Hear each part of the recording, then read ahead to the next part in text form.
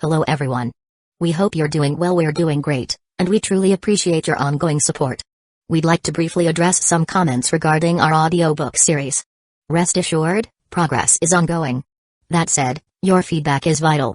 If there's a novel you particularly enjoy and want to hear more of, please let us know in the comments. Each chapter requires a financial investment, so we can only continue series that receive strong audience interest. Although we retain core names and plot lines, we make significant editorial changes to enhance clarity, pacing, and immersion. These are not simple recitations. We work hard to deliver a polished, thoughtful listening experience. Without sufficient feedback or engagement, we may need to discontinue a series. So if you're enjoying something, don't stay silent. Your input truly matters. Note, our default audio speed is 3x. If that's too fast, let us know. We're happy to adjust it. Interested in early access to unreleased audiobooks? Visit our Patreon. You'll get to experience new content before it reaches YouTube. Just to clarify, I'm a fan like you. I've purchased these novels and adapted them with care, while respecting all rights and guidelines. For updates, follow us on Facebook and Twitter, X. YouTube update: recently, YouTube flagged some of our content for including mature themes, realistic violence, and darker story elements. As a result, we've decided to stop uploading anything that violates YouTube's guidelines. If you'd like access to the full, uncut versions including the more intense or mature content, you can find them on our Patreon page, where we upload everything first. Available now on Patreon: Shattered Innocence transmigrated into a novel as an extra. Transmigrating over 10,000 years late, I was forced to become a mighty presence. I, the celestial dragon, rule the heavens through the double gate, reigning supreme in countless worlds with peace taming, Tower of God sequence strength, cultivation when you take things to the extreme. Naruto is an Uchiha with cyst. WTF, the centuries-old ancestor in our family take concubine again. Plus 18, Ichi, reincarnated in Bleach as a wizard. Thanks for listening and happy listening, with one man in charge. You. What have you done to my men? How dare you stop my fun? Said a fat, obese-looking pirate. He looked more like a merchant than a pirate. Men, kill them. His men pointed their weapons at both of them. But before the men could fire an attack, the obese man's head was suddenly covered by mud. A person from behind grabbed him, lifting him off the floor as the man struggled. Kaya-hee-hee. Now, why would you want to kill such fine products? He said, licking his lips with his long snake-like tongue. Oh, where are my manners? I'm Caribou. Better known as wet-haired caribou. Kaya-hee-hee. I like to make people wet with their blood. He then looked at both Nami and Vivi, ogling their bodies. I'm also very proficient in making fine ladies like you wet. Kaya-hee-hee. Both Nami and Vivi felt a wave of anger for the pirates, but they couldn't act rashly. Even though both of them weren't fighters, they could still judge people's skills. And both of them knew it would be better for them to leave with instant transmission, which both of them could perform rather than fight. Release me. The obese pirate gasped, bringing the mud user's attention back to him. You ruined the moment, Caribou said as the fat man that was in his grasp stopped moving, his head popping up like a melon as blood and brain matter scattered around. What have you done? One of the allies from the obese man's side wanted to say more, but a shovel struck him in the head and his face met the ground. Dropping dead. No, one insults Big Brother Caribou. He said, stupidly. As if he was oblivious to the other pirates that had pointed their weapons at him and his so-called brother. Now. Caribou said. Why fight amongst each other, if you do my bidding? I might just share, after I've had my fun with those two. The other pirates nervously looked at each other, before looking at two female members of the Straw Hat Pirates. Wet-haired Caribou was no ordinary pirate, he was a Logia user, which gave him the ability to use mud. So to normal pirates, even if their leaders were killed, they would follow the next strong one to survive this day. Many of the pirate groups that had joined in helping Jack in destroying G3 base were forced to take part in the crew. Whoever unfortunate enough to cross in front of Jack's ship was beaten to a pulp by the angry fishman and forced to work under him. And even though most were reluctant at first, some of the pirates saw the chance to gain fame by helping Jack. At the same time, they could let loose without worrying about the consequences. The Caribou Pirates were one of the unfortunate groups that had crossed Jack in their journey. But now, seeing such well-developed beauties, he found himself very fortunate. He had his fair share of fun on the island, but both of the women looked quite fine in his eyes. But for some reason, he felt a deep sense of danger around them. It's not as if both women were dangerous, no, it was almost as if someone would kill him in the most gruesome and painful way possible if anything bad happened to them. Caribou shook his head, he was overthinking things. No one could possibly harm him, he was a Logia. Well, except that giant bastard Jack, of course. But he had some weird power. He was sure that not everyone had that. Vivi and Nami gripped their weapons tightly. A battle with him would be foolish. So the best choice would be to make a run for it. But the women and children they just saved didn't even make it halfway across towards the port, so leaving would make them the target. So they were put in a difficult position. What are you waiting for? Charge at them. Caribou barked. The pirates roared as they gripped their weapons, charging at Nami and Vivi. But before the pirates could get near them, a water blade made a deep wound on the ground, making the pirates back off. And from above, a six-armed fishman dropped to the ground, creating a small crater on it. Hachi. Nami said. Hachin looked back at her and nodded. You and Vivi-chan go and handle the other stuff. He then looked at Caribou. I will take care of this scum. With that, he gripped his 6 swords ready to battle. Hachin was on his way towards Jack, but things happened and he ended up getting lost in the town amongst all this chaos. Who could blame him? Unlike the village, this place was filled with buildings that looked exactly the same. But it didn't matter. It seemed Nami and Vivi were in danger, and after failing last time, he wouldn't let the incident be repeated. Also, how dare that bastard ogle at his friends like that? Hachin might not be like Sanji, but this was just unacceptable. Hachi, Nami said, are you sure you can take him on, alone? We could help. Hachin shook his head, popping a certain pill into his mouth. No, it would be better if you left. This certain technique creates too great a chance for friendly fire. Vivi held on to Nami's shoulder and nodded. Thank you, Nami said, just be safe. Hachin gave a thumbs up from one of his hands, as his size started to inflate, bulking. With that, both Nami and Vivi ran with instant transmission, heading toward the civilians they had saved previously. B-boss, what should we do? One of Caribou's own men asked. After seeing the might of a fishman like Jack, many of the pirates had a permanent fear for that particular race. And seeing one fishman against them, they were quite hesitant. Fools. Caribou said, a bead of sweat running down his forehead. He's not as strong as Jack-sama. We can kill him. Everyone, attack together.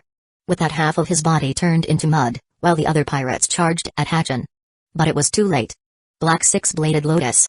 Hathkin shot a concentrated beam of black ink from his body, which he slashed 6 ways with his sword. The beam of black ink suddenly popped, creating a large cloud of black smoke that covered all the pirates into it, donning their world black. Ugh! What is this? It's sticky. Ah! It burns. While the other pirates were panicking, Caribou figured out what it was poison. He was also coughing. He could even feel that his Logia powers weren't working properly as the black smoke was sticking to his body, giving his mud a black goo-like overlap. Lotus Blade. A black figure said, with 6 shining blades as he moved from one target to another. Gah. Ugh. Shit. One by one, inside the black smoke, pirates were dropping left and right. Caribou could do nothing as he saw the 6-armed menace make his way towards him, stabbing him with his blades in 6 different angles. The pirate saw the 6-armed fishman, now that his skin was inky black, that was why they couldn't see him. Or was it just that he was too fast? He didn't know. Cough. Blood came out the mud user's mouth as he saw that his actual body had taken damage. But how was that? He was supposed to be a Logia. Tell me, how? You will never know. Hachin gave him a look of pity before it went away as he slashed his 6 swords apart, internal organs and limbs flying away. With that, the octopus swordsman sheathed his blades. As he walked out of the black cloud of smoke, he suddenly vomited some water out along with some ink. He still wasn't used to using the sea pill. The same pill Arlong had used and wanted to mass-produce for his army. It was just a seawater concentration pill, and after Arlong left he had a few on him. He had used 2 of them previously during training. But this was the first time he used it in actual combat. With it, Hachin could do something on land he wouldn't have been able to use outside water. It was creating his ink smoke. But at the same time, unlike other octopus fishermen, this was no normal ink. No, after getting chemically poisoned by Aramaki, his octopus body mutated, and now he could create poisonous ink that could render weak devil fruit users useless with their powers. As he was essentially creating a cloud of ink and seawater, it made them, weak devil fruit users, unable to use their powers. Hachin didn't know if it would work on a Logia, but luckily it did. But now, his body was getting weak. It seemed that he wouldn't be able to stop Jack. But then again, he trusted that Luffy would have been able to do it. He wasn't as strong or skilled as the main fighters of the Straw Hat crew. Even Usopp had him beat in that department. He wasn't talented like Kobe either. He was still struggling to fix his bad swordsmanship along with the help of Zoro, Kuina and Luffy. But he was working hard, and he had a leg up as a swordsman. Good thing Luffy knew how to bring out the best of his abilities. Chapter 208. Zoro jumped towards his opponent, clashing his 3 blades with the giant creature. His three blades met Sasaki's mechanized sword, which was spinning like a drill, creating small twisters with every swing. Zoro jumped back, using his smaller frame, and with the help of instant transmission and moonwalk, got around Sasaki and struck at different angles. Still, the experienced pirate's skills were nothing to scoff at, as he was able to counter each of Zoro's strikes, only a few of them landing on his thick hide. But unfortunately, small wounds did nothing to the ancient zone user as he recovered quickly. On the other hand, Zoro had to be extra careful to not get too badly hurt. It went on for a while before both Zoro and Sasaki locked onto each other, struggling midair. "You are out of your league." Both of them struggled in the air for a few seconds, before the ancient zone overpowered him and threw him toward the ground. Sasaki wanted to follow up with an attack, but another figure rushed towards him with two daggers. It was Aizen. The battle was going nowhere, and even with two of them fighting Sasaki, they were in a stalemate. There were a few reasons for that. Mainly Zoro was a bit reluctant to go all out in front of a high-ranking marine. He usually wasn't this paranoid in showing his skills, but Aizen had a look that suggested she was analyzing him, that's why he wasn't giving it his all. That, and he was also trying to figure out armament hockey. He was near it, he could feel it, and yet it was far.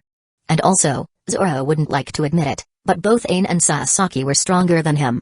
Both being able to use armament and observation hockey in the battle. Zoro had to use his faster speed and skills to keep up. Sasaki was in his half-transformed form.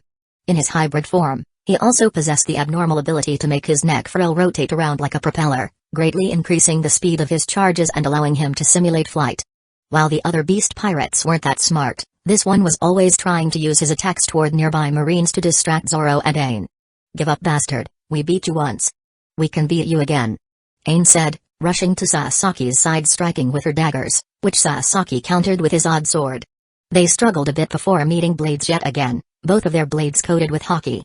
Both of them attacked, stabs, horizontal strikes, down swipes, horizontal swipes. And yet both of them were doing little damage to one another. While Aizen's Sala fruit, model, axolotl gave her a passive recovery like Kobe's fruit. Sasaki's Ririnomi, model, Triceratops, gave him a boost in durability, making him tank much of the strikes with his back, always avoiding the stomach area which was weak. Also, Sasaki might be strong, but he was captured not too long ago, and he wasn't fully back to full health. That was the only reason why Aizen was able to keep up with him. "Last time, you marines caught me off guard." Sasaki's blade suddenly twisted Aizen's dagger at an odd angle, and the beast pirate used this chance to kick Aizen's body before she could dodge, sending her toward the ground. "Ah!" Sasaki followed through. "Die. Wind twister." A sharp wind twister was thrown at Aizen, who was falling towards the ground. "No, you don't. Tatsumaki." Sasaki's wind twister was overpowered by a flaming wind twister that came out from Zoro. Aizen quickly stopped herself from crashing into the ground and gave Zoro an appreciating nod, which the swordsman returned. Sasaki clicked his tongue and was about to rush toward Zoro when suddenly a figure crashed into him, almost sending him into the ground. But Sasaki quickly fixed his flight and was a bit irritated that someone caught him off guard. "Ha, sorry Sasaki-senpai," said a figure that came towards him through the air. He had blue hair and casual dressing. He was a bit tall, with a slender build, a large blue hand-like tattoo on his exposed chest. He was also hovering over the air with Sasaki, but it wasn't flight, it was a certain technique used by the Marines. The man lazily waved his hand. "I didn't know my kick would send him that far this time. I'm still getting used to my fruit's power." Sasaki had a tick mark seeing the figure, but sighed, "Be careful next time." He grunted before he looked at who or what crashed into him a moment ago. It was the wounded body of Shazo, who seemed to be a bit roughed up. "Shazo, are you alright?" Aizen asked, quickly rushing toward her comrade's side. While Zoro was keeping an eye on the two enemies in case they attacked. Zoro might not have trusted the Marines too much, but with such powerful pirates, losing even a single ally could shift the battle in the favor of the other side. "Yeah, that speeding bastard just got the drop on me," Shazo said, standing up, as he wiped the blood from his face. Even though he didn't look any good, he could still fight. Aizen nodded and looked above towards the enemy. "Say, Sasaki-senpai, let's team up and finish these morons off, yeah?" Sasaki looked at the blue-haired man. His name was Slender Swift, one of the super rookies from a few years back. His most notable feat was his background. He was one of the official allies of the Beast Pirates. Sasaki was surprised that this man even came here. His strength was almost comparable to his, being an ex-Cypher Pol agents. It seemed Jack-sama didn't pull anything while he intended to rescue them. Well, one of the Tobirapo did die because of the Marines. "Let's take care of them, and join Jack-sama. We can't waste any more time here," Sasaki said. Oh, then I'll take the pretty face marine there. There are a few things I like to take slow if you know what I mean. He wiggled his brows at Sasaki, giving him a perverted smile. The zone snorted before darkly chuckling. He looked at Aine's figure, and with how roughed up her clothes were, he could guess where Swift was coming from. Sure, you can take the first round. Both of them suddenly felt a rush of heat from behind them. Their observation haki was too late to warn them. No, you don't. And the two of them were kicked in two separate directions by none other than a very pissed-off Sanji. With his enhanced senses, he did pick up what both of them were saying and he didn't like it one bit. Sasaki and Swift both got shot in two different directions, buried into the rubble. What the? Sasaki got out from the rubble looking at Sanji with a surprised expression. How did he get the jump on him with his observation haki? He knew that the blonde guy shouldn't be that strong. What is up with that speed? Swift called out from the other side, disappearing from the spot where he crash-landed previously and kicked toward the blonde straw hat. Sanji countered the kick with his own flaming leg, creating a shockwave. Ho, you really can keep up with the first stage of my speed. Let's put that to the test. With that, both of them started to attack each other. Zoro looked at the situation and quickly called Dane and Shazo. Oi, you guys take the overweight fish, we will take the perverted bastard. It seems that our cook has some personal issues with him, so I will give him support. Even though Sanji was able to keep up the speed, he was getting overwhelmed. And that was saying something. Zoro rarely found the chef this pissed. Alone, Sanji wouldn't be able to beat him, but together they had a chance. Aine wanted to keep an eye on Zoro, but nodded. Both of them weren't comfortable fighting alongside each other, and Sasaki wasn't someone she could take alone either.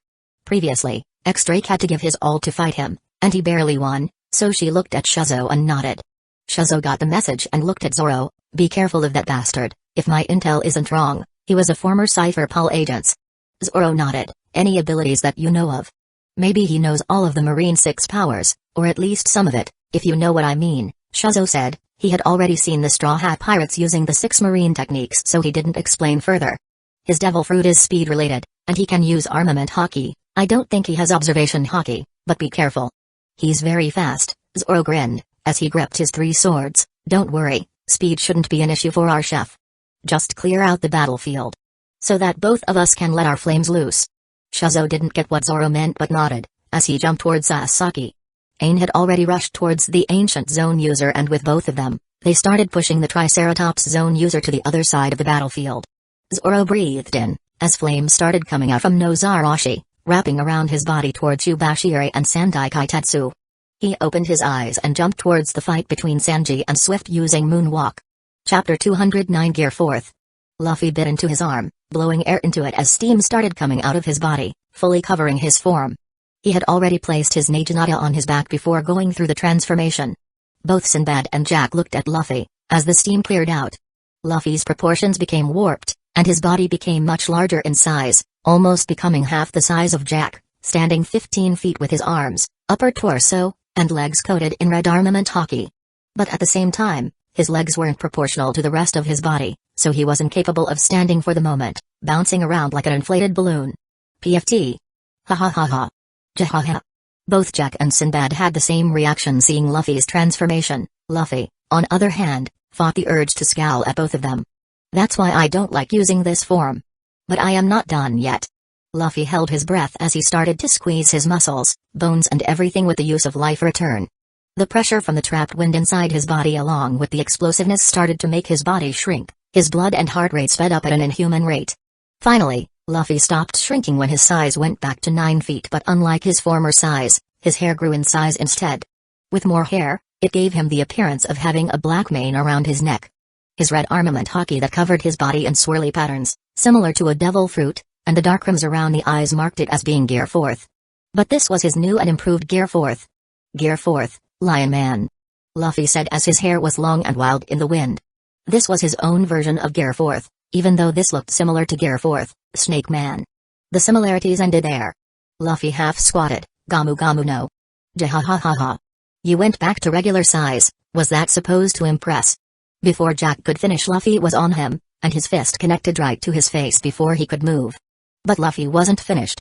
Leo Roku Gun. Suddenly a devastating pressure came out Luffy's hand, which was still connected to Jack's face. A stream of wind pressure was released internally right in Jack's face, and his body was thrown away like a missile from one corner of the plaza to another. Even Sinbad was wide-eyed in shock. That speed, he didn't even notice him moving. But just by looking at Luffy, he knew that a straw hat wouldn't be able to hold on for long.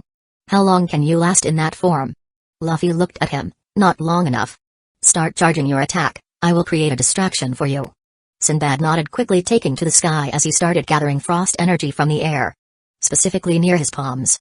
Jack, on the other hand, was shocked as he coughed out 4 teeth and some blood from his mouth. That wasn't advanced armament, and yet he was surprised by the damage he took. It was as if someone had detonated a bomb inside his face. But that surprise quickly turned into anger. You fucker. Luffy was on him yet again, this time had his right fist held back, which was the size of a giant's fist, Gamu Gamu no King Kong gun. Jack had to cross his arms as Luffy pushed down the attack from above, the giant fist landing on Jack. But rather than Luffy pulling back after the attack, he pressed on as the rubber hand coiled inside from both sides sent shockwaves towards Jack, pressing the mammoth user down to the earth even more. Jack coughed out blood as he was sent down to the ground, making a hole in the floor going several meters deep inside it. Luffy didn't stand still, he jumped up into the air with moonwalk high enough that most of the people around him could see and held out his right hand's index finger in a pistol-like fashion, while his left arm supported it. Black and red sparks started to gather in his fingertip, as a ball of blue energy started to form. Luffy's arms were shaking due to the energy he was trying to hold onto. This was his version of taking finger pistol and 6-king gun to the extreme. Due to the sudden power in his fingertip, his finger started to recoil in itself, but Luffy held on. A bit more. He willed, and unconsciously used some of the Conqueror's haki, creating more sparks of red lighting on his finger. Leo gun. He announced, as a very small yet powerful concentrated beam of energy shot out from his finger as his own figure was shot several feet to the sky. The attack landed inside the hole where Jack was at. For some time nothing happened, before a powerful explosion went off, creating a translucent blue pillar of energy that shot up to the sky, steam covering the whole area. The pirates and marines, those who were around the area, were thrown away due to the sheer force of the attack, as the whole island shook as if an earthquake was happening. It went on for a while, before everything calmed down. Now everyone could see the massive hole that Luffy's attack created on the island. It was a deep trench, one couldn't even see the bottom. A monster. One of the pirates said, throwing his weapon and running away from the plaza. And like him, many of the pirates threw away their weapons as well, fleeing from the plaza as staying here during the battle between monsters wasn't an option anymore. No one could live after that, but Luffy knew better. A deep roar came out of the hole in the plaza, shaking the earth, as something jumped up from the hole, its whole body covered in a full body of black armament haki. The haki went away, only covering his arms now, while Jack the Drought was in his half-zone form. He looked animalistic with mammoth fur covering his body, and the front part of his head had a trunk, while his jaw was still covered with his metal plate. He was even taller due to this, and yet he was fast. With one jump he reached to where Luffy was and punched towards the straw hat in a mad rage. Rah! Yeah. Luffy countered that with his own punch from above, a mad smile on his face as both pirates held on with a clash, with neither being able to push back one another for a few seconds. Sparks of black electricity from the armament clash, but this time things were different. Luffy was slightly wide-eyed as some cracks started to form around his fist, and Jack roared, smashing Luffy right into his chest out of the sky toward the ground. Luffy could do nothing as his body was thrown into the ground, skipping a few times with the grace of a rag doll and finally stopping when he crashed into some broken buildings. The wind was knocked out of him, and his chest ached in pain, and yet it wasn't the worst of his injuries. Luffy looked at his side and he could see his right arm turn purple from the injury, no red haki was there, and it was also deflated, showing minimal muscles and only leaving him with a bony hand. Luffy wanted to get out of his Gear 4th state so that he could recover, but when he looked with observation haki, he could see that Sinbad wasn't ready. He had to hold on for a bit longer. Chapter Manafort, Fleet Admiral Sengoku was stressed today. One of their bases, the G3 base, got attacked by the Beast Pirates and their allies. All communication after the initial attack was cut off, and that was off from the base. It seemed that Jack the Drought took a good amount of men and gathered the rowdy pirates around Paradise Waters to attack the G3 base. Their main target was freeing the prisoners captured by Vice Admiral Sinbad. But that wasn't the issue. Are you sure about the reports, Sengoku? Garp asked, his expression darkened. Isn't there anyone that can support that purple-haired brat? Other than both of them, Bogard, Q's, and Zephyr were also present in the room. But they stayed silent with grim expressions. Sengoku shook his head. I tried to get in contact with Vice Admiral Virgo, but it seems he was also busy on his front. Some pirates are keeping him occupied from going towards the G3 base. Surely we can do something? Damn it. Sengoku slammed his fist on the table, Do you really think I haven't tried? He glared at his old-time friend, but both of them knew the anger that he had was for not being able to do anything. If it was any other four emperors group attacking, it might have gone differently. Heck, we might have even negotiated terms with them. But the beast pirates are a wild bunch. Who knows how much destruction they have caused? It's been a few hours already, no evacuation ships came to any nearby island. And sending in more troops there would be just suicide. Other than Virgos who's occupied, there aren't any strong marines in that part of the Grand Line. Sengoku said. Zephyr sighed, seeing that both Sengoku and Garp looked at him with a bit of pity. Hey, don't worry, Z. I'm sure that little brat can take care of himself. 1-4 Emperor's commander shouldn't be a problem for him. Garp said, trying to cheer up his colleague and friend. X-Drake is there too, so they should be fine. Zephyr didn't say anything. But everyone in the room knew Garp was bluffing. Jack was Kaido's third strongest man. At least 3 Vice Admiral level Marines would be needed to stop that kind of monster, but everyone wanted to be cheerful in this bad situation. And while Sinbad was stronger than a normal Vice Admiral and X-Drake could be considered Vice Admiral level, they wouldn't be enough for Jack. And that's not mentioning the others that came with the beast pirates for support. Suddenly the room's door opened and Vice Admiral Cancer walked in. Sengoku-san, one evacuation ship successfully made its way to Alabasta. That was great news. But Cancer wasn't finished. We were also able to get into contact with the G3 base. All eyes looked at the young Vice Admiral as he walked in with an open den-mushi. There was an active call going on. Sengoku frowned as the transponder snail was put on the table. Who is it? He asked Cancer. The Vice Admiral looked at the transponder snail, then back to Sengoku. It's a monkey, sir. With Luffy, you should have used me, his nameless Naginata called out, still strapped to his back, as Luffy was panting from the last attack, his right arm still a mess. I would have been able to cut him. That was stupid. Oh, shut up. I was caught up in a moment, Luffy said, a trace of a smile still on his face. He might have messed up his arm, but that clash gave him a good understanding of the difference between his own level of hockey and Jack's. He was catching up to the mammoth user in the raw power of armament hockey. Soon enough he was sure he would meet the requirements. Also, his goal wasn't to beat Jack here. If that was the case he could have brought Sparky and Usopp into the fight and done that way back. Even without Sabo, he could have taken out a 4 Emperor's commander as not everything was about strength. But Luffy now wanted to gain a better understanding of his armament hockey. And while training with Sabo did improve his hockey use by miles, now being able to hold his armament for way longer, he still needed to get the raw strength that came with from fighting near-death battles. It was a calculated risk, but it was worth it in the long run. Also, the reason why he was fighting with Sinbad was because he was one of the leading figures in the Marines and it would be good to create a personal relationship with him. Getting on friendly terms with him would do good in the future. Luffy's musing was cut short, and the fight was far from over as Luffy saw Jack's figure coming down from the sky. This time, he took the smart option and bolted out of his spot. Jack's figure landed on the ground, creating a giant crater before he had to hold up one of his arms, coated with armament, and stopping Luffy's Naginata from reaching his body. With his other arm, he swiped his Shotel blade towards Luffy. Luffy countered the blade with his feet, and another clash of black lightning occurred. Both contestants seemed equal in strength, even though Jack was way larger than Luffy. Luffy and Jack moved back a bit before again clashing with their hands and feet. Punches, swipes, jabs, kicks, throwing everything at each other. Their movements were a blur to the naked eye as both attacked one another. Both opponents didn't dodge each other's attack as Jack countered it with his durability, and Luffy countered with his odd rubber body enhanced with his red hockey. The fight continued as winds and shockwaves started generating from each of their blows. I will kill you, Straw Hat. Jack screamed in rage as he sped up his attack. Oh. That's a new one, Luffy grinned as he countered each strike. Also, increasing his speed, try something better next time. Shishishi. Both opponents weren't equal, Jack was clearly stronger, and yet Luffy was getting near his level with each blow. And even though Luffy was clearly losing, his grin was getting wider and wider. And suddenly Luffy's eyes glinted as he finally reached the requirement. Flashback start, Luffy punched a wooden log, his fist covered in armament hockey, stopping an inch away from the log. And yet his desired outcome never happened. The Straw Hat internally grumbled before he resumed his training on the Going Merry. I still can't believe that you are already trying to go for advanced armament hockey, Sabo said, leaning against a wall as he looked at his brother.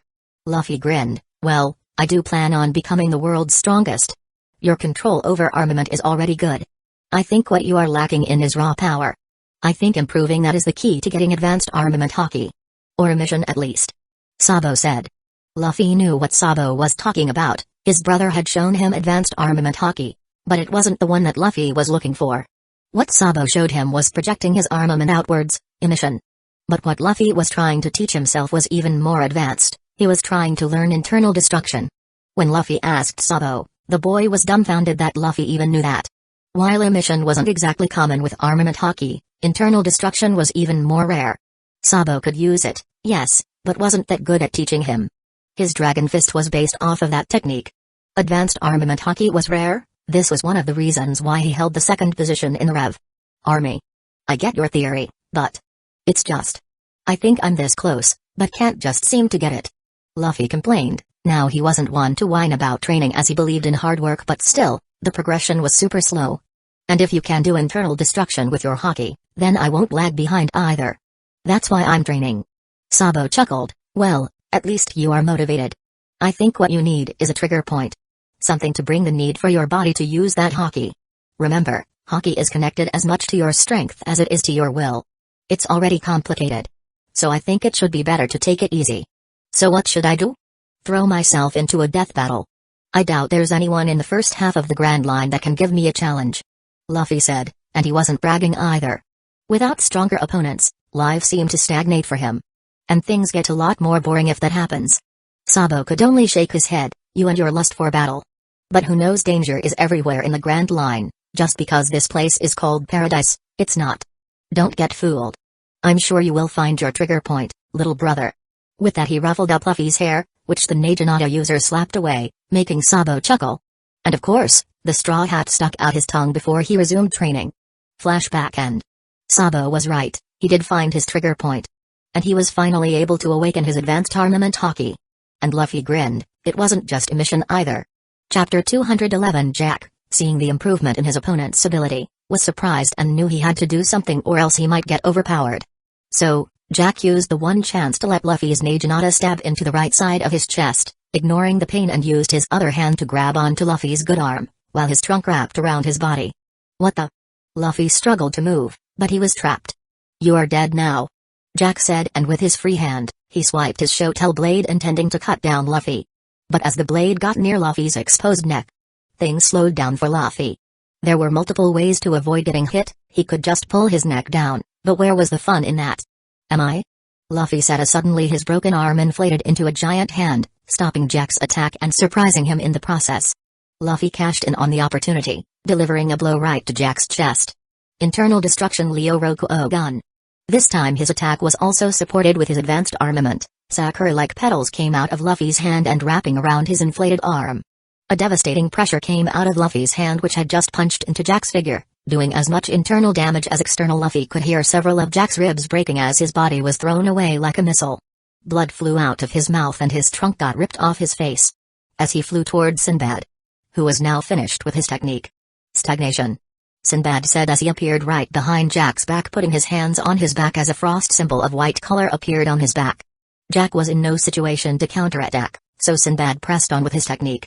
A full form of white frost symbols appeared on the ancient zone user's back. When Jack came to his senses, he bit back his pain and moved, but he was surprised as he could feel that his speed was cut by half. Still, he was able to make Sinbad retreat away from his back. You. He looked at the marine, as even his thoughts started getting foggy. What did you do to me? His half-zone form started going away as his devil fruit powers got completely nullified. He still had his strength, but he couldn't use his fruit. Meaning the injury from his chest wasn't recovering either. Good thing his trunk wasn't an actual part of his body, still the pain was quite a lot. Evening out the playing field, Sinbad said as the armor around his body started shimmering and going away. Leaving Sinbad in his regular marine clothes, with the justice coat on his back. Luffy came to his side, steam wisping from his body as he returned into his base form. His right arm looked worse now because of the last attack. It was deep purple and had multiple fractures on it, but now that he could use life return, he was recovering. Luffy also popped a few protein bars for the needed calories. So that's your little party trick, huh? Shishishi. Hey, wanna join my crew? Sinbad chuckled, you are either mad or stupid. But seeing you fight that beast head on, I can confidently say you are a madman. He then cracked his knuckles, but when I consider you being his grandson, I expect nothing less. Let's beat him the old-fashioned way. Luffy grinned, loosening up his left hand. Fist fight, eh? Well, Gramps did teach me something about using my hands. Well, Just let me have the finishing blow. I will have to take his arm for what he did. You know, an arm for an arm. But I'm gonna rip him a new one. It's an eye for an eye, but I do get what you mean, Sinbad laughed darkly, as both Luffy and he started walking towards the beast pirate. That's if he survives a hole through his stomach for what he did to my comrade. You don't know how much I had to hold myself back from pummeling the guy. Also, thanks for softening him up. Shishishi. You are going to be a fun one to be around, Zinni. It's Vice Admiral Sinbad to you, Straw Hat. Whatever you say, Zinni. Jack grunted. Because of Luffy's last attack he didn't have his Shotel blade on him, but it didn't matter. His face was also very deformed. Luckily his trunk was only part of his zone transformation, so even though it hurt like hell, he didn't lose any limbs or his nose. But now that his zone was gone, his passive recovery was on hold, and that wasn't all, his stamina was cut in half as well.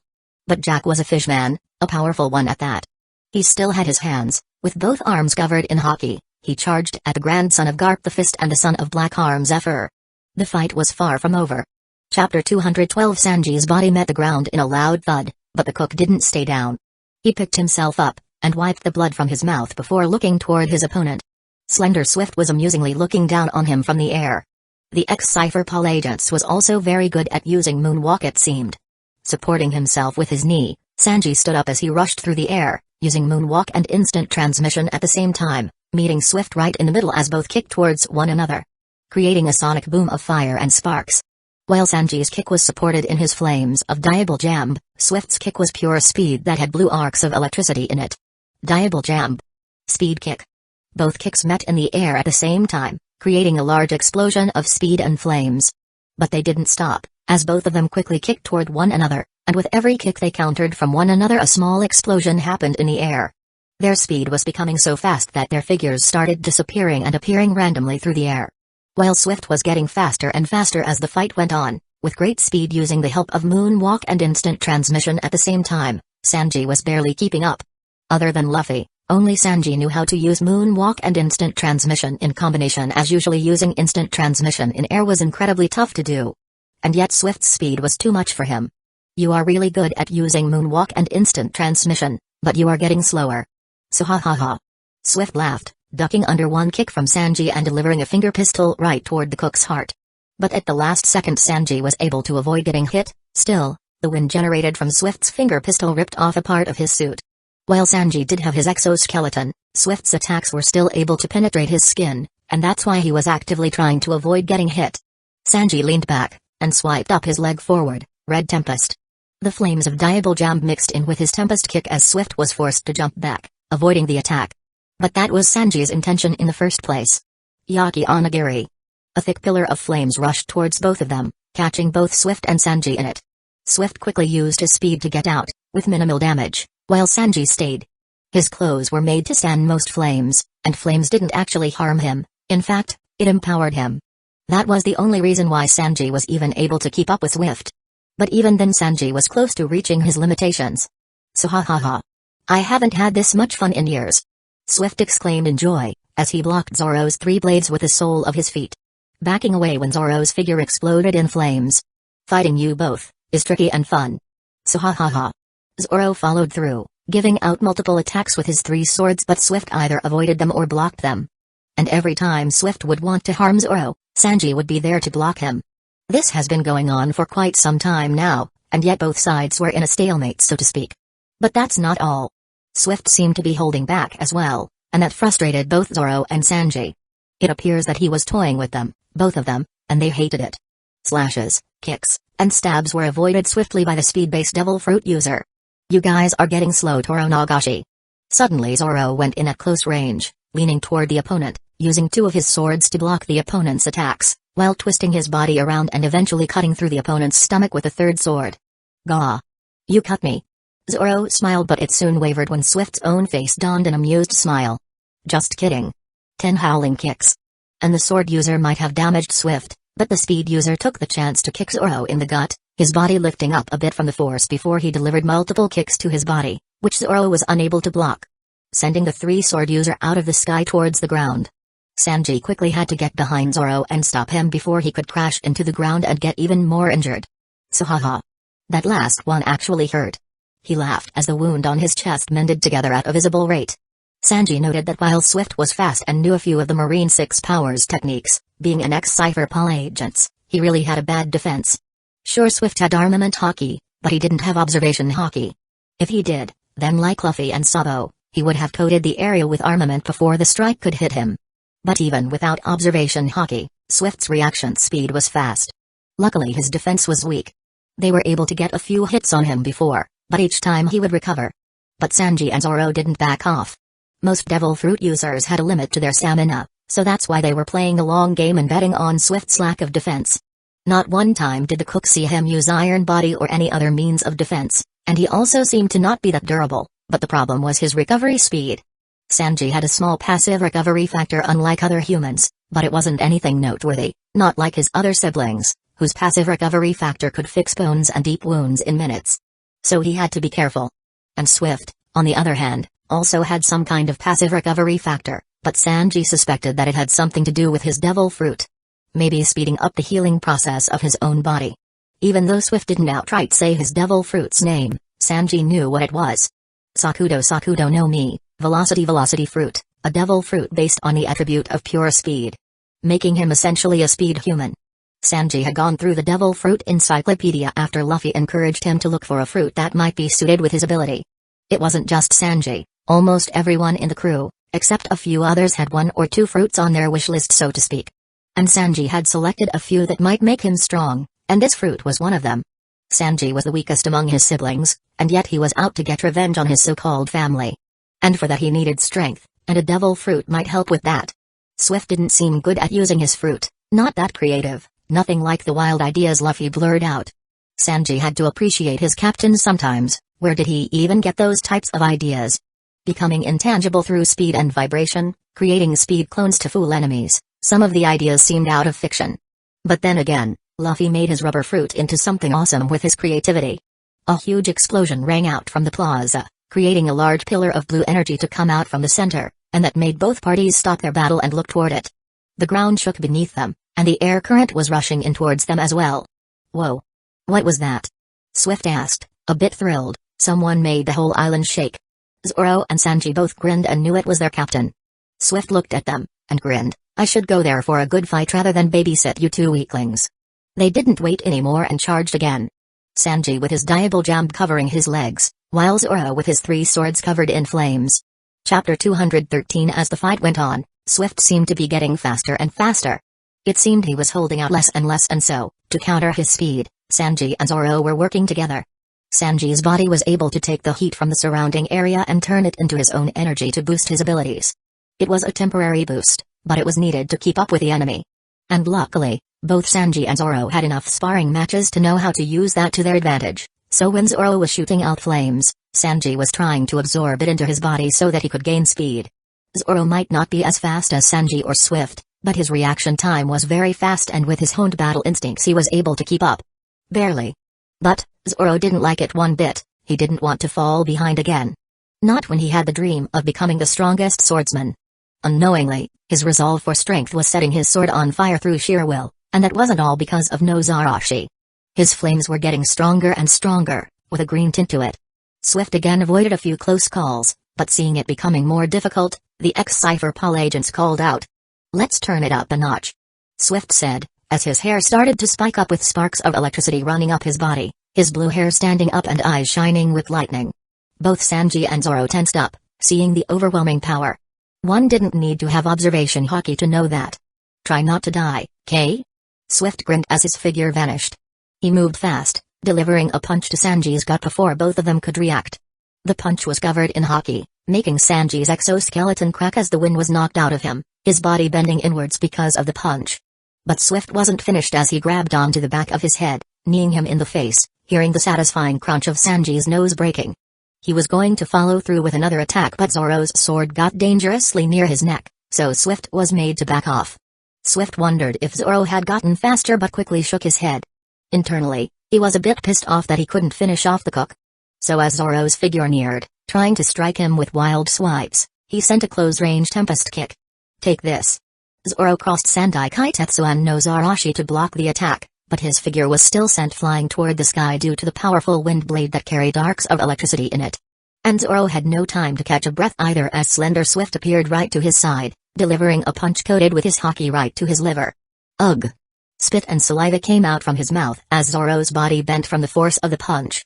Unlike Sanji, he didn't have any exoskeleton, so the swordsman could feel his insides being ripped because of the punch. Let's finish it off, weak one. And Swift slammed his other fist right to Zoro's skull, also coated with haki. Zoro had no time to react as his body crashed into the ground, creating a small crater. Swift followed up with one leg outstretched trying to stomp on and crush Zoro's head, but Sanji made it in time to attack him from the side, saving the green-haired swordsman. Red Tempest. A large flaming tempest kick charged with hot flames made its way to Swift. But the speed user kicked the flaming tempest kick in half with his own kick, appearing right near the blonde cook. You look pissed. Why don't you cool down? Swift grinned, grabbing onto Sanji's leg when he tried to attack. Blue arc of electricity passed through Swift's body as he shocked the cook, snuffing out Diable Jam in the process. Aha! Shocker. Right? Swift tossed Sanji's limp body up into the air as he cocked back his fist, with his index finger pointed, the tip covered with armament haki, trying to deliver the finishing blow. But he had to blitz out of there as a mad angry man charged at him. Ashibari. Bull needles, Zoro attacked. Whoa. Whoa. Calm your tits, ladies. Swift said, ducking under a sword slash from Zoro and delivering a finger pistol to Zoro's exposed stomach, which the three-blade wielder blocked with the side of his sword. Zoro didn't look good, but he had to push himself.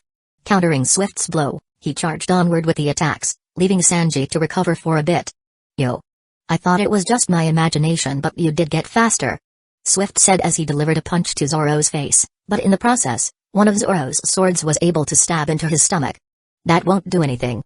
Sanji tried to capitalize on Swift being distracted, even though his body wasn't responding well because of the electricity running down his system, but his kick was also easily blocked by Swift. See, I told you.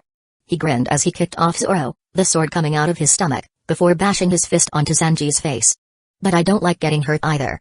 With one arm grabbing Sanji and the other grabbing Zoro, electricity ran through both of their bodies as he threw them both to the ground, creating two craters. Gah! Both Sanji and Zoro had the wind knocked out of them, and yet they had little chance to recover as Swift was on them yet again. But this time, Swift didn't go for Sanji. I will take care of the weak one first. Zoro felt a twitch of anger for being called the weaker one out of the two. But he had more concerning things to do, like avoiding getting hit by the kick that threatened to decapitate him. Unlike before, Sanji didn't rejoin the fight immediately. It seemed that the electric attack did quite a bit of damage to him. But on the bright side, Swift didn't seem too eager to kill Zoro either.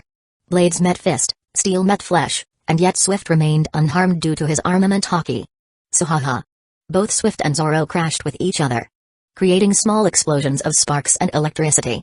Short waves that destroyed everything that was around. But with each strike Zoro was getting pushed back. Chapter 214. Swift spun in the air, his feet covered with haki and blue electricity as he performed an axe kick, which Zoro had to block with 3 of his swords. Tell me, pirate? Do you have someone you love? A beautiful girl maybe? The speed-based devil fruit user asked as both of them were in a power struggle. Zoro felt his face twitch through his gritted teeth as he pushed back. Oh, so you do? Huh, he said, with a perverted grin. Is she beautiful? Don't tell. I will find out when I bed her after this battle is over. So ha ha ha. I will make sure to give her a good time as well. There are few things I like to do slow, if you know what I mean. Zoro felt raw anger boil inside of him, the anger he didn't know he had. And it wasn't just him. Okay, I too know Zarashi, Sandai Kaitetsu and Yubashiri. All 3 of his swords felt deep hatred for the enemy. Unknowingly, the fight just got personal. In his anger, Zoro's strikes sped up, becoming wild, his flames growing stronger, and he seemed to momentarily overpower Swift, who seemed to be loving this newfound desperation.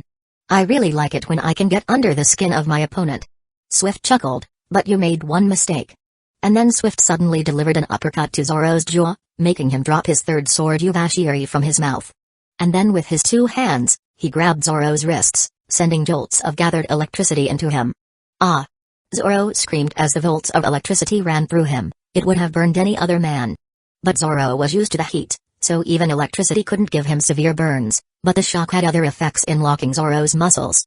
Swift pulled back his right hand slowly, with a casual grin on his face. You let your guard down, he said, now die. Finger pistol. Zoro saw the attack coming, but his muscles refused to move. Still recovering from the shock. Move. Move. Damn it. he told himself as he saw the hand of Swift begin to near his chest right where his heart was. You are not weak. You won't lose here. Not to this bastard. Move, damn it. Unconsciously, a wave of will burst out of his body and through sheer willpower, he stepped to the side at the last moment, causing Swift's finger to stab into Zoro's lungs instead of his heart. So ha ha ha. You avoided the critical blow at the last second. But you are now injured. That blow should have taken out one of your lungs. Swift cheered as he laughed, in the glory of his opponent's misery. Zoro coughed out some blood, but unlike what Swift expected, he had a bloodthirsty grin on his face. No, you are just trapped. Iron body. Swift was wide-eyed as before he could pull out his finger, it got stuck in the stab wound. To make sure he didn't leave, Zoro grabbed onto his arm, burst asunder, okay to no Zarashi.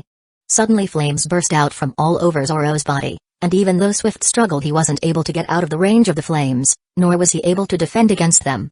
Ironically it seemed Swift wasn't swift enough to coat his entire body with armament haki. Zoro used that chance to swipe his blade towards Swift's hand, while Sanji appeared behind him delivering a flaming kick to the back of the speed user's head. Even though Swift was in a massive heap of pain from getting his whole body deep-fried, he tried to get his arm away from Zoro. Moving his arm at rapid speed he was able to get out, but due to focusing on only Zoro, Sanji got the drop on him. Swift felt his skull crack from Sanji's kick as his flaming figure was sent away, crashing into multiple buildings and going through them in the process.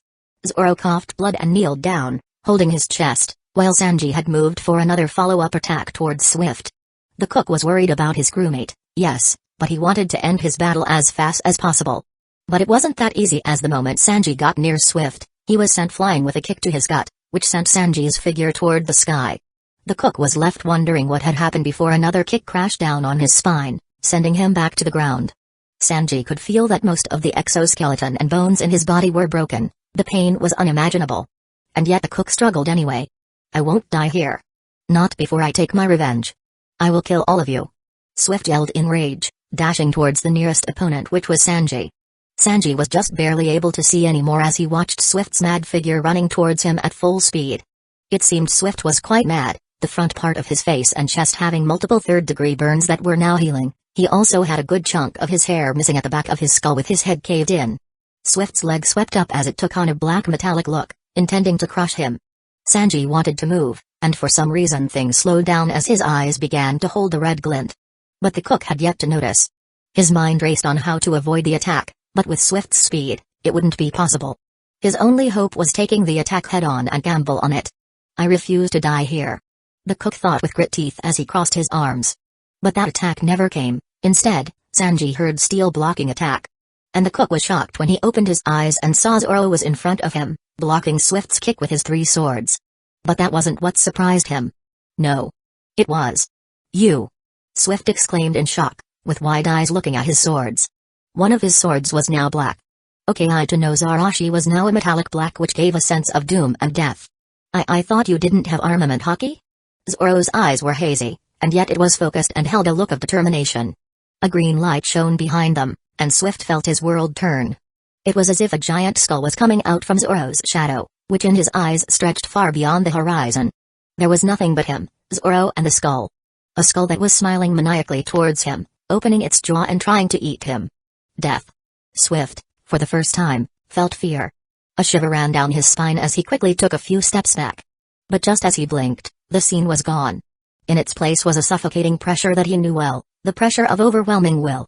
Chapter 215. Zoro's eyes were hazy, and yet it was focused and held a look of determination. A green light shone behind them, and Swift felt his world turn. It was as if a giant skull was coming out from Zoro's shadow, which in his eyes stretched far beyond the horizon. There was nothing but him, Zoro and the skull. A skull that was smiling maniacally towards him, opening its jaw and trying to eat him. Death. Swift, for the first time, felt fear. A shiver ran down his spine as he quickly took a few steps back. But just as he blinked, the scene was gone. In its place was a suffocating pressure that he knew well, the pressure of overwhelming will. I am not weak, Zoro said, as his green blazing eyes covered around his body, and the flames from Nozarashi turned green, as an avatar of a smiling green Demonicana. The on his head looked monstrous to Swift. It had 2 small horns sticking out its skull and a thin horizontal scar on its left side which ran down from the forehead towards the chin going through his left eye. I will be the strongest swordsman Sanji didn't know what Swift was seeing, but he knew what Zoro was doing. And recognized it immediately: Conqueror's Haki. The color of the Supreme King. He muttered, a small smile on his face. The pressure of a king. Even though Sanji's body was close to giving up, he couldn't give up. Not now, not never. So with his own will he pulled on any fire that was in the surrounding area, into his body. Trying to mend back his wounds, with the support of his knee he stood up. A small grin was on his face. He didn't like to admit it, but Zoro had surpassed him in strength and skill. But damn, if he would let Maramo get one up on him. As Sanji walked to Zoro's side, flames also started covering his feet. Sanji passively took in Zoro's flames as he started getting stronger himself. He wouldn't let Zoro surpass him that easily. He pushed in more flames into himself, as he tried to enhance his recovery, but unknowingly some of the flames started gathering on his back. The injuries on his face and stomach started to fix themselves. Sanji fixed what remained of his already tattered suit. Why you? What are you? Swift asked both of them, as he unconsciously took a few steps back. His playful demeanor from his face was gone, replaced by fear and worry. We are the Straw Hat Pirates, Sanji said, cracking his neck, as he stood by Zoro's side. The crew that will be the strongest in the sea. You forgot the Pirate King part, Zoro grinned a frail one, as he leaned forward, his armament Haki getting pulled in by Nozarashi to the rest of his blades. With that he dashed towards Swift, leaving a trail of green flames in his wake. Purgatory. Don't have all the fun without me, Sanji said as he jumped to the sky, using the flames on his feet to propel him forward alongside instant transmission and moonwalk. Swift saw his two opponents and his jaw tightened. Sparks of electricity started coming out of his body as he went into full speed. He needed to give it his all if he wanted to survive now. But the problem is even he couldn't fully control his fruit's abilities. He saw Zoro's green flaming figure nearing him before it suddenly disappeared. It seemed even with all that speed, he was still slow. Onigiri. Zoro appeared right behind him in blinding speed as three large sword wounds carved into his chest, in a star-like pattern, but no blood was spilled as the green flames on the wounds cauterized them immediately. Swift's body shot off into the sky due to Zoro's attack. His chest was still covered with green flames that were eating away at his flesh. Before the ex-Cypher Pol agents could fix himself, Sanji suddenly appeared right on him, his feet covered in flames. It might have been Swift's imagination as he saw two wings made out of flames on Sanji's back, but he had little time to think as Sanji's feet dug into his already injured chest. Brochet. Burachietos cure, Sanji called out. And with the combination of green and blue flames, Swift's body inflated as if the flames went inside of his skin, before he burst open, Sanji going through him. Swift's body was now separated in the middle, before it exploded into flames. The battle was won. And almost instantly both Sanji and Zoro lost their last bits of strength. Sanji's figure crashed onto a nearby building, and Zoro dropped to the floor after sheathing his blades. No one saw a certain blonde-haired guy with a plague mask casually sitting on top of a rock. Before his figure blended into invisibility, it seemed his help wasn't needed here as well. A small smile dawned on his face as he moved towards Zoro, picking him up over his shoulder before going towards Sanji. First Luffy, now Zoro and Sanji. A crew that didn't even sail for 1 year, and yet 3 members of the crew were already this powerful. But then again, what else could he expect from the people Luffy chose to bring along on his journey? Sabo shook his head, as he checked through the rubble before picking up Sanji.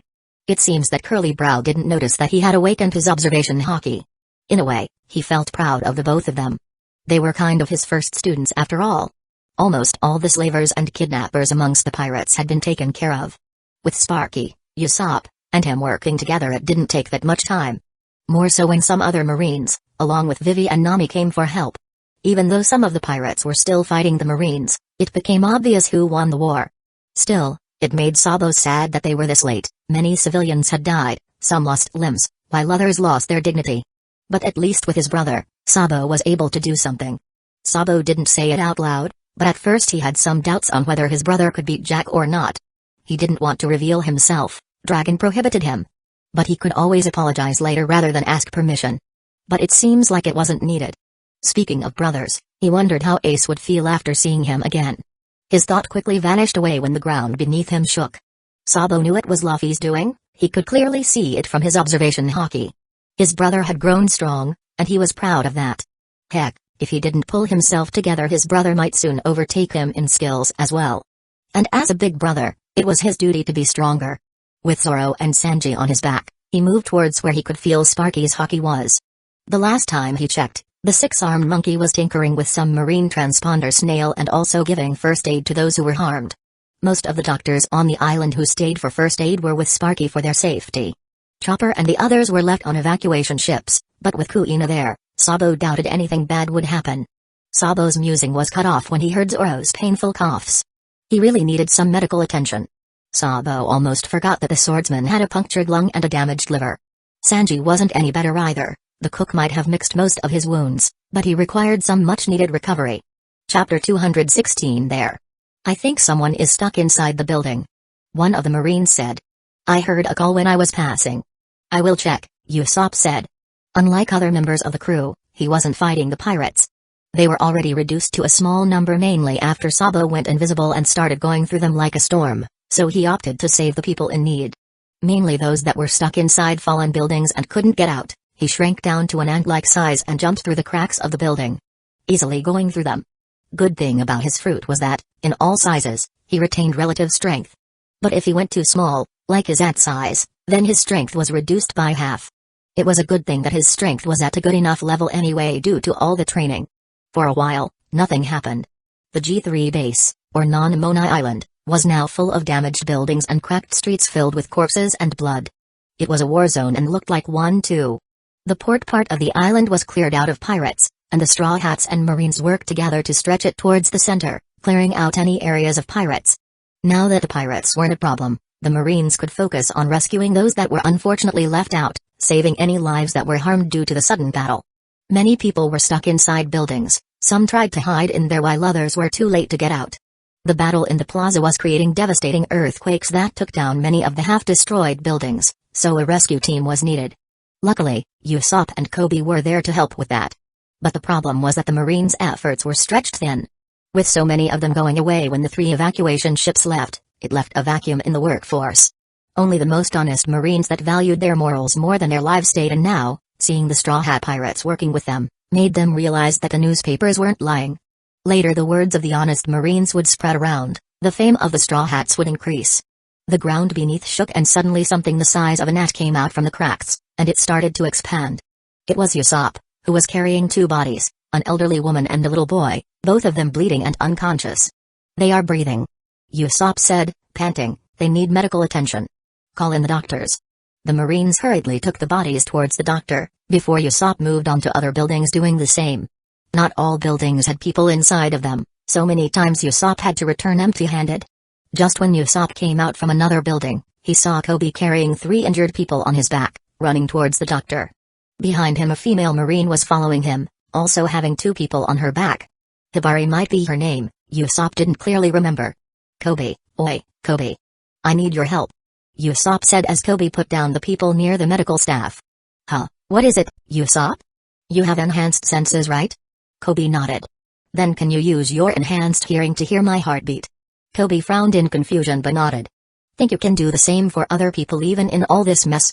Huh, why? Just do it. Kobe nodded as he closed his eyes and concentrated. It was hard focusing on only people's heartbeat. But after some time he was able to separate that from the other noises. I think I can do it. Usopp flashed a smile, then use that to locate people underneath the buildings. Place your head on the ground or something. You can do that, right? Kobe was wide-eyed. I think I can. Good. Do that. Then I can just get in there with my... Usopp glanced at the Marines nearby, remembering back to Luffy's words. Shrink fruit powers and get them. Yeah. Why didn't I think of that before? He mumbled, that would have helped him as well. Even without Usopp's power, let's do it. Can I help, Pirate Sans? The female Marine known as Hibari said. Usopp looked at her and then at Kobe. He suspected something was going on between the two. But Kobe seemed clueless, so the sniper didn't pay that much into mind. Sure. We need all the people we can get. He said. You are from this base, yes? Yeah, I know all the layouts of the big buildings. I can help you guys get there. Good girl. Kobe said, come on, we have no time to waste, then. Why yes. Sinbad kneed Jack right in the face, the beast pirate's head caved in. A blow coated with armament was enough to break Jack's nose. The giant pirate tried grabbing onto Sinbad, but he used moonwalk to get out of the way. But while doing so he delivered a fast kick, Tempest kick. Creating a wind blade enhanced by his powers over ice towards the pirate. Even though Sinbad couldn't fully go into one of his armors, he could still use the elements from them to a certain extent. Jack tanked that by crossing his arms and coating it in armament hockey. But it had other effects, freezing both of his arms in ice. Now that Jack couldn't use his Devil Fruit ability, the passive durability from the Ancient Zone was no more. Meaning he couldn't just heat up all the attacks he did before. Sinbad didn't stand still, and moved. Instant transmission. He appeared right next to Jack's side, the ice on his hand slowed him down. Giving the Marine the chance to kick his feet off the ground as the fishman lost balance, Sinbad took it as a chance to jump up and grab Jack by the hair. "Let go of my hair." But Sinbad didn't listen. Instant transmission. This time, with instant transmission, he used all of his strength to pull on Jack by the hair, using his hair as a rope lifted Jack off the ground and smashed him through a few buildings. "Get. I will kill you." Jack came out from the rubbles charging at Sinbad. He lost quite the bit of his hair due to Sinbad. Not the first time I have heard that. Chapter 217 Get. I will kill you. Jack came out from the rubbles charging at Sinbad. He lost quite the bit of his hair due to Sinbad. Not the first time I have heard that. Sinbad sidestepped the mad charge, and dodged Jack's attack. Before Sinbad held up his two hands, an invisible force threw Jack off of him, as the beast pirate coughed up blood. Sinbad used that chance to get behind him and kick Jack in the back of his knee, making Jack fall to the ground on his knee. Luffy grinned. What Sinbad used right there was advanced armament. But then again, why was he surprised? Even Sentomaru was shown to use that. But what Sinbad used was just emission, not internal destruction. Which Luffy suspected Sinbad wasn't capable of using. Well, that didn't matter. Sinbad was already strong.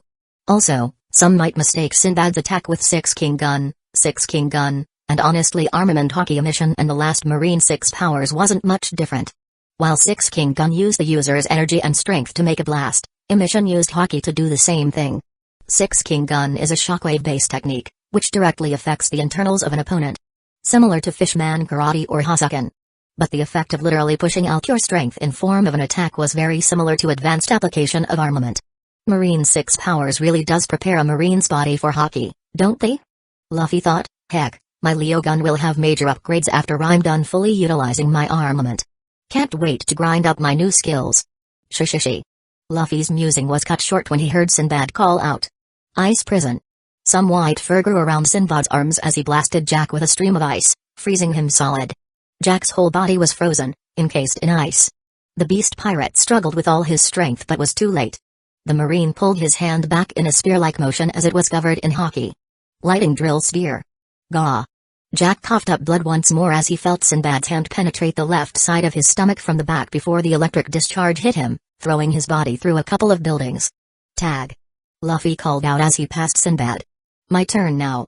Luffy didn't even give Jack time to stand up as he appeared right behind him, kicking his head in with his feet covered in advanced armament hockey, emission. What? He was a pirate, and as a rule of thumb fighting unfairly was fair. Also, he didn't care about the battle anymore. His hockey had leveled up quite a bit just like he wanted, and so he was just beating the shit out of Jack for fun. He ducked under one of Jack's punches, delivering a clean blow right to the fishman's side with internal destruction. He made sure that the fishman lost its liver. Gah. But then again it was barely needed as Sinbad had already punched a hole through the man's stomach. Jack walked back coughing blood, but he had little time to rest as Luffy was on him, his arm coated with hockey, as he delivered a punch right to the man's face, caving it in. But Luffy wasn't done. He grabbed onto his head and shoved his knee right into his face as he took a few steps back. Luffy also took a few steps back, cocking back his two fists. Gamu Gamu no Gatling. A rapid barrage of strong punches, all of them doing as much damage as externally and internally, hit Jack's body, putting sizable dents on him. Jack took several steps back, not yielding by sheer willpower. He was still standing. I will not fall here, and ruin Kaido Samazano. He couldn't even finish his sentence as Sinbad appeared right in front of him and kicked him in the nuts, shutting him up. Scum like you have no honor. Hey, that was my turn. Step aside, Zinni. Luffy complained as Jack's figure crouched down, holding his groin. Hey, maybe finish the fight, next time. Sinbad mused. A few grenades landed near both Sinbad and Luffy's feet. Neither of them moved, choosing to tank the attack. The smoke cleared, leaving both of them looking fine. You know, I might not like your marine organization, but you guys do have pretty useful skills. Luffy said, deactivating Iron Body. Yeah. Wait, now that you mention it, how do you even know them? Sinbad asked. Did Vice Admiral Garp teach you? Nah, that old fart can't teach shit. He just beats me up, whenever he sees me. Both Luffy and Sinbad shuddered at the same time. It seemed Luffy wasn't the only one who suffered at the hands of the marine hero. Both felt a sense of brotherhood in their suffering. Yeah, he is strong. But unless one wants a life of pain, training under him is not optimal. Sinbad says. When he was younger, like everyone else, he looked up to the hero, but it turned out Garp wasn't really good at teaching. But then again, Sinbad learned Iron Body under him in 3 days, so that might be up for debate. It takes me back. I had found the 6 techniques from the Royal Goa archives. They had a lot of good reads back in the Royal Library. He lied. No need to give away useful information. Mainly when it wasn't needed. Sinbad raised an eyebrow. Your royalty? Nah, but my brother was. Luffy said, acting sad. He died when a bubble man blasted a bazooka at his ship. Sinbad winced knowing what Luffy meant. My condolences. Nah, don't worry. I remember his face. Luffy said, waving it off. He didn't really care about that particular world noble, but it was just to throw the Marines off. Sinbad on the other hand made a note to not tell the higher-ups about Luffy targeting a specific world noble. He didn't like that kind either. A figure came out from the plaza holding a giant bazooka, the same one who threw the grenades a few minutes ago. It was Sheepshead. You will not take down, Jack-sama. Die. Men attack. Many of the beast pirates suddenly came out from all sides, holding weapons while pointing at them. Shut it. Both Luffy and Sinbad said at the same time as a wave of conquerors' haki crushed the beast pirates unconscious. A king amongst dogs? Luffy said, and here I thought my Gramps was the only one who could use that power amongst you folks. Sinbad raised his eyebrow, but nodded. If anyone in the Navy had conquerors' haki, then it would be Garp. There were rumors of Fleet Admiral Sengoku also having it, but Sinbad didn't know that for sure. Maybe his father knew. Jack seemed to be standing up, bringing both Luffy's and Sinbad's attention back to him. Let's continue the conversation later. Chapter 218. Jack seemed to be standing up, bringing both Luffy's and Sinbad's attention back to him. Let's continue the conversation later. Sure, but I'm going first. Sinbad said, before disappearing from his spot and reappearing right in front of Jack delivering a kick that sent him flying. He followed through going in the air and using moonwalk to drop kick him right in his stomach where he punctured a hole before. Jack was crushed onto the concrete ground as he struggled to hit Sinbad. The Marine on the other hand was taunting him to fight. Oi, my turn now. Luffy announced, as he was jumping through the air with his Naginata coated in advanced armament. The blackness of the haki spreading outwards from his blade, creating a black bubble. Sinbad looked back and he was wide-eyed as he quickly jumped to the side. Oi, you will hit me, you idiot. Shishishi. Eclipse strike. Luffy swung his Naginata, as if blocking out the light and striking his opponent with the power of his will. Jack crossed his arms trying to block the attack with his own haki but it was useless. Jack screamed as his arms were cut off right near the elbow. But that wasn't all, the strike also made a deep wound on Jack's chest as well as a trench behind Jack, shaking the whole plaza. I will kill you, bastard. You took my arms. Jack screamed in pain and horror, wiggling like a worm from the unimaginable pain. Shut it. Sinbad came along stomping him on the head, knocking him out. Jack still squirmed underneath Sinbad's feet but now that he was unconscious he was struggling less. Internally Sinbad was a bit sore about the fact that he couldn't give the finishing blow. Sinbad then looked at Luffy, who was appreciating the damage he did. You know, we make a good team. Sinbad said smirking, while Luffy returned the grin. It would have been cool if you joined the Marines instead. Who knows, I might have taken you in on my unit. Oh, please. Luffy rolled his eyes. Like I would ever join. But if I did, then I would have been already named the next fleet admiral. I'm just that awesome. No one is as awesome as me. He bragged, comically puffing out his chest. Huh. Sinbad said, before he burst out laughing. Ha ha ha. Shishishi. Even though there weren't many Marines nearby, there still were some. And seeing the Vice Admiral laughing with Straw Hat Luffy also brought smiles to their faces. No one saw that a certain bird was clicking pictures of the situation. Now that the main threat was down, though that brought the question, what should they do? Hey, do you guys have sea stone cuffs around here? Luffy asked. I don't know how long your debuff will work, but a pair of sea stone cuffs should be fine for him. Sinbad nodded and looked around.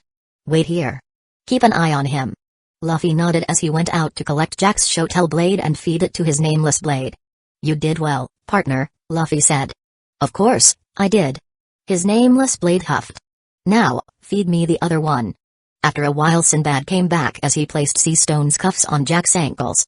Okay, what should they do now? Luffy was going to say something when a voice called out. Sin, is that you? Sinbad couldn't even move as someone ran towards him and wrapped her arms around him. Then said person then started to cry. Do you know how scared I was? Vivi sniffed as she hugged her brother from behind. I thought I would lose you like auntie. Sinbad didn't know what to say, so he just stayed silent, but even his eyes were getting wet. He might have not liked Alabasta, but Vivi was still someone he considered his sister. Luffy didn't say anything, only smiled. He was happy for Vivi, but he didn't know why he felt a bit off. But the Straw Hat shrugged it off, as he saw Nami coming. Nami also came from the direction Vivi came and smiled softly after looking at the scene. She then looked around the district, finally finding her captain. The girl winced with how roughed up he looked. You have seen better days. She mumbled. Yeah, but I got stronger. Luffy gave her a weak thumbs up. Nami snorted as she shook her head. Before going forward and hugging Luffy, I was worried about you, dummy. The boy was surprised but awkwardly returned the hug. That was unexpected. Right then another few Marines also came, making Nami quickly separate from the embrace as she went towards the other Straw Hats that were also coming. Luffy smiled as Nami tried to hide her flustered face. This girl, Luffy said, shaking his head. Ain and Shuzo came dragging along the unconscious body of Sasaki. Both the Marines were injured, but nothing too serious. But Luffy didn't pay attention to them. No, he had other concerns. The boy spread out his observation haki, picking up the auras of his other crewmate. They were okay. Zoro and Sanji became strong, really strong. But they were unconscious, being carried by Sabo. Usopp, Bartolomeo, Kobe, Johnny and Yosaku were also fine, with minimal injuries. They didn't have any major battles it seemed. Hatchin was a bit wounded and he seemed exhausted more than anything. All in all, everyone in his crew were fine. Speaking of the crew. Where was crew? Luffy spread out his haki, and his brow twitched. The duck hadn't even left the Going Merry it seemed. Luffy also picked up the nearby aura of a certain someone. Oh, Sparky? Did you do what I told you to? Luffy asked, and Sinbad was surprised to see a six-armed monkey and Benz with a transponder snail. All of the Marines either raised their eyebrows or frowned. What was Luffy playing at? Sinbad was also curious. Luffy might act simple, but he wasn't as simple as he liked to make himself look. He wanted to ask Luffy, but before he could ask a voice called out from the transponder snail. Chapter 219. A bit earlier, Marine Headquarters. Who is it? Sengoku asked Cancer as the Vice Admiral walked in with an open transponder snail. Around the room, other than Sengoku, there was Vice Admiral Garp, Vice Admiral Bogard, former Admiral Zephyr, and lastly current Admiral Kuzan. All of them were tense and worried. There was a reason why most of the higher-ups of Manaford were in the same room. The Vice Admiral looked at the transponder snail and then back to Sengoku. It's a monkey, sir. Sengoku felt his brow twitch, before he glanced at a certain someone. Hey. Not every monkey is related to me, damn it. Garp defended. Just because his family name was Monkey didn't mean he was one. Sengoku sighed, picking up the transponder snail, and putting it on loudspeaker. Who is this? Sparky, came a voice from the other side, making Bogard who was in the room cough. Okay, I take it back. He is related to me, Garp dumbfoundedly muttered, getting a glare from the fleet admiral. Gampa? Asked the voice, the human voice then turned full-on monkey, Guagaka? Aka when the uia, making monkey sounds as a monkey should. None of them got what a monkey said other than Garp of course. It seemed Sparky still preferred his monkey tongue to those who could understand it. Okay, you miss me on the Vivi part. Who's Vivi?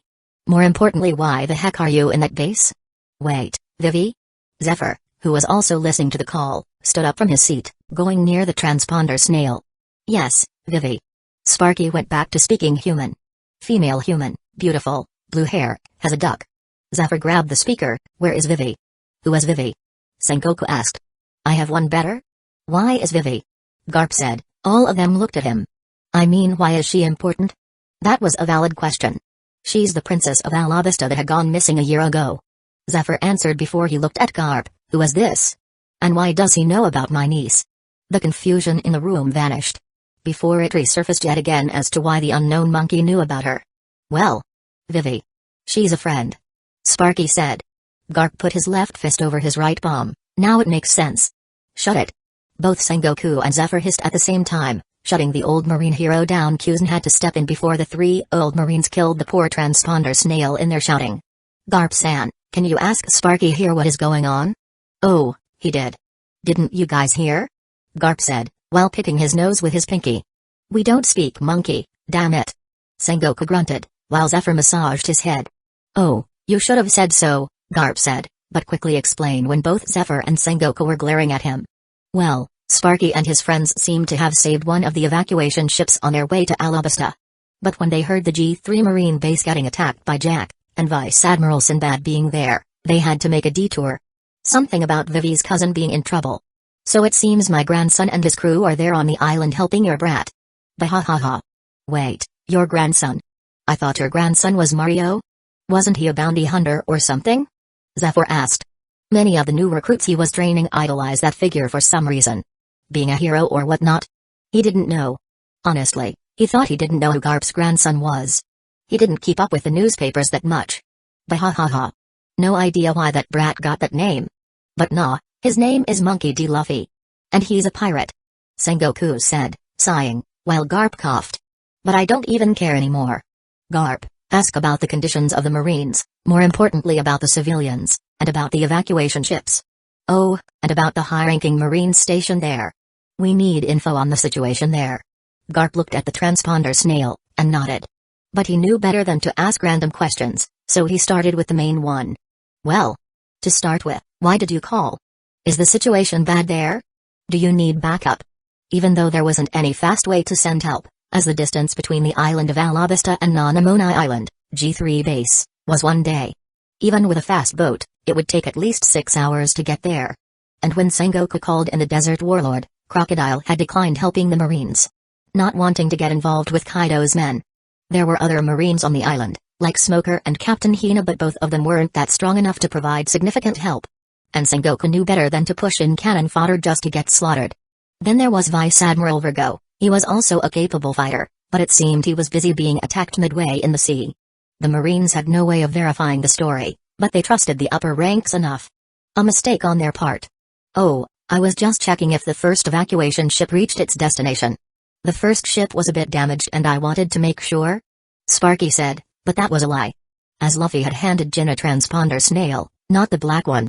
A transponder sail that they took from Mr. 3 after capturing him, in case they needed it for contact. The real reason he was calling was because Luffy had a plan in mind. Yes, the first ship has reached Alabasta. Garp said, what about the others? 3 other evacuation ships left the base, the other 2 are currently getting filled with survivors. Well, the situation wasn't that good before we came here, many of the Marines died along with civilians, but now the situation is completely the opposite. All of the Marines present there looked at each other, mainly 2 of them relaxed a bit. That was Garp and Bogard. They didn't know how strong Luffy got, but he was always the tricky fighter, so he might be able to handle it. Also, it makes them proud knowing that Luffy chose to help even though he's a pirate. Bogard had also been called 6 months back to train Luffy just after the boy had unlocked his armament haki, so both of them knew Luffy's capabilities. Learning all 3 types of haki, even the basic concepts, by himself was no easy thing. And also Luffy had an eye for taking in strong people. Sparky was one example of it. I can't believe I'm saying this, Garp, but can we trust the monkey? Sengoku said. Chapter 220. I can't believe I'm saying this, Garp, but can we trust the monkey? Sengoku said. Garp looked at his old friend and nodded. Okay, how's the situation at the G3 base? Zephyr asked, do you guys need backup? There are not that many capable units, but Captain Smoker and Captain Hina are in Alabasta. They could offer some help. No. Sparky said. All of them blinked at the monkey's response. What do you mean, no? Zephyr said. The base was attacked by Jack the Drought, one of Kaido's men. And not to mention in that base was Sinbad, his own son. And even though currently Vice Admiral Tsuru wasn't present here, there were rumors that her granddaughter was also stationed on that base. Even though in reality all lives were equals, but personally everyone wanted their loved ones to live first, that was just basic human emotion. Yeah, the elephant fishman guy. Tall, ugly, big and weird. Sparky said, but don't worry, Luffy and Vivi's cousin is fighting him. He's tough, but he's losing. As he said that, all of the Marines in the room could hear a loud sound coming from the other side. Oh, they already won the battle it seems. Talk about timing. The room fell silent as all the Marines looked at each other. Everyone knew Vice Admiral Sinbad's strength. He was strong, but even he wouldn't be able to take Jack on alone. Unless someone with strength equal to his fought alongside him. And while X-Drake could stand equal to Sinbad's side, he wasn't on the same level as Sinbad. It was hard to believe, a boy that hadn't been in the sea for even a year, getting this strong. Sengoku could already feel the headaches the boy would cause him in the future. And for the first time in the day, Zephyr was feeling a bit relieved. The silence was broken by Garp's laugh. My grandson is strong. Bah-ha-ha-ha. Sengoku grabbed Garp by the collar and shook him while Garp was laughing. Now, isn't the time for jokes. Bah-ha-ha-ha. Don't worry, the young ones have it handled. Garp said, Oi, Sparky, bring some proper marine on to calm down Sengoku. Old age isn't doing him any good. Why you? I will bring someone that can do it, Grandpa. Just wait a minute. With that, the other side went silent. Before the sound of shouting and screaming came from the other side. Unhand me, you six-armed menace. Came a voice which was definitely not Sparky's. I have to get back to Vice Admiral X Drake's side. I have to give him the good news when he wakes you. He was cut off by a slap. Ugh. You hit me. Why? Speak to it. Speak to who? Oh, is that a transponder snail? Moshi, who's this? Sengoku rubbed his forehead. This is Fleet Admiral Sengoku speaking. What is your rank and name, Marine? He already could guess by the voice who it was. Hick. The figure from the other side shut up. Sengoku-sama, this is Commodore Bins speaking. Bins, what's the situation there? Get to the details, and speak your mind. Sengoku ordered. And so the Marine explained. And after that was over, Sparky quickly brought him and the transponder snail to the plaza. Present time, Vice Admiral Sinbad, can you hear me? The transponder snail said, bringing almost everyone's attention to Bins, who was carrying the snail. Is that Fleet Admiral? Sinbad looked at Bins, who hurriedly nodded. Sinbad quickly made his way to grab the transponder snail, but he was a bit late as Luffy got there first. Moshi. Gramps, you there on the other side? Luffy asked, irritating all of the Marines. Bah-ha-ha-ha. Brat, you're still alive? Came a voice that was none other than the Marine heroes. Heard you and the purple-haired brat took down Jack. Yeah, he was tough. It was fun. Shishishi. Luffy said. Now if anyone in the Marines had any doubts about Luffy's and Garp's relation, it was cleared. But it was still hard to believe that a pirate was the grandson of the great Marine hero. Bah-ha-ha-ha. Shishishi. Shut it, both of you. Both Sinbad and Sengoku said from the same time. And that shut them up, before Sengoku spoke again. What's your status, Sinbad? I'm mostly fine. And so are most of my unit. I don't know about the other high-ranking Marines stationed here, but the casualties on the Marine side should be more than 1,000. Sinbad's face turned grim, even though most of the people around here were a bit cheerful. Almost everywhere one could see the dead bodies of Marines and pirates. Bins had reported as much. Sengoku said, what happened to Jack? Sinbad glared at the fallen body of Jack. He is alive, but... The transponder snail was snatched away by Luffy. Yeah, about that. I have a proposal. Luffy said, making everyone in the Marines frown. The line was silent for a moment. What are you playing at, brat? Sengoku asked, almost growling. Shishishi. Luffy said, and looked towards Vivi. As everyone was gathered here, he could play it. Sengoku-san, I heard that you are in for an early retirement? The Fleet Admiral scoffed, get to the point. Shishishi. Well, Sengoku. I've come to bargain. Chapter 221. Sir Crocodile, one of the 7 warlords, was a bit irritated. It had been 2 days since he last made contact with the Baroque Works agents he sent to Drum Island. Now, this usually wouldn't be a problem since he himself ordered Mr. 3 to not make contact unless it was important. But the main problem was the newspaper he was reading, new ruler elected in the Sakura Kingdom. Formerly known as Drum Kingdom. A picture of the new kingdom's flag was shown. With people cheering in the background, after the previous ruler's execution by his own people, the citizens have elected King Dalton as their new ruler. A picture before Wapol's execution as he was tied up, another picture of Dalton being crowned the new king by the people. After the end of the tyrannic ruler Wapol, the Sakura Kingdom finally found its peace. The island had suffered much at the hands of their former ruler. The island, which was well known for its doctors, the paper went on telling about the history of the old kingdom and such. But Crocodile didn't pay much attention to the rest. He had suspected that something might have happened to his agents, but now he was sure. If the Mr. No. 3 pair and Mr. No. 6 pair were successful in their attack, then today's newspaper would have pointed out the other attack. Or something along the lines of an unknown group taking over the kingdom and such. But there was no such thing. That brought a lot of questions. And the fact that now that he tried to get in contact with them, his calls were getting declined proved his point. Crocodile had a lot of things in mind. He was called a few hours ago by the Navy to assist them in the defense of the G3 base, where Jack the Drought had wanted to free some of his crew that got captured. Obviously, Crocodile declined. As a warlord, unless it was from the 5 elders themselves, one could avoid such tedious tasks. Jack was one of Kaido's men, And Crocodile didn't want himself to be put in the radar of that beast, not yet at least. His plans for Alabasta were years in the making and were going well. Why stop now at the critical moment?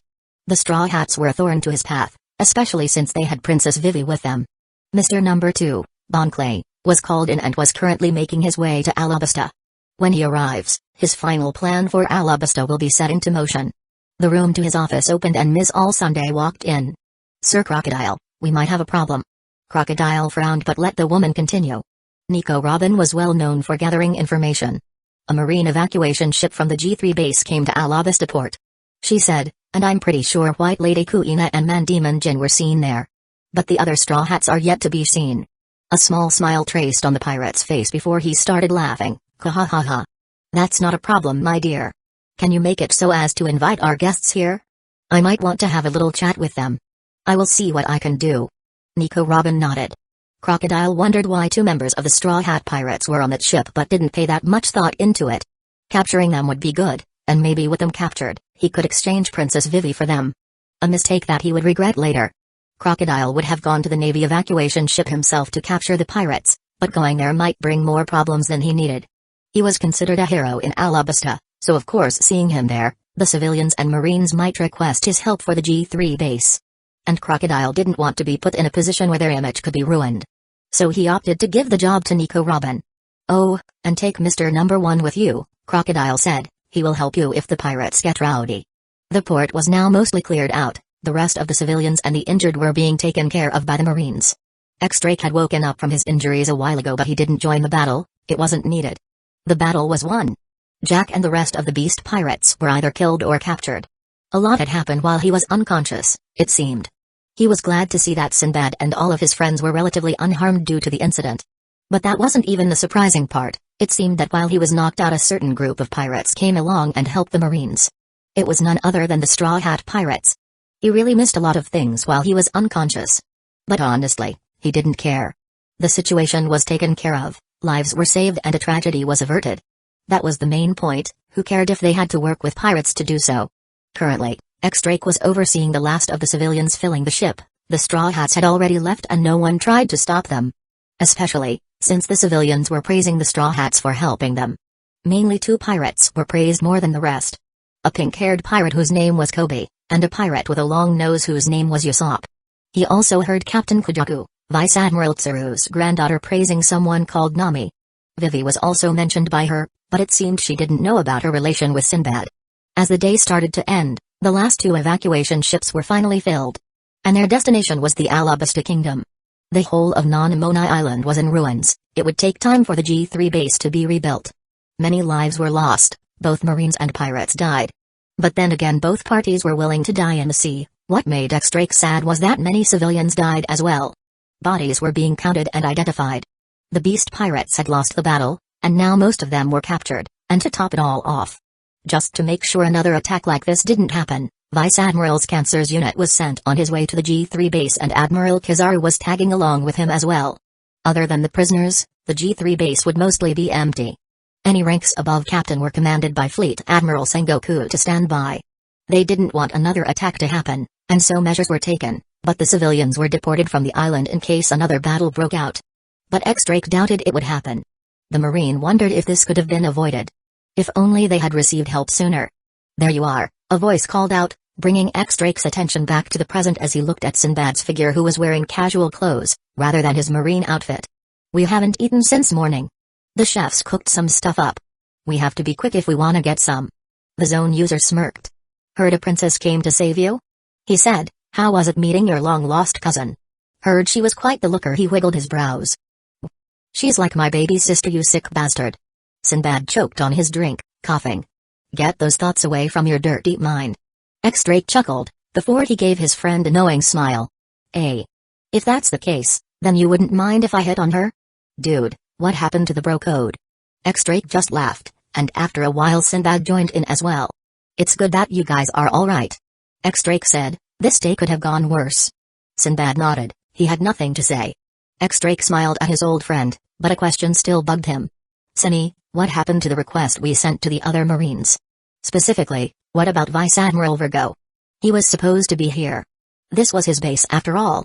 Sinbad blinked, before his mood shifted. X-Drake got a feeling he wouldn't like what he was going to hear. Chapter 222 Garp, you know, your family is a headache. Sengoku grumbled, as he cut off the call with elders. Bahahaha. Nah, my grandson is a genius. He is even better than my son. Garp laughed while he lazily ate rice crackers. Other than Garp and Sengoku, no one was in the office. All of them left after the fleet admiral barked out their orders.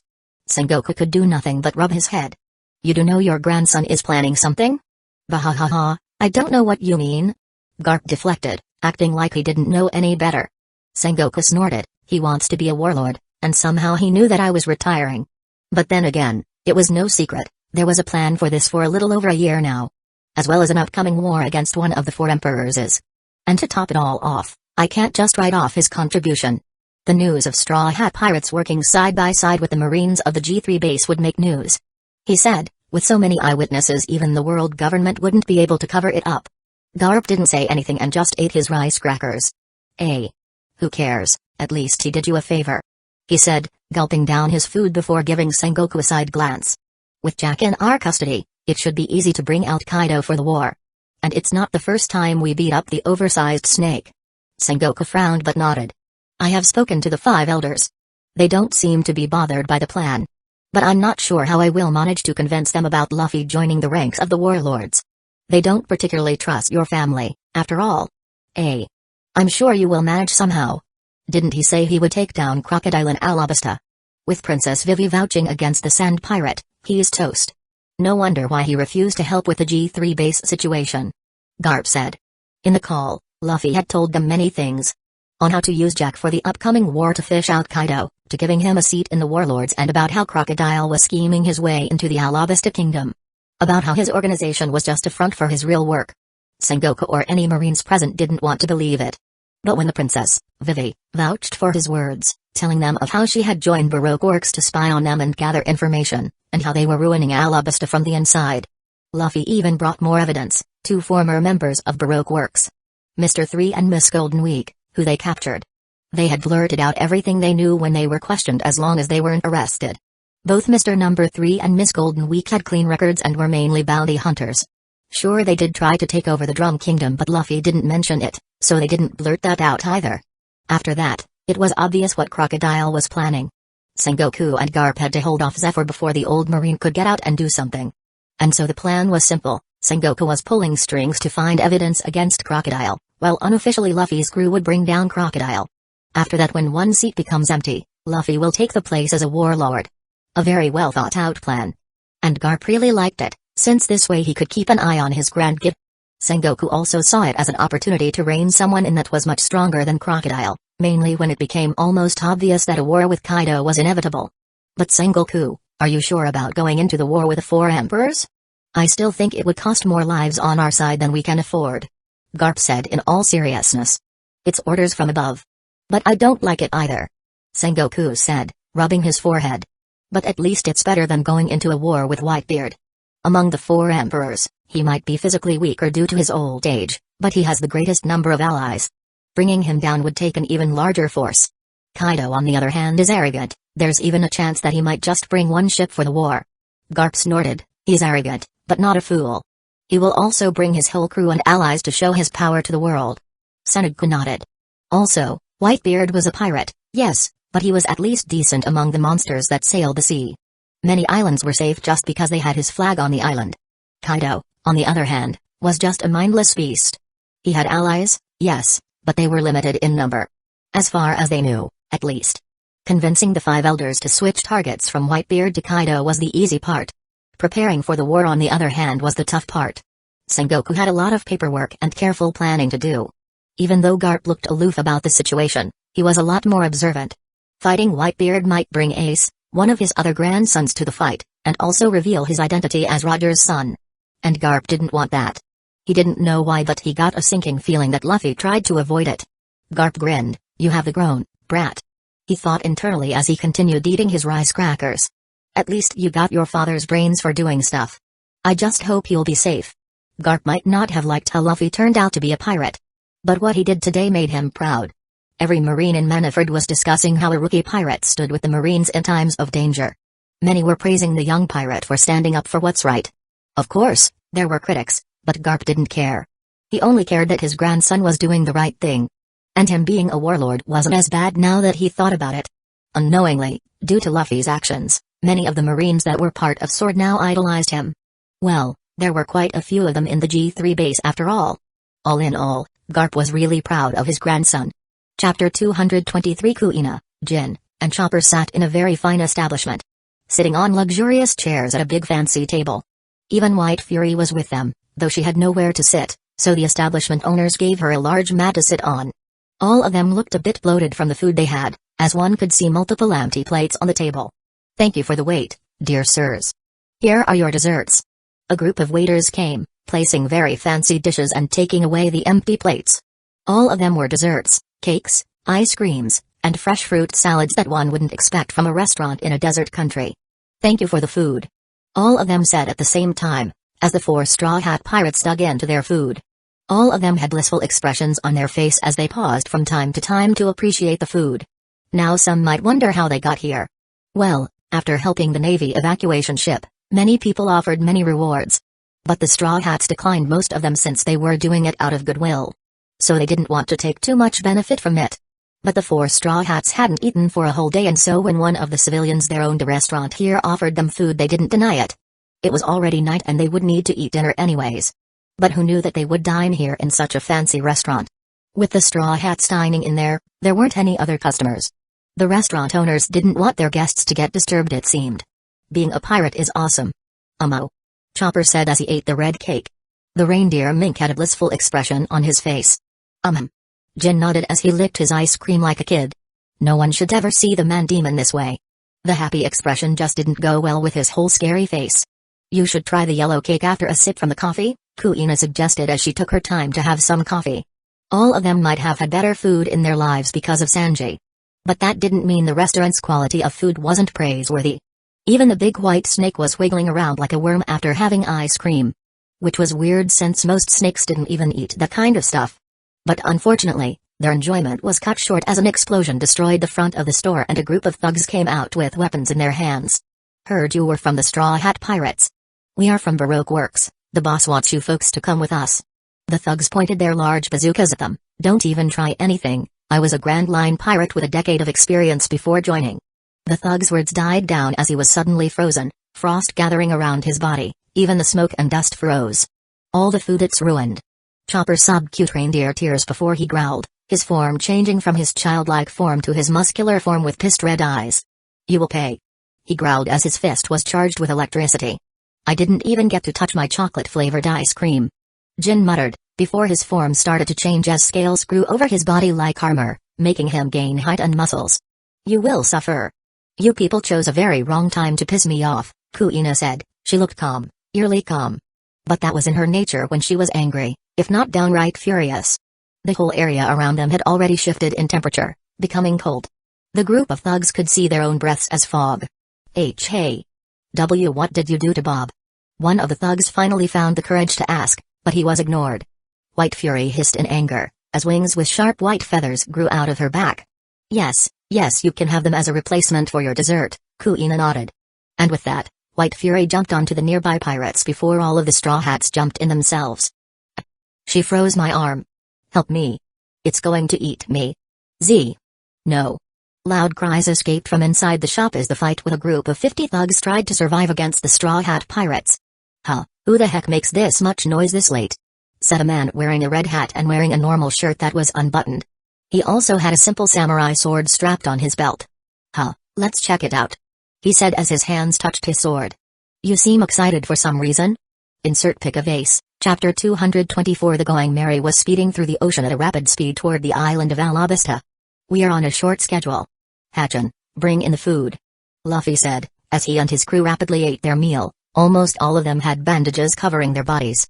The kitchen door opened and a 6-armed fishman came out with 6 large dishes of food. Inside, one could see Sanji rapidly working in the kitchen, his figure blurring out from time to time. All of the crew ate as if their life depended on it. Well, for some it did. Even though the Straw Hat Pirates helped the Marines, without Chopper they didn't have doctors. And the crew didn't trust others that much, especially Marines. Oi, Nami, how long till we reach Alabasta? Zoro asked as he gulped down food at ridiculous speeds. "Don't speak to Nami Swan like that, mushhead," Sanji screamed from the kitchen. "At least 4 hours with the speed we are going, if we don't face any storms, that is," Nami answered. Zoro nodded, focusing back on gulping down food at a comical rate. The Going Merry was going at a very fast speed. Nami had used her knowledge and the log records from the Black Moon pirates to find the best way to travel. As they didn't have any doctors on hand, their best bet was to get to Alabasta as fast as possible and see Chopper. Luckily most of the crew knew a somewhat basic usage of life return, so they could recover from most of their non-lethal injuries by eating. For someone like Luffy, he was almost back to full health. His right arm, which had been purple and fractured in multiple places, was now pink and healthy.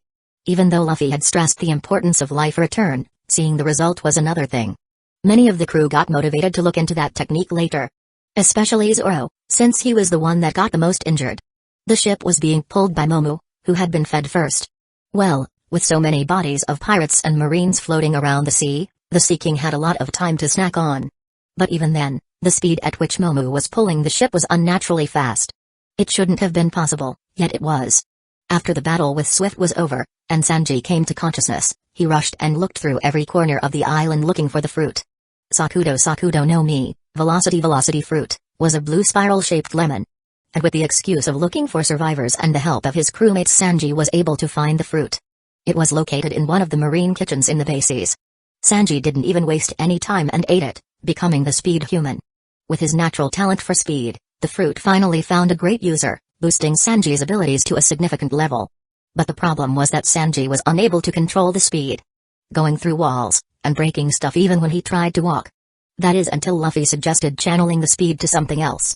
Like how Usopp did with his size fruit. And all of them were surprised that it was possible to increase others' speed as long as Sanji was in contact with them. That is the reason why the Going Merry was running at 5 times its regular speed.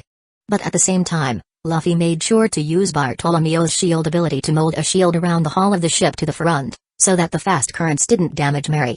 And with all of their combined effort, the Going Merry was reaching the Alabasta Kingdom at a very fast rate. Seeing Sanji's sudden improvement, Zoro pushed himself into training.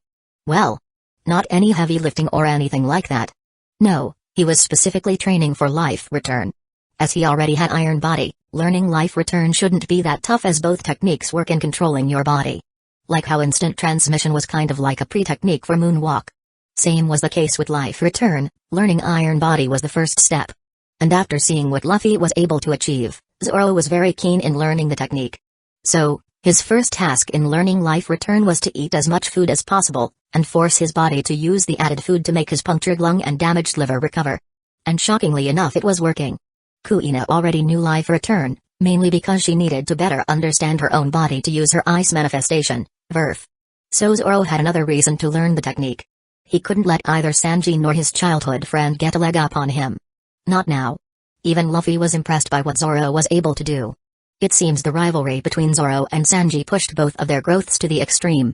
Though Luffy could see that even with Sanji's new powers, Zoro was stronger now. While Sanji's power did increase quite a lot, it wasn't controlled.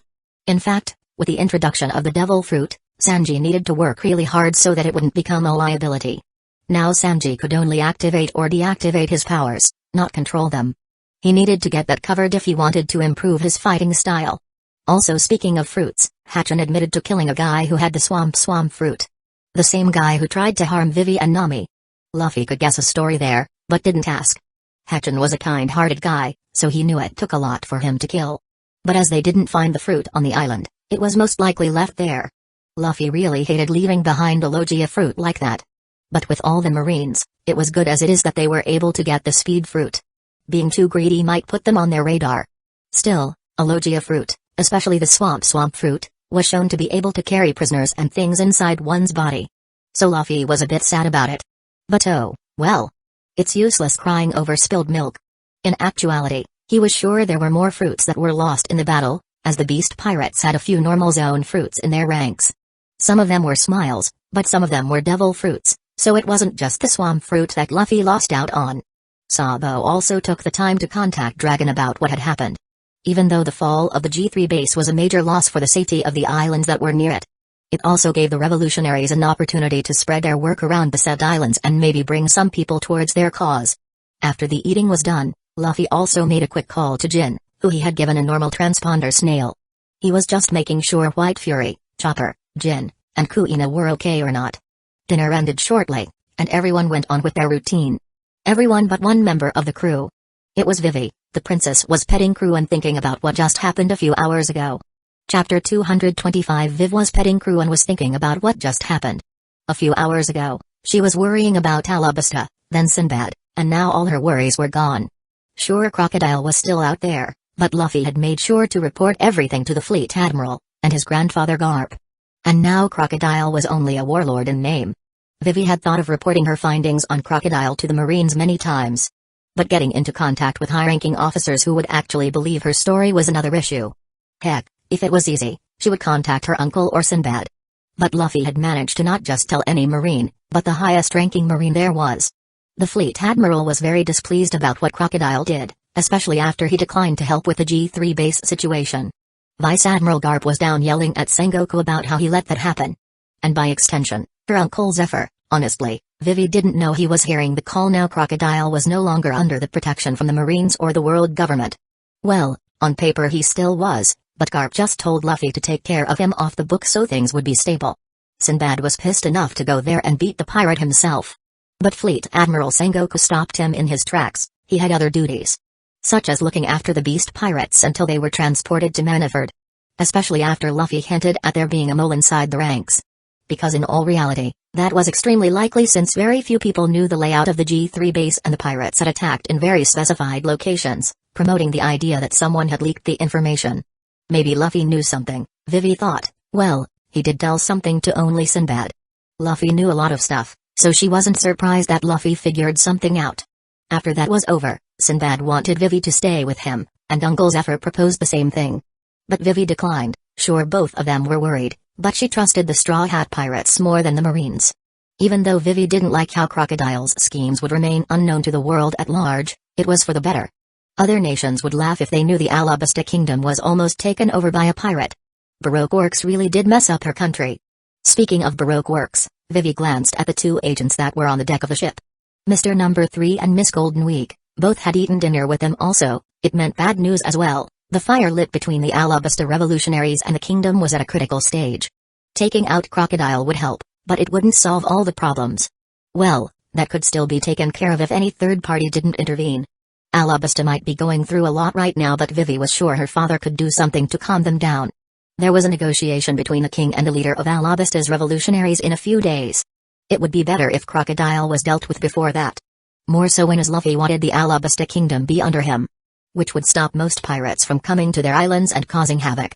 While Crocodile was a scheming bastard, due to him many pirates stayed tame if they ever crossed through Alabasta.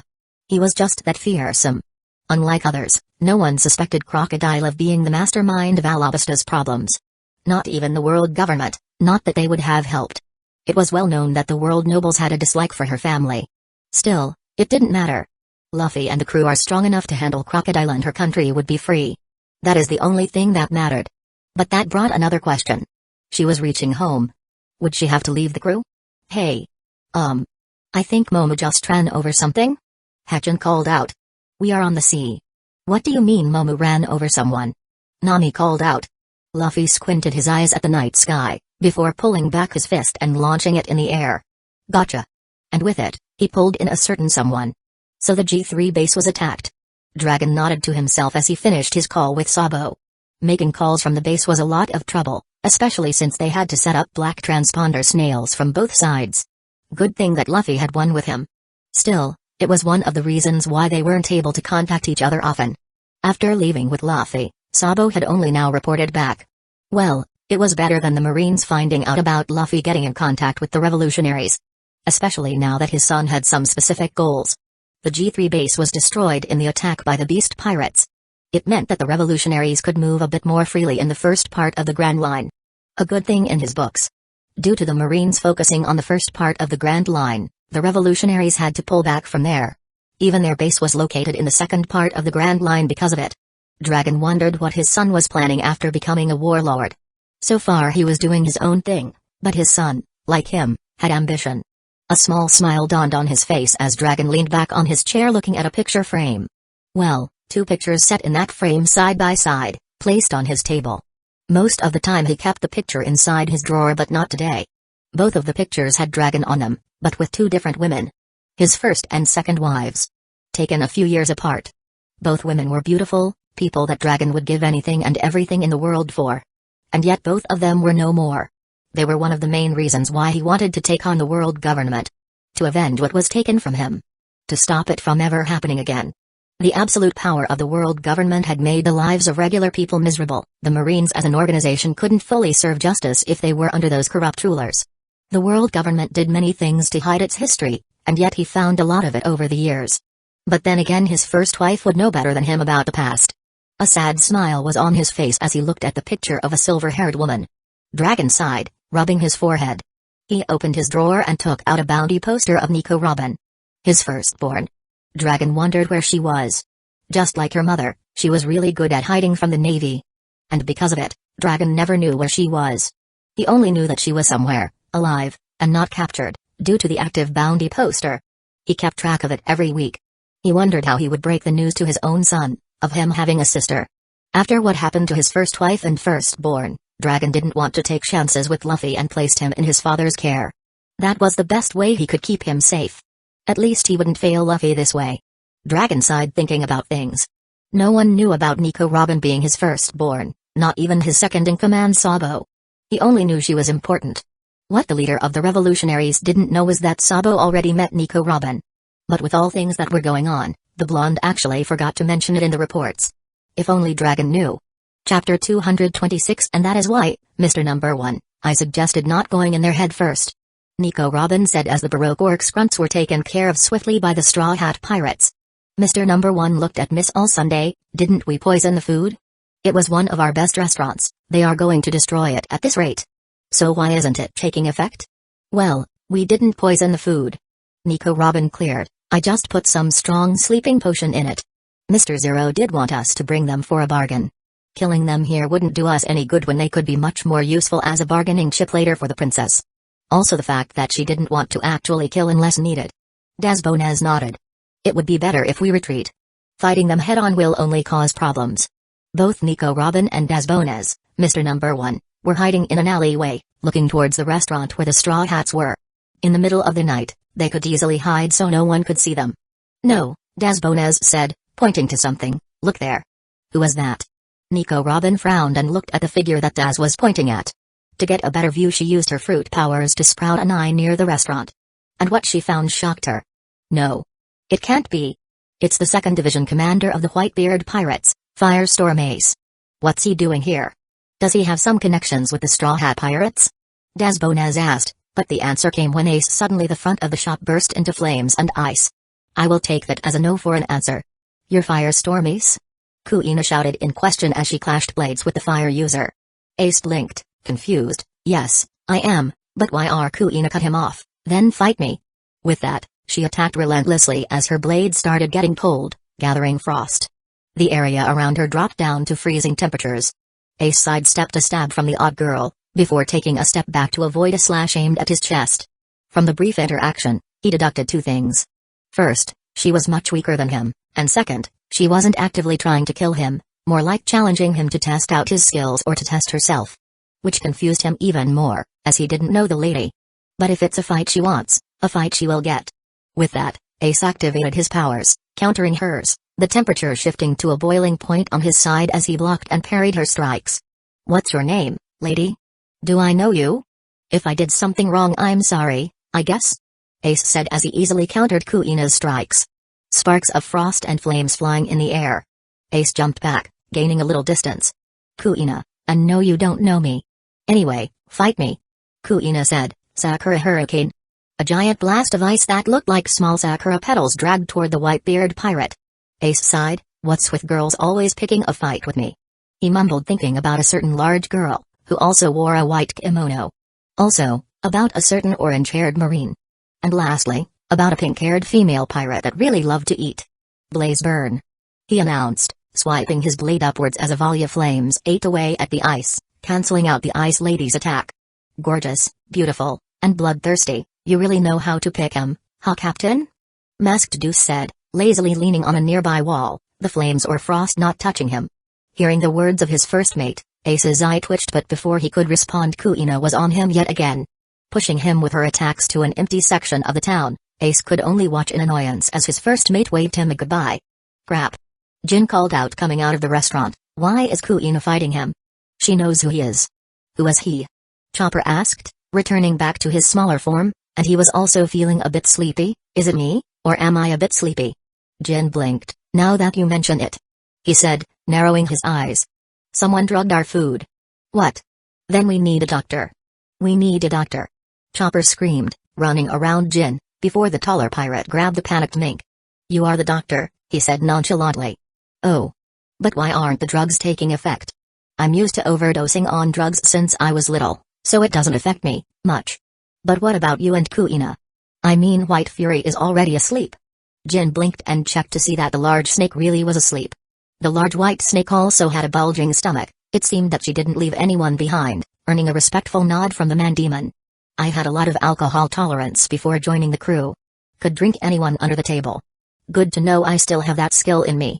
Jin said, but then again, I've been trying to learn life return for quite a while now, so maybe that might have been the case. I think Kuina's case is similar. She is the third one I know that has fully learned the technique. Chopper's eyes took a shine in them. Oh, that technique that uses biofeedback. I am trying to learn that as well. Jin nodded. Anyway, why is Kuina attacking that guy again? Who's that guy, anyway? He seems quite strong. That's Firestorm Ace, and of course, he would be strong. Jin said, well, he is captain's. But he was cut off, as his words froze. Chopper blinked at why suddenly his friend stopped talking. A man with blue hair and a mask casually walked towards them. You shouldn't just go around telling those kinds of things around here. Not when there are eavesdroppers around here, rookie, Masked Deuce said, pointing towards a certain empty alleyway. He then let go of Jin, making the pirate blink in confusion. And, yes, I do know about that relationship between your captains and mine. I'm sorry that my captain didn't recognize her immediately, but he seems to be enjoying the fight.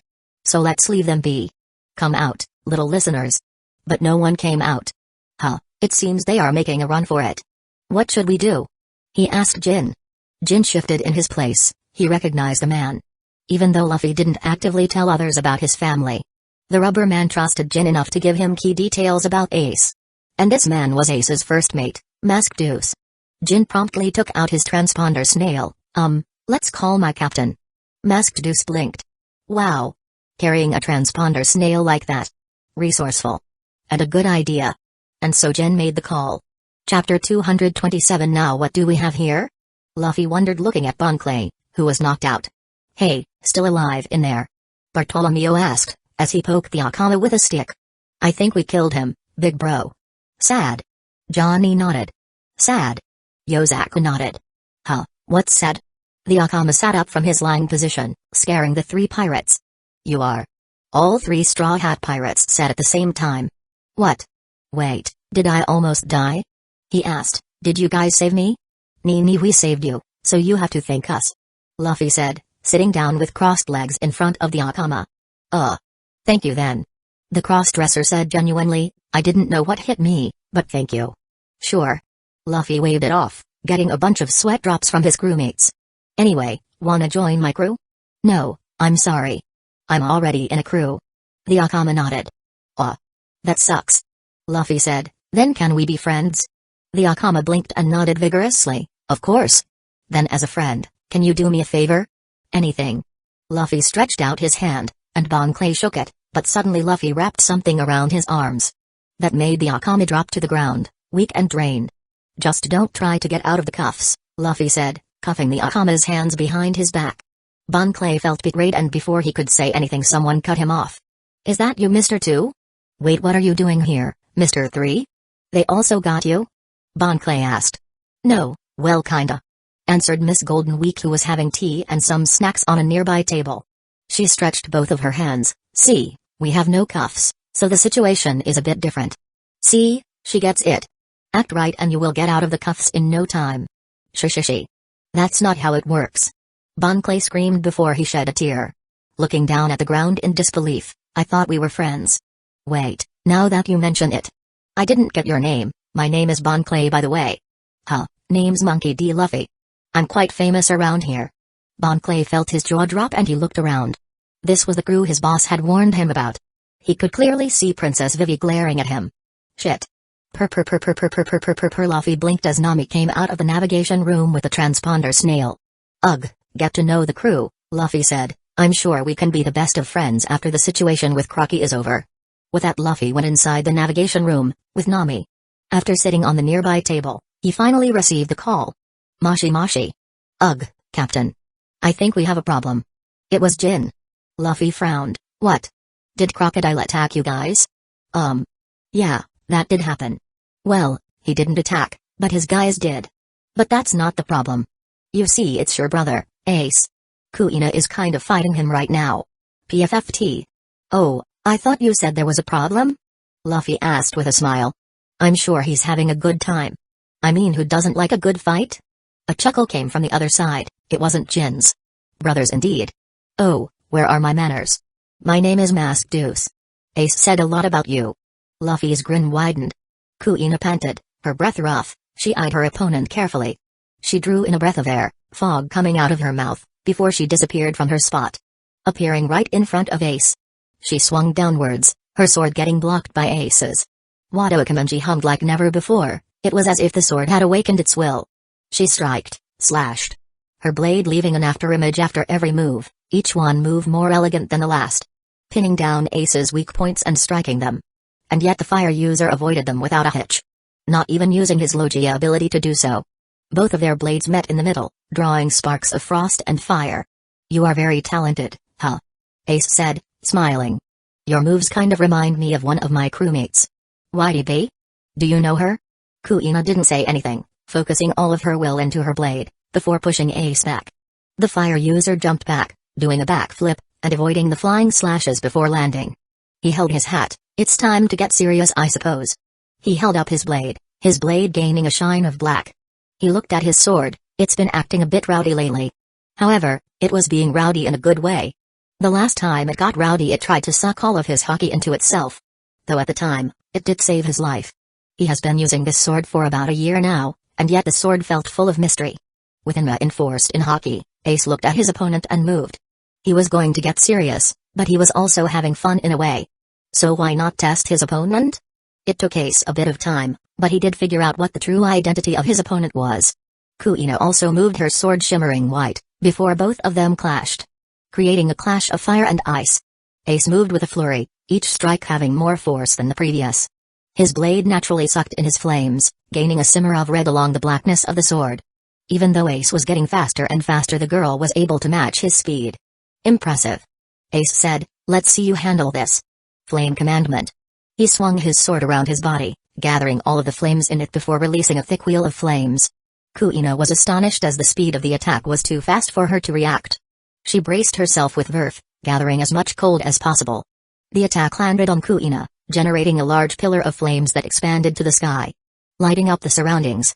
Ace grinned, before his smile flattened. He didn't overdo it, did he? The pillar of flames that stretched to the sky suddenly started shimmering, making Ace grin. Suddenly the pillar of flame was replaced by a pillar of white ice. Freezing moon. Kuina said as she stepped out of the frost pillar. Panting. That last attack took quite a bit out of her. But at the same time, she could feel something deep within her almost awakening. Her sword was calling her to strike, to stress the boundaries. To be free. Kuina breathed out, as the frozen pillar behind her scattered into steam and mist surrounding the general area. Oh. Blocking my vision won't do any good. I do have observation haki. But suddenly Ace stopped midway as when the mist touched his body it froze his arm. Of course, it didn't stay frozen as Ace had blasted it with fire, but that got him on the edge. He also took a few jumps back away from the mist. That was dangerous, a grin spread out on his face. And he liked danger. The hold on his blade tightened, maybe he was going to enjoy it after all. Chapter 228 Sir Crocodile's brow twitched hearing Miss All Sunday's reports. So you are saying a white-beard pirate is fighting one of the Straw Hat pirates? The woman nodded. Bones didn't say anything, but he looked a bit pissed. You did the right thing by withdrawing.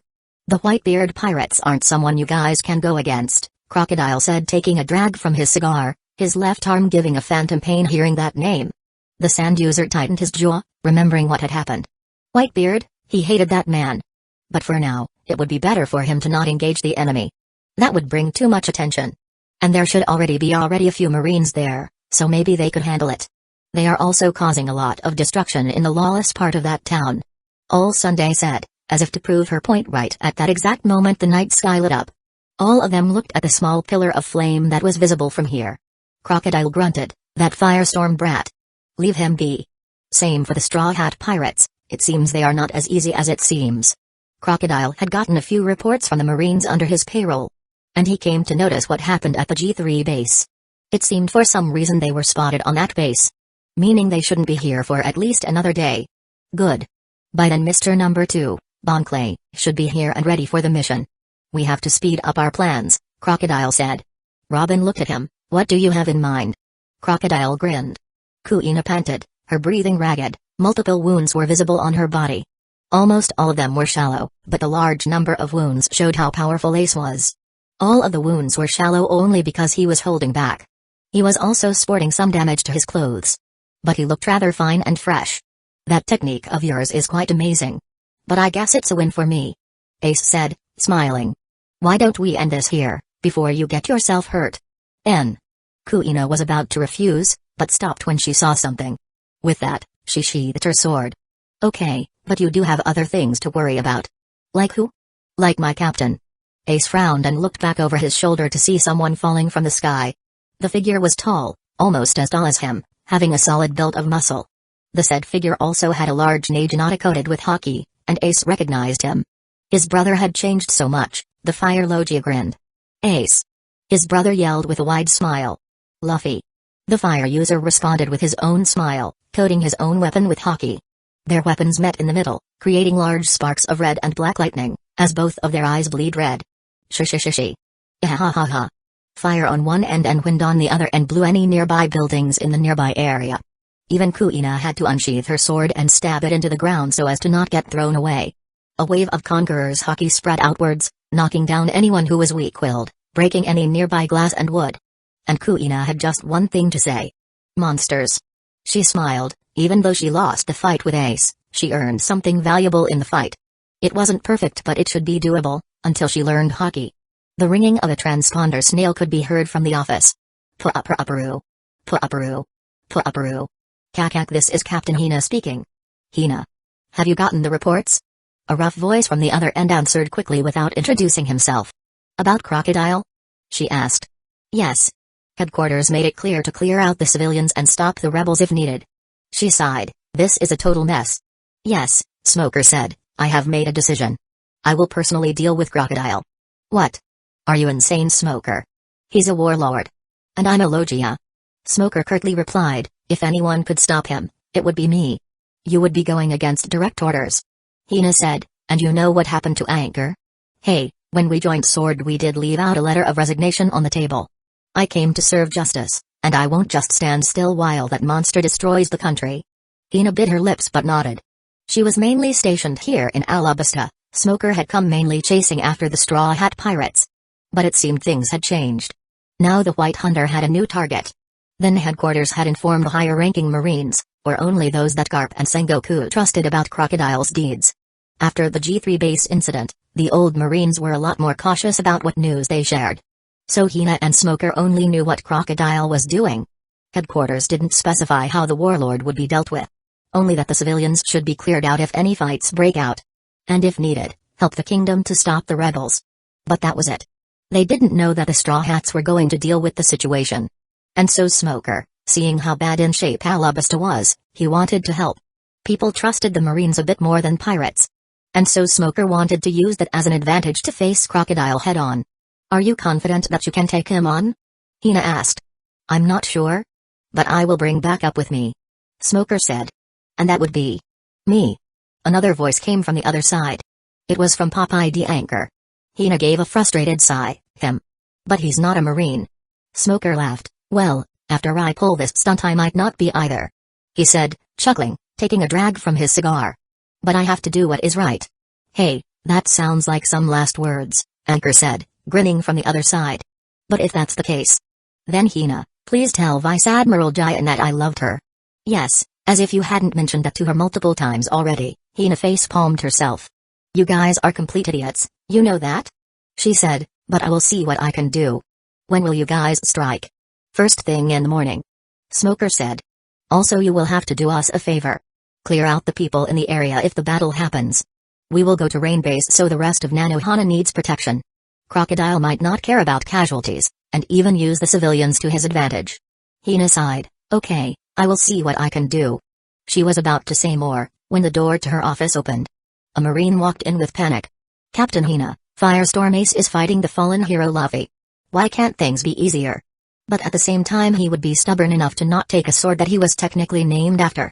Also, Ace is known as Firestorm Ace, because other than the fact that Ace is stronger than his canon counterpart, and uses both sword and fist. He was also hard-headed enough to storm into Wano a second time. Also, he was strong enough to retreat after Kaido beat him. However, it might have something to do with Masked Deuce.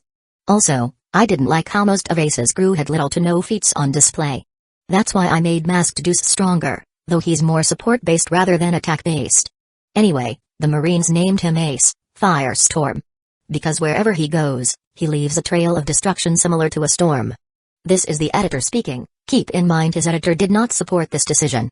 Tried to convince him with some other weapon, like the pipe like in Ace's childhood and Sabo, but Fallen was pretty adamant about the sword for Ace, so I just gave up on it. It's cool idea though, even if I feel it doesn't fit Ace, I'll admit. Chapter 229 Ace. Luffy.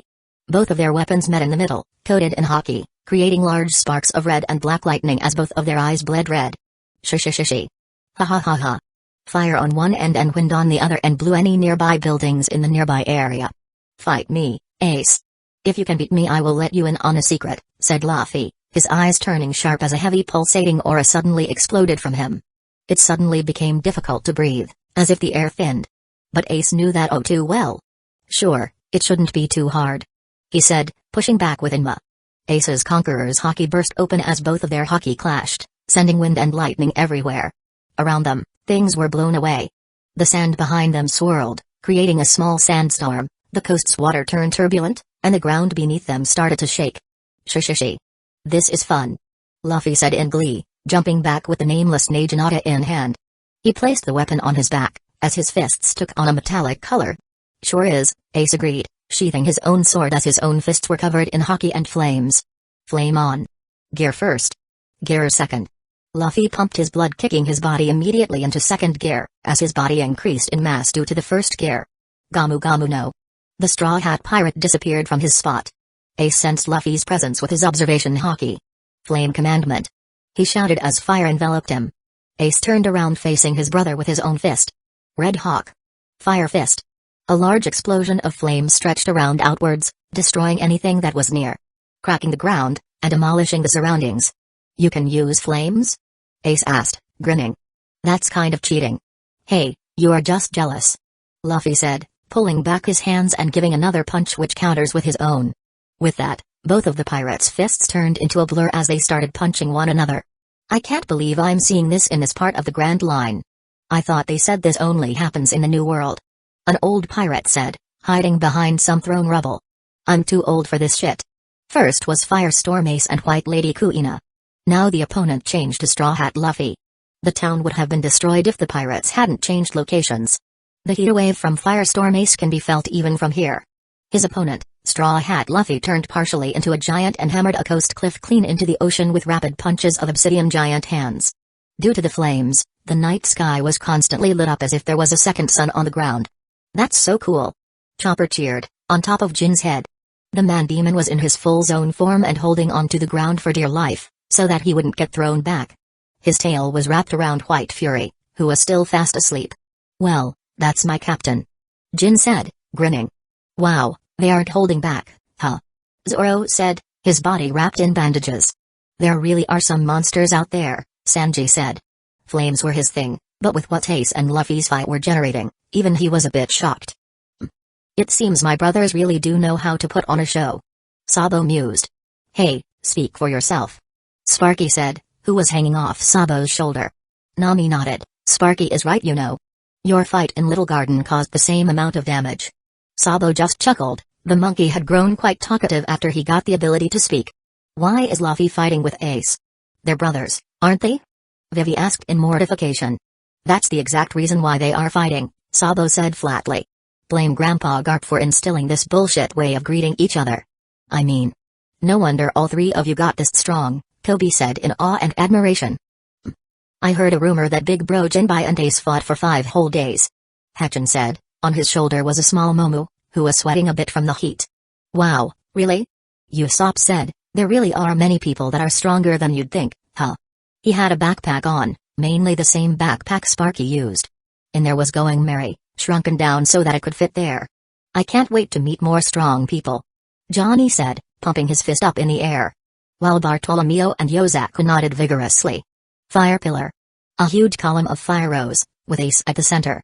Gathering his energy, Ace launched a building-sized fireball toward Luffy, Fire Fist. This time, his attack was unavoidable. So Luffy didn't dodge. In fact, he stood still, placing his arm in front of taking in a breath of air. Gear forth. The fireball landed, but was snuffed out by a volley of steam that was released from Luffy's body. Lion Man. Ace looked at his brother and he could barely recognize him. He was tall, taller than him, and had a very well-built body. The hair on his head stretched long, and moved in the air like a mane. But that wasn't all. The most distinct thing was the red hockey and how it coiled around Luffy's chest like some sort of tribal tattoo. Luffy grinned while taking out his Naginata. So finally getting serious, huh? Ace said, as his whole body turned to flame, as he unsheathed his sword. Inma. Shishishi. Let's see how strong you are with your toothpick. Luffy said, flame-like red flames fluttered around his fist along with black sparks before it ran down towards the tip of his Naginata, indicating his use of advanced armament hockey. Luffy didn't notice at first, but it seems his theory was true. His hockey did have fire properties. And unlike the original Luffy, it might be even more prone to fire, as he didn't make Sakura leaves but sparks from using the advanced technique. He made a mental note to look into it later on. This was also the reason why it didn't take much time to learn Red Hawk. Why am I even surprised? Ace sighed. A similar thing happened to Inma. Let's see whose hockey is stronger. Oh, you're on. With that, both brothers moved. The fight between the two brothers only ended after the sun rose. By then Firestorm, Ace and Fallen Hero Luffy had wounds all over their bodies and big smiles on their faces. Chapter 230. The next day, Wah. Kaido of the Beast Pirates was drunk, and the said drunk was crying. Jack. Ugh, Jack. How come you got beaten? He wailed, his teardrops drenching the ground below. In front of him were his 3 all-stars and the remaining members of the Tobirapo. All of them had serious expressions on their face, and all of them were pissed. But that wasn't all. They were on an elevated platform, a few floors high. A bit further, almost all of the members of the Beast Pirates had gathered.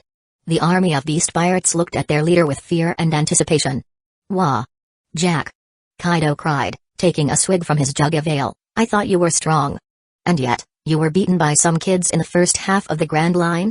Poor Jack. But it's your own fault for being so weak. Wah. The others didn't say anything as Kaido drank his booze, they just watched, but suddenly Kaido's eyes turned sharp. And he started to laugh.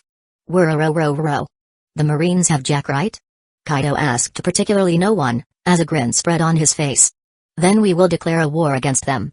Whirro. It seems that's what the Marines want. King, for the first time, spoke. The large man with flames on his back looked at the newspaper one last time, before it burned into ash. Let them set the date. We will come there on their own terms and destroy them. Kaido said, holding his spiked metal club in the air. Loud cheers came from almost all of the members of the Beast Pirate. Whirro. We're going to take all of those pampered noble-born rulers and drag them off their ivory thrones down to the battlefield with us. Kaido said, with a massive smile on his face. His body shaking with excitement, there was no more boredom for him. That's what I call equality and freedom. A world where war decides a man's true worth. The Beast Pirates roared again with cheers. There was a war brewing on the horizon. Things would get complicated from now on.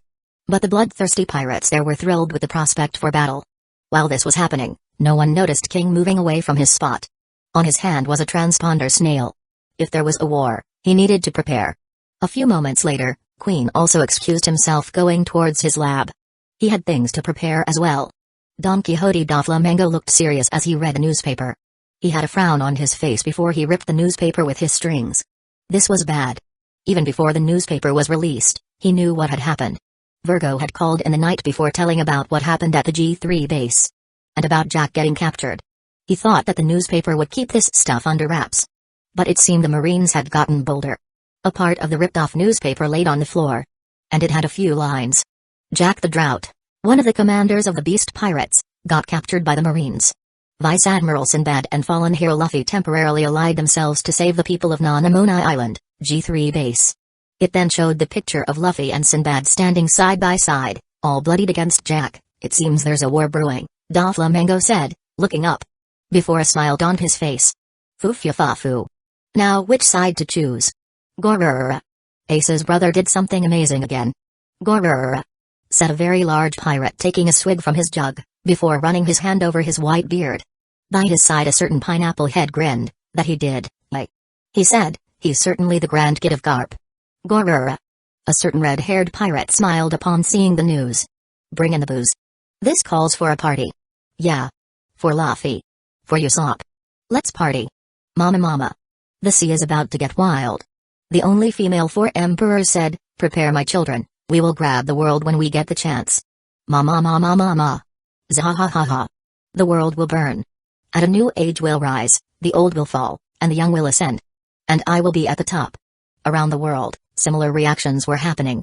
The newspaper revealed 2 important things. Firstly, it solidified Luffy's position as being a hero, and secondly, it showed that Marines weren't afraid of any 4 emperors. The newspaper was an unofficial declaration of war. The people were excited, some were wary, and others were scared. But everyone had hope. Hope for a better future.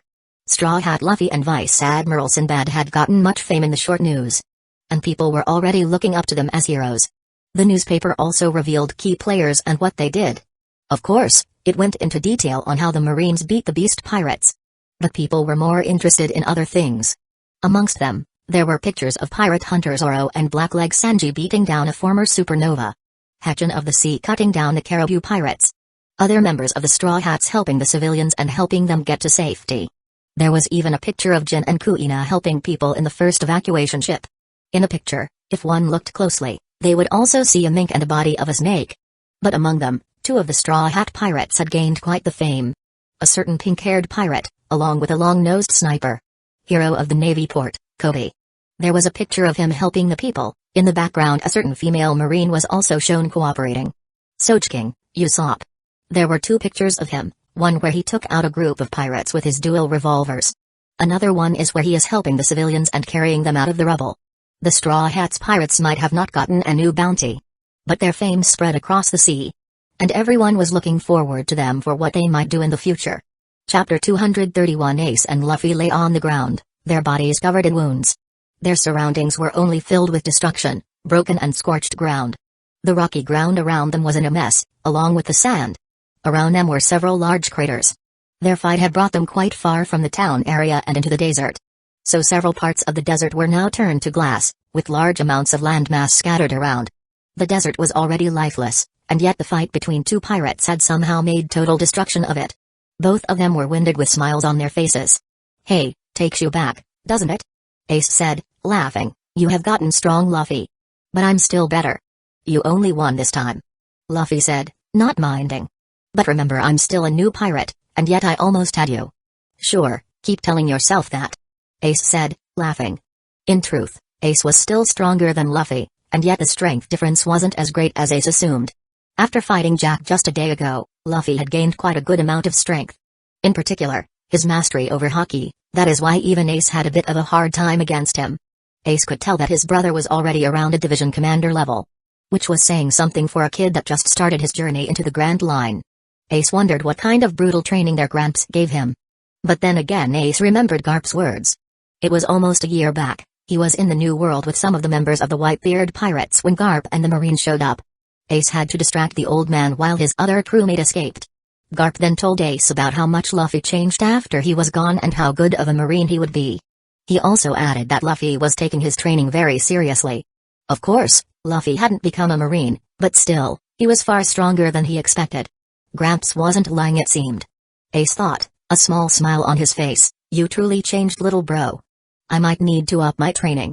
He thought internally, hey, don't get your hopes up. You still have a long way to go. Ha ha ha ha. We'll see about that. I'm gonna be the strongest man in the world, and find the One Piece. Tell your old man to look out, I'm coming for the old man's title. Shishishi. Huh, you have to go through me first. Ha. Ace said, his stomach grumbling, I'm hungry. Me too.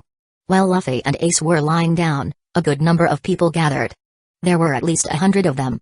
All pirates and bounty hunters. They had been hiding in the sands or around the broken rocky terrain for cover. All of them mainly came here for the opportunity of capturing the two famous pirates. I think we should move. They look pretty beat up. I think we can take them. One of them said. Hey, are you sure? One of them is Elogia. Another one asked. Hey, don't worry. I have some sea stone lace nets. We just have to get close. The first one said. Yeah, but I'm not sure. What if they attack us? We'll die. Another one said. But that's Firestorm Ace and fallen hero Luffy. Just getting one of them would give you enough wealth and fame. A brave one said, you pussies wait here, I will collect my share alone. Hearing his words, others also got motivated and started moving on them. But suddenly, a green-haired swordsman came from nowhere and started looking around. It was as if the man got lost. That's pirate hunter Zoro. One of them said. Did you come here to stop us from catching your captain? Another one asked. We aren't afraid of you. Another one added. Why would I stop you guys? Zoro asked, a bit irritated. I just got lost. Wait. Luffy's here. He looked around and found Luffy lying on the ground with another pirate. But in doing so, he gave his back to the group of bounty hunters and pirates. He's off guard. Get him. Attack. Charge. Zoro just looked over his shoulder and glared, shut up. And with that, the whole group of 100 pirates suddenly felt a chill run down their spine. It was as if death loomed over them. Before they could even move, they lost consciousness, and with foam coming from their mouth. Zoro smiled. Pretty useful skill. No wonder Luffy uses this all the time. He mused, nodding along as he walked. Now, where was Luffy again? That's the opposite side, you moron, Kuina said flatly, walking down from another corner. On her side, one could see many ice sculptures, which were more or less unfortunate pirates that crossed her way and got trapped in ice. I know that, Zoro said, correcting his way. You have gotten stronger, Kuina stated. A small smile dawned on her face. So you figured out hockey. Hey, well. I also figured out a nice little skill. Kuina Swan. Sanji said, his feet creating a tornado as he rushed to her side, blowing away wind and flames on the way, with a heart-shaped eye. I missed you, Kuina Swan. Oh, you guys finally made it here, Jin said, walking towards them with Chopper on top of his head while White Fury was being carried over his shoulder. He was a lot larger, almost double his normal size, in his half-zone form, mainly because it helped carry White Fury, who was fast asleep. Also, it worked as a part of training. Jin was following in his captain's footsteps of always constantly training. His captain had shown him the way of the grind, and he would follow it. Chapter 2 Zoro. Sanji. Chopper jumped down from Jin's head. You guys are injured. He said, panic evident in his voice. Doctor. Doctor. We need a doctor. He started running circles around them, before stopping. Wait. I'm a doctor. Hey, I don't need a doctor. Zoro said, trying to go away. In actuality, he was the most injured. He still had his wounds from the last fight, and the basic treatment he got from the marine doctors weren't enough. Still, he didn't want to get treatment, but before he could, he was suddenly knocked down as if his muscles weren't working. Why you? Electric pressure points. Works like a charm. Luffy had warned me that you might do something like that. Chopper said, taking a gauge of bandage and other medical stuff from his backpack. Now, let's see what I can fix. Cracked ribs, punctured lung, damaged liver. You need to rest immediately. Ugh, no. I'm not sick. Easy, but he got knocked out when Chopper pushed a pressure point on his back. And with that, he finished wrapping him up in bandages, making a cocoon out of him. Okay, who's next? Sanji and Kobe look fine. What about you three? Johnny, Yosaku and Bartolomeo, who just saw what Chopper did, shivered, and started flexing their muscles like bodybuilders. See, we are fine. All three of them said at the same time. Scared of what the doctor might do. Chopper looked at Kuina. But the girl quickly politely held up her hand. I have minor burns, but I think I can take care of them with life return. It's training in a way. Chopper then looked at Nami and Vivi. Both girls showed some minor bandages, and lastly, there was Crew. Yes, poor Crew was so brave during the fight. Chopper, you should give him proper treatment. Nami said sweetly, while Vivi held back her laugh. The duck in question looked at the two women that betrayed him, and started running around the group, with Chopper giving chase not far behind. They were a bit irritated when they found out that Crew hadn't even left the ship when the fight broke out. So in a way, it was fun watching the duck suffer a bit. After Crew was all wrapped up in a bandage cocoon as Chopper found no outward injury. The best treatment would be rest, so he made sure that Crew was all bandaged up. After crew was done, he looked at the remaining members of the crew that came. But he stopped when he saw something. Wait, is that Momu? Chopper asked, looking at the small bird-sized sea king that was on Hachin's shoulder. Why is he so small? That's so awesome. The sea king in question puffed up his chest on Hachin's shoulder. Yup. Cool, right? I did it myself, with my awesome devil fruit. Usopp bragged, puffing his chest. I even have Mary in my backpack. That's so cool. Chopper said with stars in his eyes. Wait. Zoro said, stopping everyone and jump-scaring some. Before returning back to sleep. Z.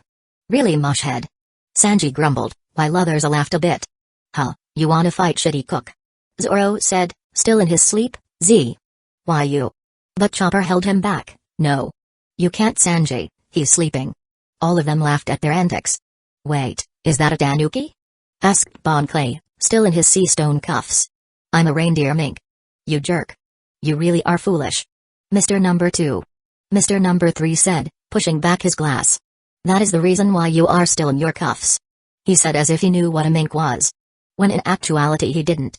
Minks weren't as commonly known like fishmen were. Miss Golden Week on her side just munched on her cookies. Nodding along. Bon Clay got sad hearing that, but he then looked at Chopper. Oh, I'm extremely sorry, friend. You're a very good doctor. Your praise doesn't please me, Chopper said, doing a weird dance. Oh, so that's the Straw Hat Pirates. Masked Deuce said, hello, it's nice to meet you. I'm the vice captain of the Spade Pirates, or in better words, Ace's right-hand man in the 2nd Division of the Whitebeard Pirates. Masked Deuce. Whoa. Usopp said, you're Masked Deuce. The Masked Deuce. I have read your books. He said with stars in his eyes. Can you sign my book? Sure, Masked Deuce coughed as he scratched the back of his head. He did write sometimes, and it seemed he had a fan here. Whoa, big bro Usopp, you read books? And Masked Bro, you write books? Bartolomeo said in awe. Masked Bro. Now that the whole crew is back. Ace, let me introduce you to my nakama. Luffy said, sitting up from his lying position. But first let me let you in on a secret. Ace also sat up and frowned, mainly when a certain someone knelt down on their side. It was a blond fellow, with a scar over his left eye. It's nice to meet you, Ace. The second in command of the Whitebeard Pirates was in shock, and jumped back, recognizing the figure. He took several steps back, with tears rolling down his face. What? How? He asked, looking back to Luffy and then back to the other figure. Are you? Sabo smiled, yeah, it's me. I'm sorry I took this long. The blonde was cut away when Ace threw himself over him, crying. Sabo. Wait, Sabo. Even Masked Deuce was surprised. But how? Luffy awkwardly chuckled. It's a long story. Chapter 233. After Crocodile discussed what he planned, both Mrs. All Sunday and Mr. Number 1 moved out. Nico Robin was tasked to get to the city of Tamarisk to find Mr. Number 2. The Akama should have already arrived in Alabasta, and yet there was no contact from him. That is why Crocodile had sent her to check on him. He was crucial to the plan. His ability would be the main key in bringing mayhem in Alabasta. A key part in bringing down the monarchy of Alabasta. Nico Robin didn't like what she was doing.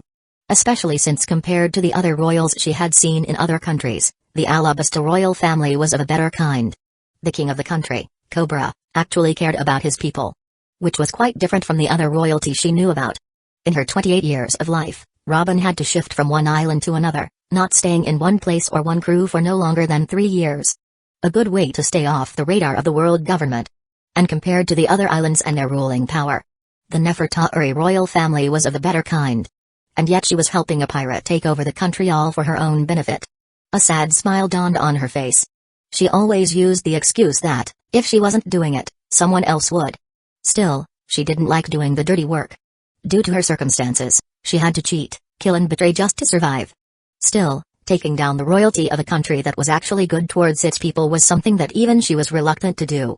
That is why when she found out that the Nefertari Vivi had infiltrated their ranks as Ms. Wednesday, she hid it from the other members.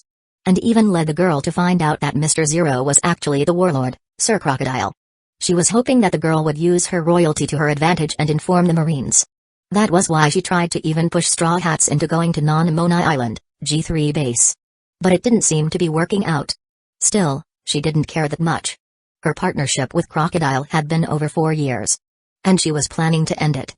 If she could get access to the poneglyph in this country before that, it would be better. As Nico Robin made her way toward Tamarisk City, she also stayed vigilant. Tamarisk City was a few kilometers away from Katria City, where a big fight was happening. Well, she was there when it started. First, it was White Lady Kuina against Firestorm Ace. But now it seemed that Straw Hat Luffy had also joined in. And the fight between the captain of the Straw Hat Pirates and the second division of the Whitebeard Pirates was of epic proportions. The amount of destruction both pirates caused were massive. Good thing that they moved away from Katria, or else the city would have been destroyed. The city of Tamarisk and the city of Katria were sister cities, so to speak. Both were port cities, where ships docked.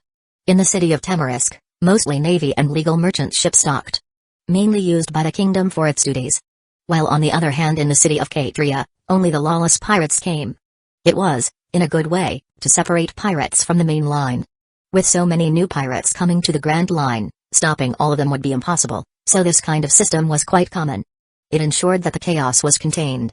Both cities were near each other, only being separated by a rocky terrain of a few kilometers. It seemed the fight between Luffy and Ace had stretched away from the city of Katria towards the rocky terrain. Robin didn't know if the fight was still happening or not.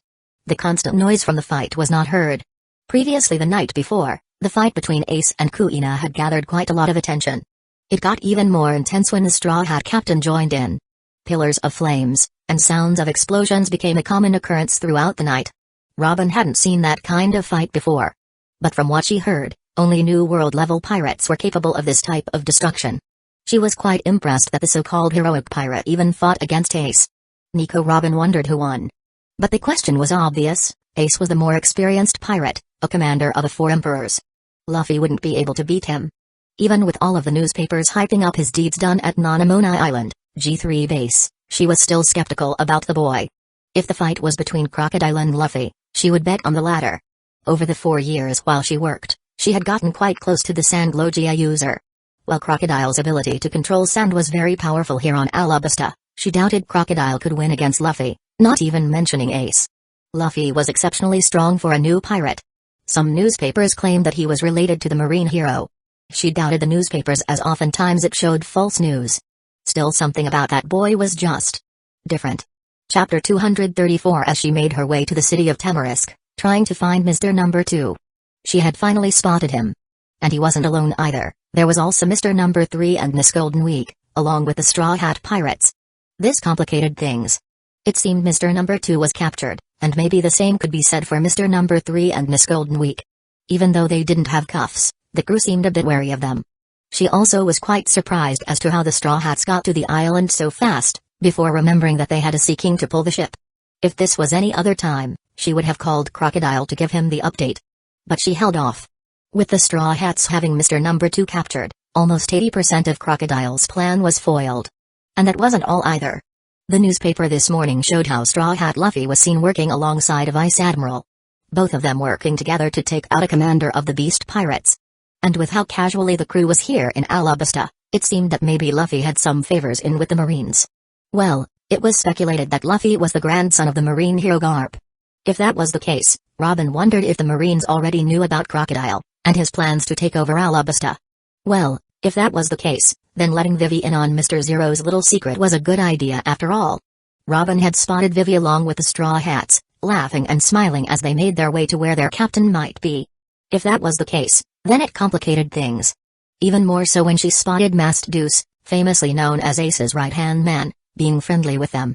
Robin shook her head, as she continued to follow the Straw Hat Pirates, keeping a very long distance between them. She didn't know much about observation hockey, but she knew that if she kept a long distance and used her power she might be able to follow them without getting caught. It seems they are going towards where Luffy and Ace are fighting. Strange. Why is the right-hand man of Firestorm Ace with them? And why was he on friendly terms with the crew? Weren't both of their captains fighting? She also wondered why they fought in the first place. Last night she saw White Lady Kuina fighting against Ace. Kuina being the obvious aggressor, trying to pick a fight against a big shot for some odd reason. And it seemed the captain of the Straw Hat Pirates took over the fight. Maybe to save his crewmates. Robin sighed. She had seen a lot of pirates over the years. Most of them were cruel and bloodthirsty, without any loyalty. And yet there were some that valued the lives of crewmates more than anything. But more often than not, those types of pirate crews made it big time. Maybe there is something called a bond between friends and crewmates. She sadly chuckled to herself. She didn't have the privilege to have something like that. And yet deep down Robin wanted to be part of something bigger. But then again, with so many previous crews she crossed over the years, she doubted any crew would take her in. Mainly when the world government was constantly looking for her. Even with so many years working under Crocodile, the warlord barely trusted her. Holding off key information from her, even though she was technically the second in command. But she knew why Crocodile kept her in the crew. She was one of the few that knew how to read the ancient language.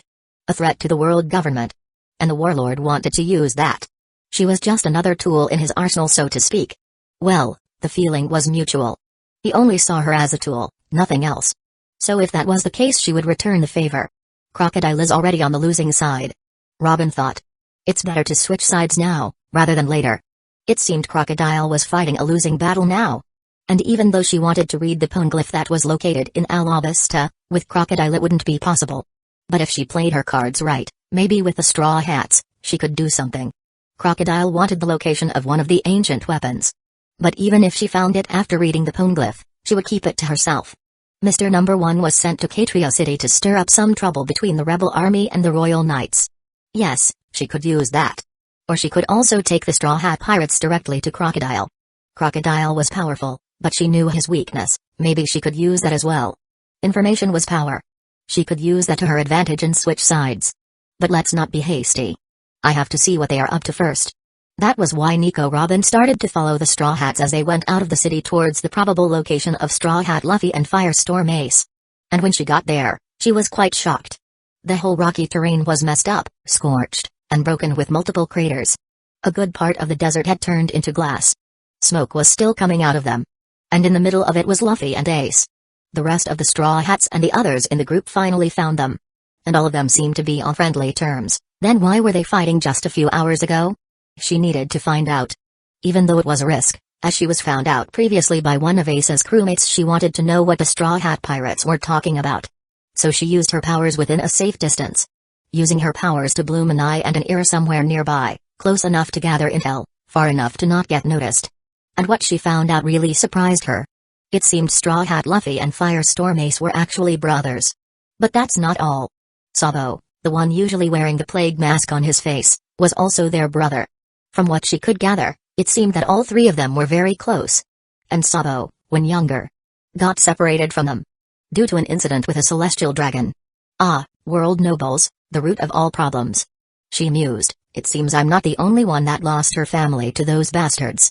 No wonder he's not a marine. He really is the grandson of the marine hero, huh?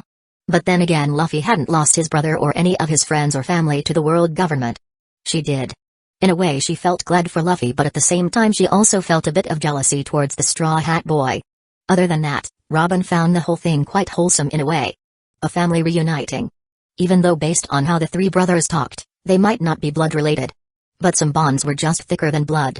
Thinking of blood, the face of her late mother came to mind. And thinking of bond, the picture of a friendly giant came to her mind. And alas, Robin, you have no one in the world like that. Not in blood nor in bond. She said to herself.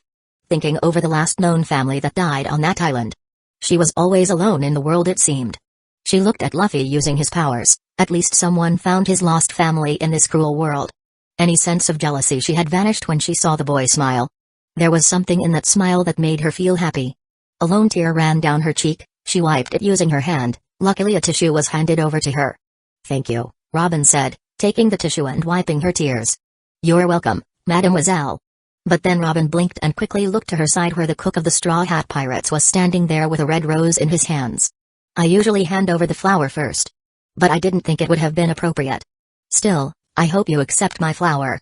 Robin was too surprised to say anything as Sanji handed over the flower. Captain also wanted to meet you. But if you aren't feeling it, you can talk later. As a gentleman, I can't force you. He said, before promptly disappearing from his spot. Robin blinked several times. Did that actually happen? Or was she just imagining things? The flower in her hand said otherwise. Chapter 235. Nico Robin didn't know what to do. Should she just leave?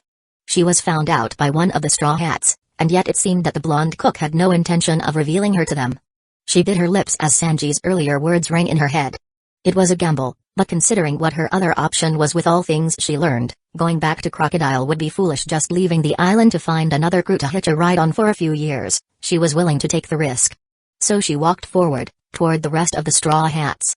Seeing her, several members of the Straw Hat tensed up and became cautious. Only the blonde cook and the captain of the Straw Hat Pirates seemed happy. And others like Sabo, Ace and Masked Deuce seemed just curious. "And Miss All Sunday?" Mr. Number 3 and Mr. Number 2 said at the same time. While Miss Golden Week also seemed to be on guard, though she still continued to eat her biscuits. But Nico Robin didn't pay attention to them. She rather looked at the captain of the Straw Hat Pirates, Luffy. Robin looked into the eyes of the pirate captain. They were sharp and yet gentle. It was as if he knew something, and could see through her. And yet it had no malice, and almost seemed innocent. It made her feel calmed down a bit, and yet the years of paranoia stressed her to be vigilant. "Yo." Luffy greeted. "Long time no see, Robin. Been spying on us?" he said before glancing at Sanji, who looked away as if he didn't know anything. A few others including Zoro and Sparky noticed but didn't say anything. Robin looked at the boy, not knowing what to say. She was used to being on the end of a glare, and yet she was finding less hostility than she expected. What she didn't know and would learn soon was that the Straw Hat Pirates trusted Luffy more than anything. He proved time and time again that he was a reliable captain that put his crewmates first before anything. So most of the Straw Hats were waiting for their captain's orders. "Join us. We are about to have breakfast anyway. I mean, I'm pretty hungry after the fight." "What do you think, guys?" Luffy asked. "I mean, I'm hungry. And Masked Deuce's food tastes like shit." Ace grinned. The first mate in question rolled his eyes. Not denying his claims, he was an author and a pirate. Not a cook. If he wanted food, then he could just ask Thatch.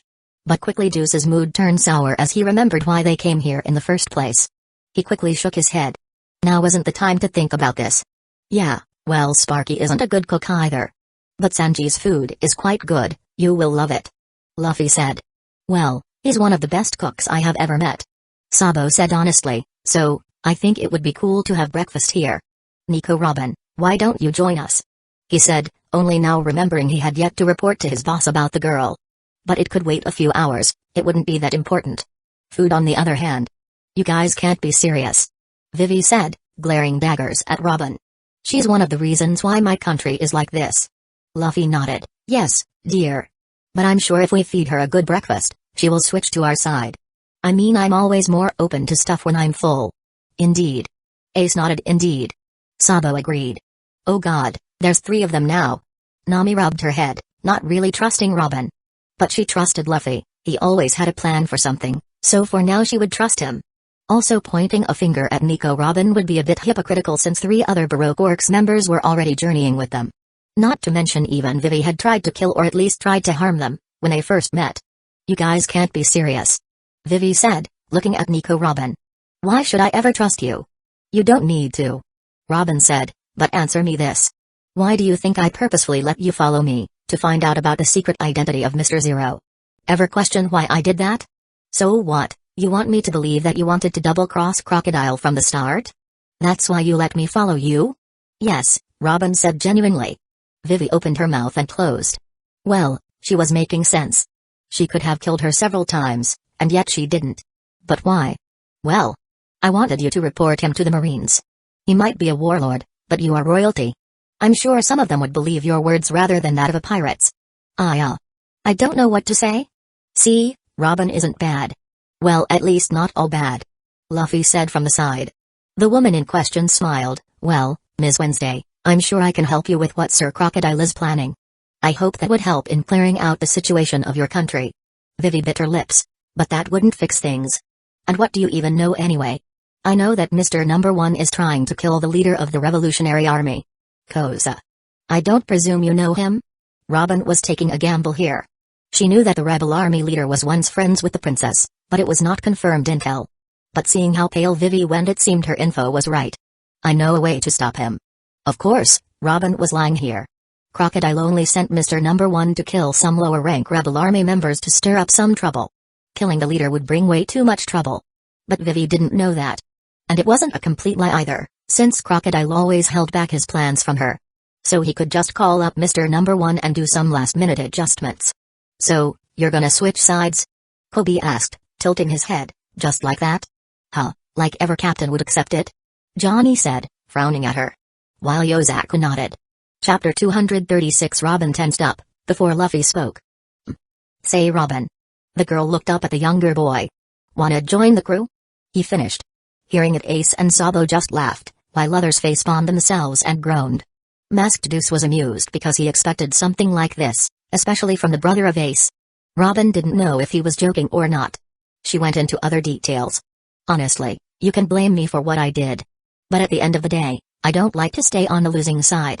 And I do know some information that would be of value, like where Crocodile is. And his weakness. I was hoping by sharing this, you would let me join your side. And miss all Sunday? You are betraying Crocodile-chan here? Mr. Number 2 said, before promptly getting shut up by someone who waxed his mouth. Please, continue without this idiot. Mr. Number 3 said.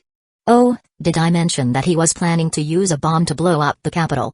Robin said, as Vivi paled, though you don't need to worry about that. With how short the time frame was. The bomb wasn't finished, and won't be for several days. Vivi sighed upon hearing that, and she looked at Luffy, who seemed to be humming while scratching his chin. You didn't answer my request. Robin blinked, not getting what the boy meant. Huh, it seems I have to say it again, Luffy sighed dramatically, before giving her a playful wink. Wanna join the crew? Robin opened her mouth and closed it before she finally nodded. I will be in your care then, Captain. Shishishi. Good, because if you refused, I would have refused your refusal. I'm just that stubborn. A few of them playfully snorted after hearing that. Captain, I have a request. It was Kuina who spoke. I was going over a few things. And it seemed both Sanji and Zoro got their chance to fight. So please let me take care of Crocodile. I will not fail you, that I promise. Robin wanted to say something along the lines of not underestimating the warlord, but she held herself back. But didn't you fight me, miss? Ace asked, rubbing his chin. Kuina gave him a look, before she smiled. That was mostly a warm-up, you could say. I was thinking of taking him myself, but... Sure, you can take him. You have grown strong, Kuina. Just make it quick. I don't personally know a lot about Crocodile, but sand is his domain, so stretching the fight too long won't do you any good, Luffy said. And try to not cause too many casualties. We have a reputation to keep. Kuina nodded, looking at Robin. I hope you can bring me to Crocodile after having breakfast. It seems I have a warlord to cut down. Nico. Robin nodded and didn't say anything. So this is the unconditional trust between crewmates. Either they are too naive or they are onto something. She said internally. I can't say I like this. Vivi said, sighing, but I will trust you on this one, Luffy. Shishishi. Well, something tells me to trust her, he said, before winking at Vivi, and thanks for trusting my judgment. I mean, trust issues are never good in a relationship. Or so I have heard. Ace grinned, a princess. Never aiming for anything less, it seems. Please, brother, I'm not that shallow.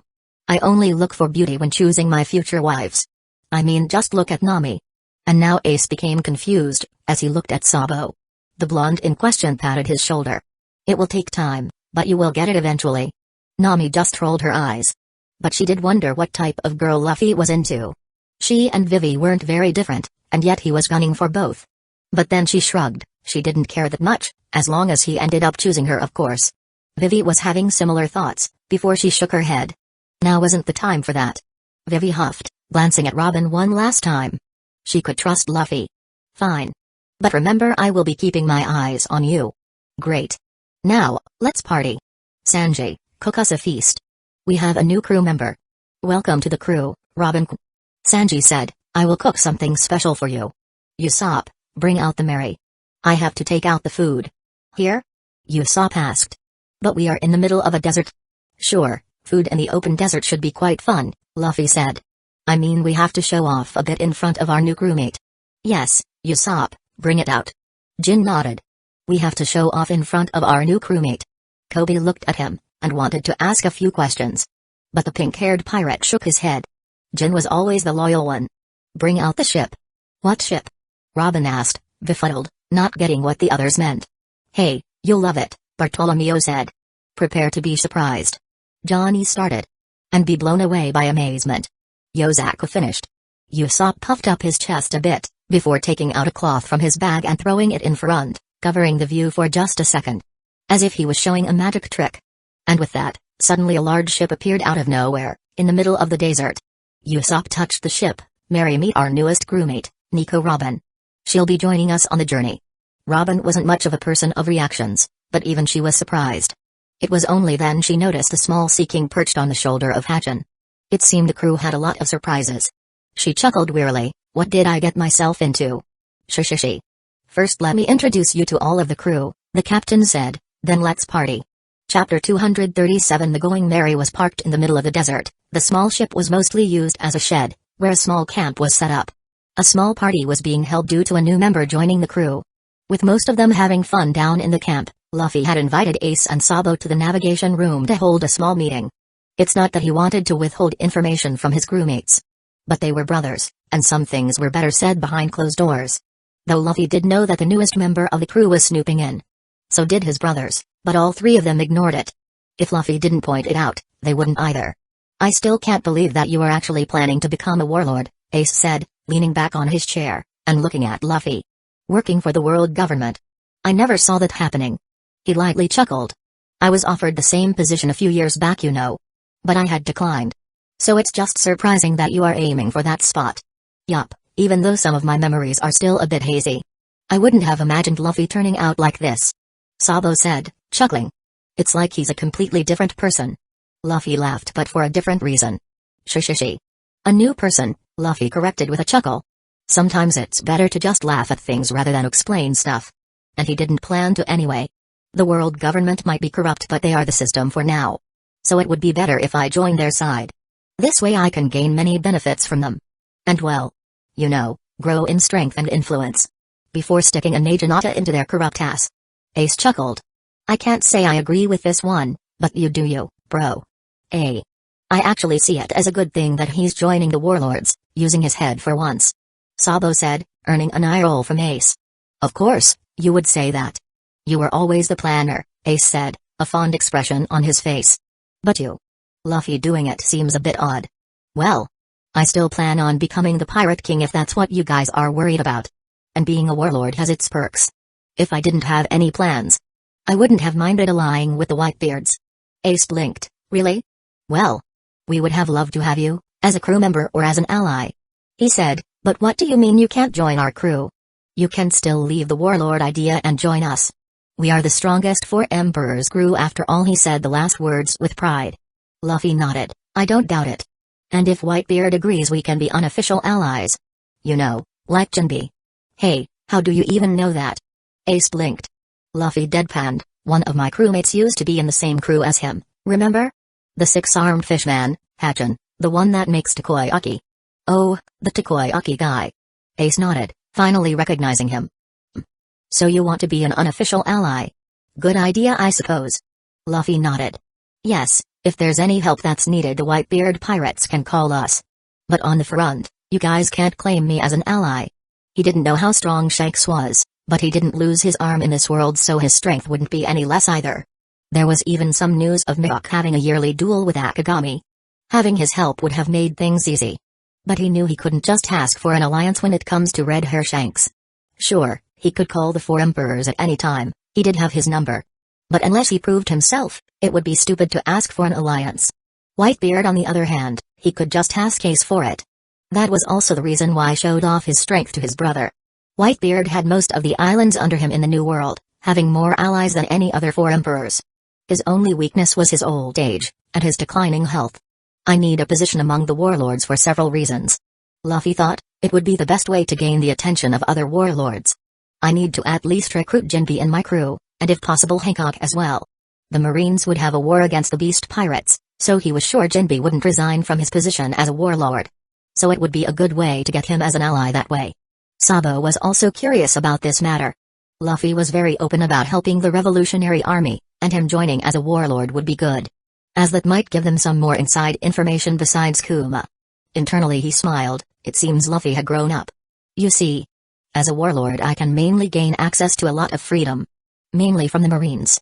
And even though I'm strong, I'm still not at the level where I can openly go against the world government. Luffy said, it's not me that I'm worried about. It's my crewmates. Ace and Sabo both frowned but didn't interrupt the boy. Nami, Usopp, Sanji, Zoro, and Kuina, all of them have families or friends back on their island. And one of the world nobles has been targeting me due to my father. But he failed 2 times already. What if he gets ideas and attacks their family and friends instead? Maybe Makino and Usopp's village would be safe due to our connections.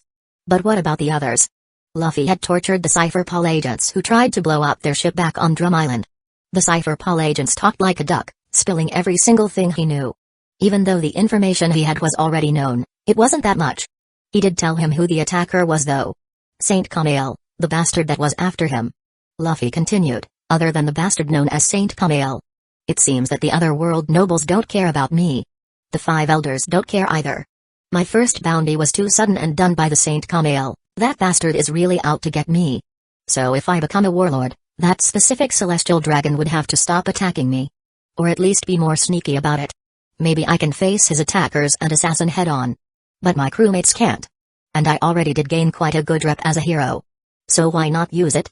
That's interesting, Ace said. Chapter 238. Luffy nodded. Yes, I can also gain islands under my banner, as long as I become a warlord. And funnily enough, Drum Island is already flying my crew's flag along with them. So being a warlord won't just help me, it will help others as well. Sabo nodded. Yup, the Revolutionary Army would also be able to set up bases on those islands that way. Luffy nodded. I'm strong, but it should take a few more years before I can reach the level of a 4 emperors. Ace chuckled. Huh, don't overestimate yourself, little bro. It would take more than a few years before you can stand on equal footing with a 4 emperors. Heck, you can't beat me. Luffy just smiled, not correcting his brother. He was planning to get on the level of a 4 emperors in 1 to 2 years. But to do that he needed to amass more power, for himself and his crew. Sure, whatever you say. Luffy casually remarked. Anyway, with me becoming a warlord I can also help the revolutionaries. The world government, they need to fall. Sabo nodded, that he could agree on. But Ace on the other hand didn't know what to say. I will wish you good luck then. I will more or less focus on making Whitebeard the Pirate King. Luffy sighed. It's not easy as it looks, Ace. We will also need your help if we want to take down the world government. And before you say anything you owe me one. Ace blinked. What do you mean? Well, basically the world government wanted to start a war with Whitebeard. They were even planning to catch one of Whitebeard's 4 emperors' commanders or one of their allies to start the war with the old man. Ace was wide-eyed. That's... Luffy continued. Don't worry. I had some talks with Sengoku, after me and Sinbad took care of Jack the Drought. The Marines plan on drawing Kaido out instead. So they switched targets from the world's strongest man, to the world's strongest creature. Sabo concluded, but he is right, Ace. We revolutionaries also had some suspicion that the world government might target your crew. Whitebeard might have known as well. Luffy nodded. Ace. It's a given fact that Whitebeard is strong. But so is Garp. But do you know what are the worst things about old legends such as them? The old part? Yes. It's the old part. They might still be able to fight at the level of when they were in their prime for a short time. But as time goes on, they would have stamina issues. And the strength of admirals are no joke. Then there are Cypher Paul agents, Zero agents and Kong, who is mostly on top of the red line. A war happening would be a loss for the pirates, no matter which 4 emperors fights. I mean. Wow, Luffy. Thanks, I really do owe you one. Ace said, being genuine. What you said is right. Pops is getting weaker. Sure, the old man can still beat the crap out of me, but I do get your point. I will let him know. Sabo then frowned. I know this is completely unrelated, but didn't you say that you were going to challenge Whitebeard? He asked Luffy. Guess, you will settle for Kaido then. As he isn't in his prime anymore. Hearing that, Luffy grinned. Ace, I might have a way back to return the old man back to his prime. And that would be a permanent solution, but I'm not sure if that would work. He pondered on that part. Wait, what? Luffy, you can't be joking, right? Ace asked, surprised. It almost seemed too good to be true. We had him checked with all the best doctors, that includes the Witch of Drum Island. It's not something that easy. Maybe, maybe not. But it's still a theory. I don't know for sure if that will work. But I can try. But before that, I would need to make sure, if there ever comes a time when I need help in taking down the world government, the Whitebeard pirates will help us. I can't guarantee anything about the rest of the crewmates, but I will personally help you. Ace said, I would have done that anyways. Considering both of my brothers are going against them, it would be stupid if I don't join in. But for the rest of the crew, I'm not sure. Ace was thinking back on the time when the old man didn't even try to avenge Oden, as a war with Kaido would mean a lot of casualties on both sides. Luffy nodded. That would be enough for now. In the upcoming years, he would need to prove his strength if he did want to gain the full support of Whitebeard pirates. Well, that will do for now. But you should talk it over with Whitebeard. For now they are targeting Kaido. But who knows if the next fleet admiral is someone like Akainu. I can see him being bold enough to go for Whitebeard. especially since he has a good reputation as a pirate. To him, all pirates are unjust and evil. Luffy said. Everything Whitebeard does goes against his beliefs, so he might target the old man first. Taking down the world government was a long-term plan. Before coming to this world, he didn't finish One Piece. The last chapter he read was where the Straw Hats went to Egghead and met Dr. Vegapunk. So he didn't know how things would go from there. But considering how badly the world government wants to keep the location of Laugh Tale a secret, there should be an all-out war if someone does find the One Piece. So it's better to make connections now, rather than begging for help later. He wasn't going to ride on dumb luck or plot for that. And considering his luck so far, it was downright bad. Sure, his crewmates were leagues above the original Straw Hats, but the original Luffy hadn't needed to face Aramaki, nor Jack. Sure, he enjoyed both fights, but at the same time, there wasn't much enjoyment when you have to constantly look out for your crewmates, or unknown danger lurking in every corner. This world was vastly different, so it would be wise to keep connections with the top dogs in the world. Chapter 239. I know you are strong, Ace, but the world government is not easy, and all-out war against them would mean pulling in every bit of help we can get. You know. You actually sound like your father. Sabo chuckled, making Ace and Luffy surprised as they looked at him. Sorry, but he almost said the same words. Like father like son, I guess. Luffy just smiled. Well, if you are working for him, he might be a good man. Though I'm a bit pissed that he was missing for most of my life. But with what he was doing, I can kind of understand him. Sabo didn't say anything, just nodded. Well, even though I'm technically the second in command of the Revolutionary Army, I didn't know he had a son. So maybe he was trying to keep you safe. And considering world nobles like Saint Kamael. Luffy sighed and nodded. Yeah, I guess. And that's why I'm not mad either. Everyone has their own story. Anyways. Even though officially we aren't allies. Why don't I give you some help, Ace? The fire user blinked. Huh, in what? You are going after Marshal D. Teach, right? How? How did you know? I keep up with the news. He's a backstabber, a former Whitebeard pirate. Almost half of the world knows that. Especially after the chaos he caused in Drum Island. Luffy said, he was a person under your division, the second division. If I'm not wrong, and knowing your personality you are going after him. Because I'm damn sure you didn't come to the first half of the Grand Line just to greet me. Ace nodded. Yeah. I'm going after him. Meeting you was a plus. He then looked at his brother. You are not going to stop me, are you? Nope. Luffy said, a smile forming on his lips. In fact, as an unofficial ally with the Whitebeard pirates, I would like to help you get that bastard. Ace blinked. You would? That would actually help a lot. Masked Q did come with me, but he is more a supporter rather than a fighter. Having a heavy hitter would help as well. Yup, I'm also bringing my crew, or some of my strongest members there. In fact, Sabo is going to help with that as well. Luffy said, before looking at the blonde. You will help, right? I mean I have nothing better to do, so sure? Sabo shrugged. But considering a pirate like Teach, I would think of him as an overkill. The 2nd Division commander of the Whitebeard Pirates, the second in command in the Revolutionary Army, and a warlord. I feel kind of sorry for the guy. Luffy shook his head. No, in actuality I think both of you are underestimating him. His words turned serious. In fact, Shanks told me to watch out for 2 people before starting the journey. Shanks himself and the other one is Teach. He was the man that gave Shanks the scar on his eye. And he wasn't caught off guard either. A person that can scar 4 emperors on any level is quite strong in my book. Both Ace and Sabo were shocked. A 4 emperors' warning was no joke. But they did wonder how Luffy was able to contact Takagami, but they didn't ask. Luffy was quite resourceful so he might have managed somehow. And that's not all. His devil fruit. The Yami Yami no Mi, Alogia. Did you know it can nullify the powers of other devil fruit users? Luffy said, from what the people in Drum Island told me, he was able to control darkness. I looked the fruit up. And it's quite powerful. He was mostly playing with words now, he couldn't just straight up reveal how he knew about the fruit. And he did have a devil fruit encyclopedia, so he wasn't lying in a sense. Ace was wide-eyed. So, that's why that bastard killed Thatch. Luffy blinked faking a surprise, before he scowled, to kill a crewmate for just power. Fucking scum. The last part he said honestly. I thought he went after his crewmate due to some personal grudge or something. Crewmates were people that stayed with you, cared for you, traveled with you, and shared your dreams and goals. His small time of being a pirate taught him a lot of things about friendship and camaraderie. And harming one's crewmate without any legitimate reason was an unforgivable crime in his books. If what Shanks said is true, we need to be careful around him. In fact, I reckon we hold off going after him, until I take the position as an official warlord. There were even some rumors coming from Morgan that he might also be hunting for a position in the warlord. Wait, Morgan who? Ace asked. Big news Morgan. Luffy said, stopping his urge from saying Morgan Freeman. We are kind of in a working relationship so to speak. Why else do you think he's been all mushy about my deeds?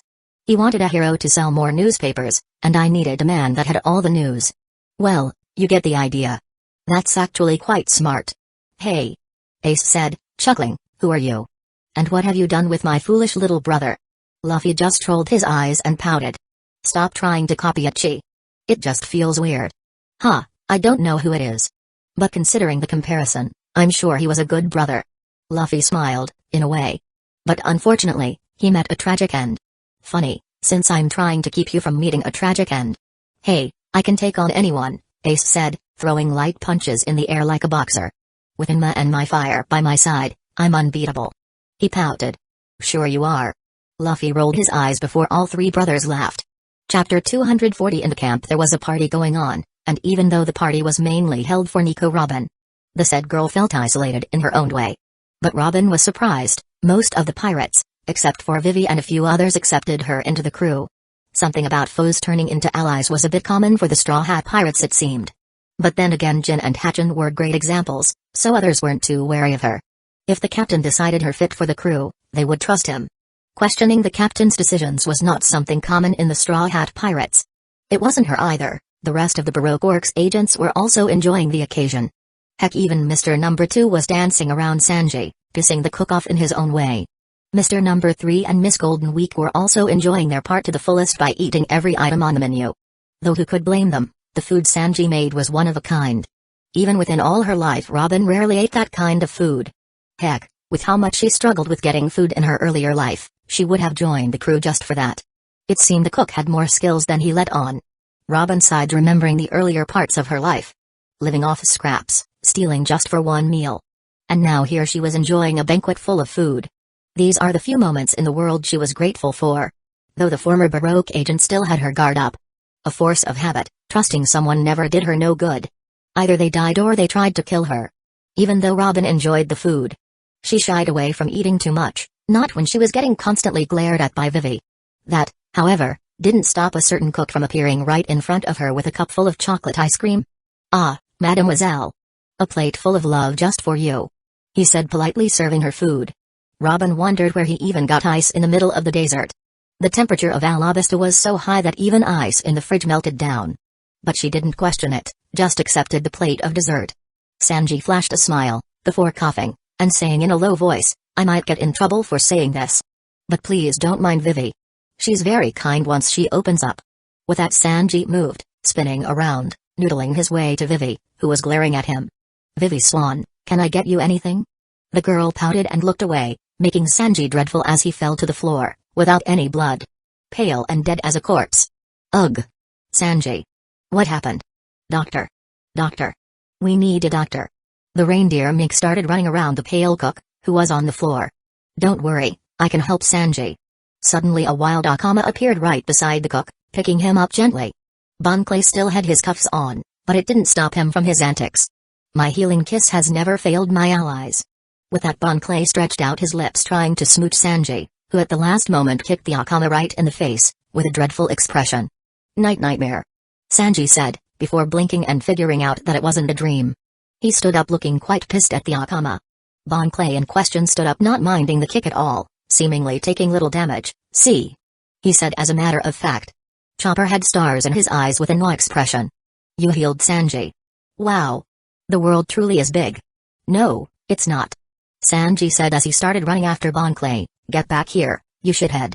Hearing that, the other members of the crew laughed, enjoying the chaos as Sanji started chasing the Akama. Nico Robin didn't know what to say as a small smile flashed on her face. Enjoying the party, huh? Zoro said, walking up to her and sitting near her table. Now that you are in the crew, get used to it. There will be a lot of parties going on. For even mundane occasions no less. Nami walked out from her seat and took a chair near Robin. Yeah. Now that you are in the crew, you will have to get used to the chaos. But as a girl, I could help you out. Nami winked. You know, if you help me, that is. She said, rubbing her hands in a shrewd-like way. Nami was doing that for two reasons. She didn't trust Robin. But she did trust Luffy, so she would give her a chance.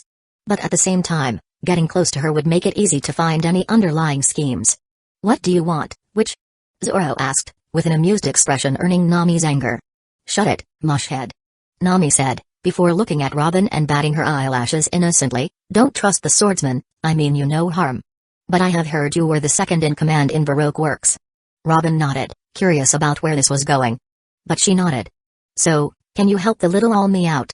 You know, telling me where the treasures are kept," Nami said with a fox-like smile, earning a snort from Zoro. A hiss came, and a large-sized snake suddenly came near them. White Fury stretched out her wings and danced like a peacock trying to tell them something. "She also wants the treasures," Sparky stated, popping out from Zoro's back and perching on his shoulder. The swordsman didn't mind, gulping down his drink. Robin blinked. The monkey just spoke. "But wait. I thought the animals in the crew were just pets." "That's interesting." Zoro gulped his drink down, and breathed out, "Ha. That's good." The drink obviously being a protein shake. A drink that was made for powerful fighters to recover their strength with, or so Luffy had said. And looking back, Zoro didn't mind switching from his alcohol habits. As long as he had something to drink he was pretty much good with it. And also Luffy's motto was muscles and alcohol don't mix. So he could honor his captain's request. Chapter 241 Robin observed Zoro and didn't notice the fishman that had walked up to him. The fishman had walked over with a tray full of takoyaki that were still steaming. On his shoulder, the Sea King Momo, who was now the size of a house cat, was nibbling on a takoyaki as well. "Here's some for you," the fishman politely said, handing over a few takoyaki to each, with his 6 hands. After that, the 6-armed fishman moved on to distribute his food to the rest. Robin internally was very surprised. Of course, the crewmates of the Straw Hat seemed to believe in Hatton. Still, he was a fishman, and a former crewmate of Arlong. And they were letting him make and distribute food. Something very wrong could happen. Though after eating the takoyaki she did appreciate the fishman for his skills. Kobe came out from one corner with a bucket full of fried chicken, munching everything down, even the bones. And it seemed the bowl was finished. "You guys seen Kuina? I needed some help with training later." "She's busy honing her blade for crocodile," Zoro said. And right as he said that, a bit further away a small rock formation turned into ice. Surprising Robin. So, that's where the ice comes from, she thought. After the fight with Ace, Kuina had gotten what she wanted. A true challenge for her ice. But while she was able to push Ace back, none of Kuina's attacks were able to damage him. Ace was just playing with her so to speak. But that didn't matter. Fighting strong opponents such as Ace made her see some of the flaws in both her sword technique and verve. Sparring so long with Luffy and Zoro had made most of her fights mundane. So she wanted something new that challenged her. Kuina's verve had an advantage, such was that even without Haki, she would be able to harm Elogia because her ice element allowed her to. And yet the temperature around Ace was so strong that even the ice on her blade melted before it could touch him. That was why none of her attacks landed on Ace. And the flame user wasn't taking the fight seriously either. That irritated her. That was why she was preparing. She couldn't beat the fire Logia, but she would make sure to beat the sand Logia. That was why she was out in the open sun, practicing her blade. Making her iced power stronger. She would fight Crocodile in a few hours, so she needed to prepare. But what the White Lady didn't know was that the time was far closer than she expected. Zoro then looked at Kobe and thought about something, before a grin appeared on his face. "But I'm free. Let's see how strong you have gotten, Pinky." You know, I think I heard someone calling me from over there." But Kobe was caught by Zoro before he could run, holding the pink-haired pirate by the back of his collar. It seemed like Kobe wasn't going to get out of this. "Come on, I've heard that you finally learned how to cut steel. Let's see that." With that Zoro dragged Kobe out of the camp, going somewhere. "Don't get lost," Usopp said, but the swordsman was already gone. "Too late," Jin said, "but at least Kobe is with him." The Tronfa user walked near where Zoro previously sat and sat down. He took in a breath of air before he looked at Robin. "Is there something you want to say, Mr. Mandemon?" Robin asked in a polite tone, but she was a bit tense. Unlike the other members of the crew that acted childish, Jin was different. She could spot a fellow killer in him. And that made her tense. "There is no easy way to say this. But we are crewmates now. I will trust you with my life, in return I will protect you with my life," he said, with a solemn tone. "Captain trusts you. And so do I. Don't break that." With that, he stood from his seat and left. Robin blinked. That was it? She had expected him to say something along the lines of, "I will keep my eye on you," or "Don't get too comfortable." Or at least something along those lines. Don't mind him, Sparky said, bringing Robin's attention back to the six-armed monkey. But he is right. Mr. Number 2, Mr. Number 3 and Miss Golden Week have been on our ship. But they aren't part of the crew. You are. He said, pointing at her. Luffy sees something in you. Don't prove him wrong. Luffy. He's a good guy. With that he jumped towards the nearest straw hat and hung off his shoulder, going away. Robin just nodded. She didn't know what to say. The girl had been in other crews, and each crew wanted her loyalty in different ways. But the straw hat seemed very direct about it. A part of her told her that maybe this was the crew. But the other part of her told her not to be naive. She just jumped from one warlord's crew to another potential warlord's crew. No one would trust her. All of this was just an act to make her let her guard down. But Robin was vigilant. Even though the captain of the Straw Hats wasn't here, she was easily able to keep an eye and ear on him. Listening to his conversation with her powers was easy, or so she had thought. She didn't know that Luffy knew about what she was doing, but willfully ignored it. And so did the other observation hockey users on the ship.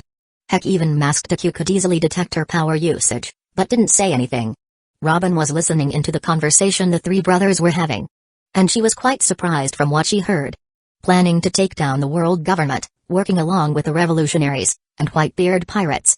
That was very surprising information. More so the fact of how well connected the three brothers were. The information was dangerous. And in the wrong hands, it could be deadly. But then again, Robin would never stop anyone from bringing down the world government, not after what they did to her home and the few close people she had. The interaction with the crew, and the grand goals of the captain. Everything. This crew wasn't as simple as it looked. Just then her transponder snail buzzed, here. Here. Chapter 242 here. Nico Robin blinked as she took out her ringing transponder snail. Hearing the call, almost every commotion in the party stopped as all of them looked at her. Heck, it even stopped Sanji from kicking Mr. Number 2's face in mid-kick. Robin picked up the call and put it on loudspeaker. A sign of trust on her part. Hello, this is Miss All Sunday, she said. The call was from an unsecured link, so she was also curious who called. Not many had her number. We have to get back to Rain Base immediately. It was Mr. Number 1, or more infamously known as Danzō. He seemed to be in a hurry. We have been attacked. Sir Crocodile is currently fighting a marine captain who has some smoke-based logia. The boss called us back, immediately. Robin blinked. What? She said, even she was surprised. She didn't think the Marines would make a bold move. The Marines are on to us?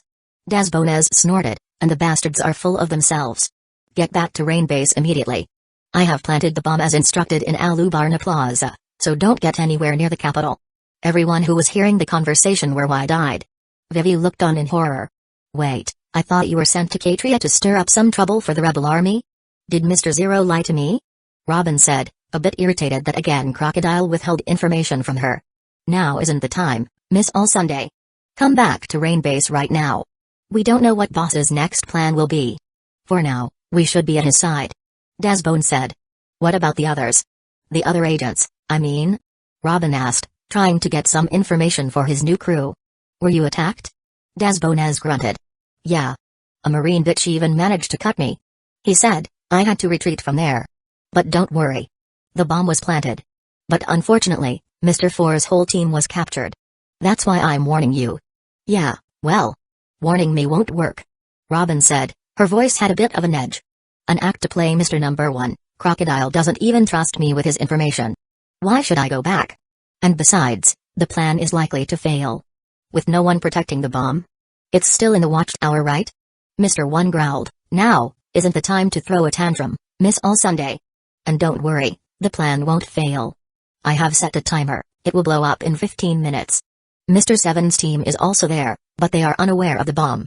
His team is currently helping the villains to create some clash between the rebels and royal guards. Danzō said. Though it's not helping much. Why's that? Robin said, before she said in a flat tone, let me guess, the Marines are acting on stopping both sides from escalating? The transponder snail reflected a grim expression, mirroring Danzō's.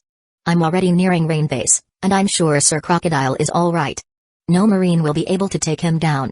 We will use the explosion of the capital city as a distraction to get off the island. Oh okay, Mr. 1. I will return from Tamarisk, immediately. She then looked at Mr. Number 2 who looked quite horrified, and signaled him to get near her. I already found Mr. Number 2, so I'm bringing him along with us. Bon Clay was wide-eyed, and gestured to him. I'm here, One-chan. He said, I will get there to help Zero-chan immediately. Bon Clay didn't like going against Crocodile, but he had his own reasons.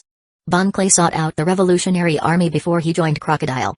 But only because he was promised that they were acting against taking down a kingdom affiliated with the world government. But after his initial capture, and after Sabo revealed who he was and that the real Revolutionary Army had nothing to do with Crocodile's schemes, the Akama felt betrayed and almost heartbroken after learning that he was actually on the wrong side. This was also the reason why he wasn't too bothered about getting captured. At least he learned the truth now. Fine, just hurry. Boss won't like how his plan failed. Get there as quickly as possible, we will, Robin said, and Mr. Number 1 cut the call. With that, there was a pause as all of the Straw Hats took in all the information they just heard.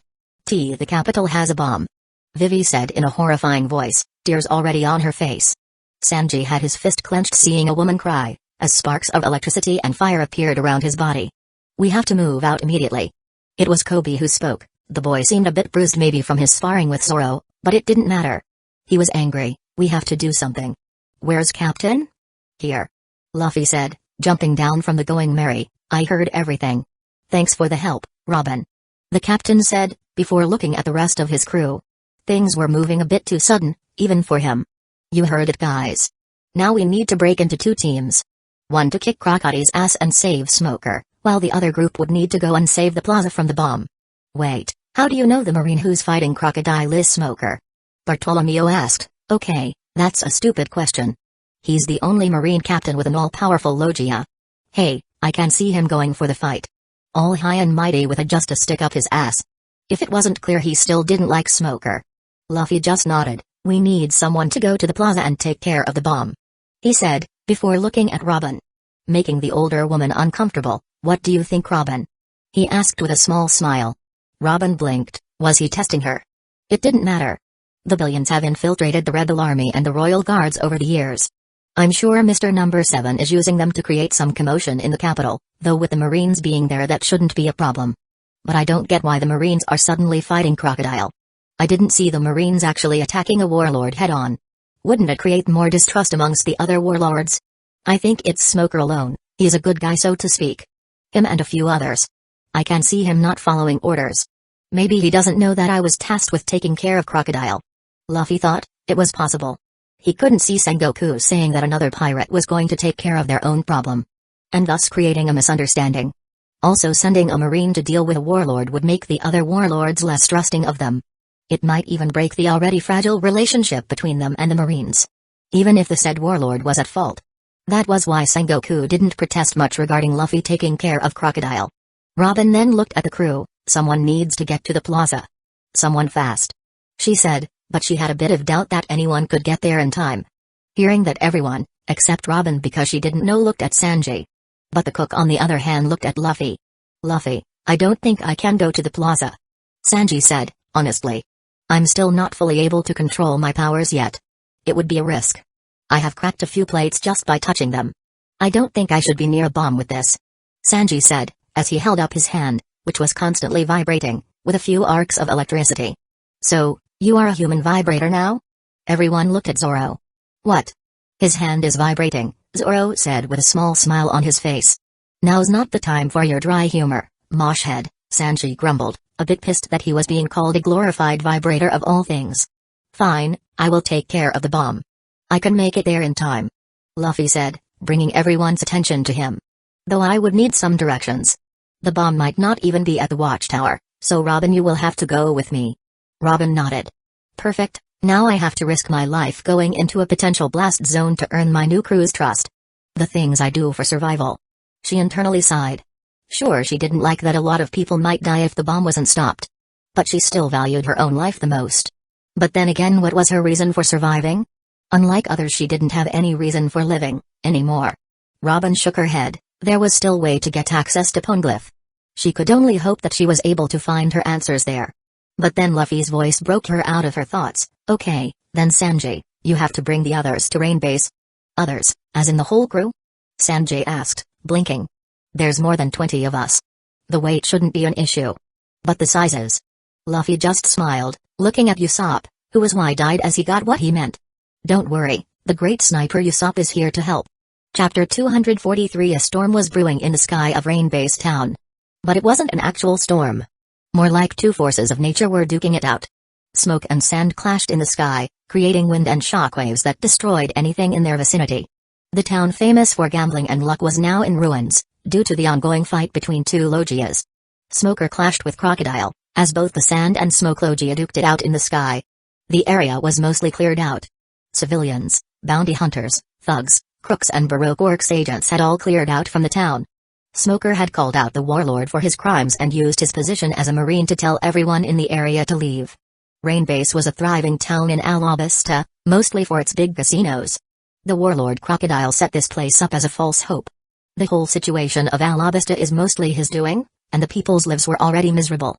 And with a large casino set up that promised wealth to the bold, many people came selling their all and trying their luck.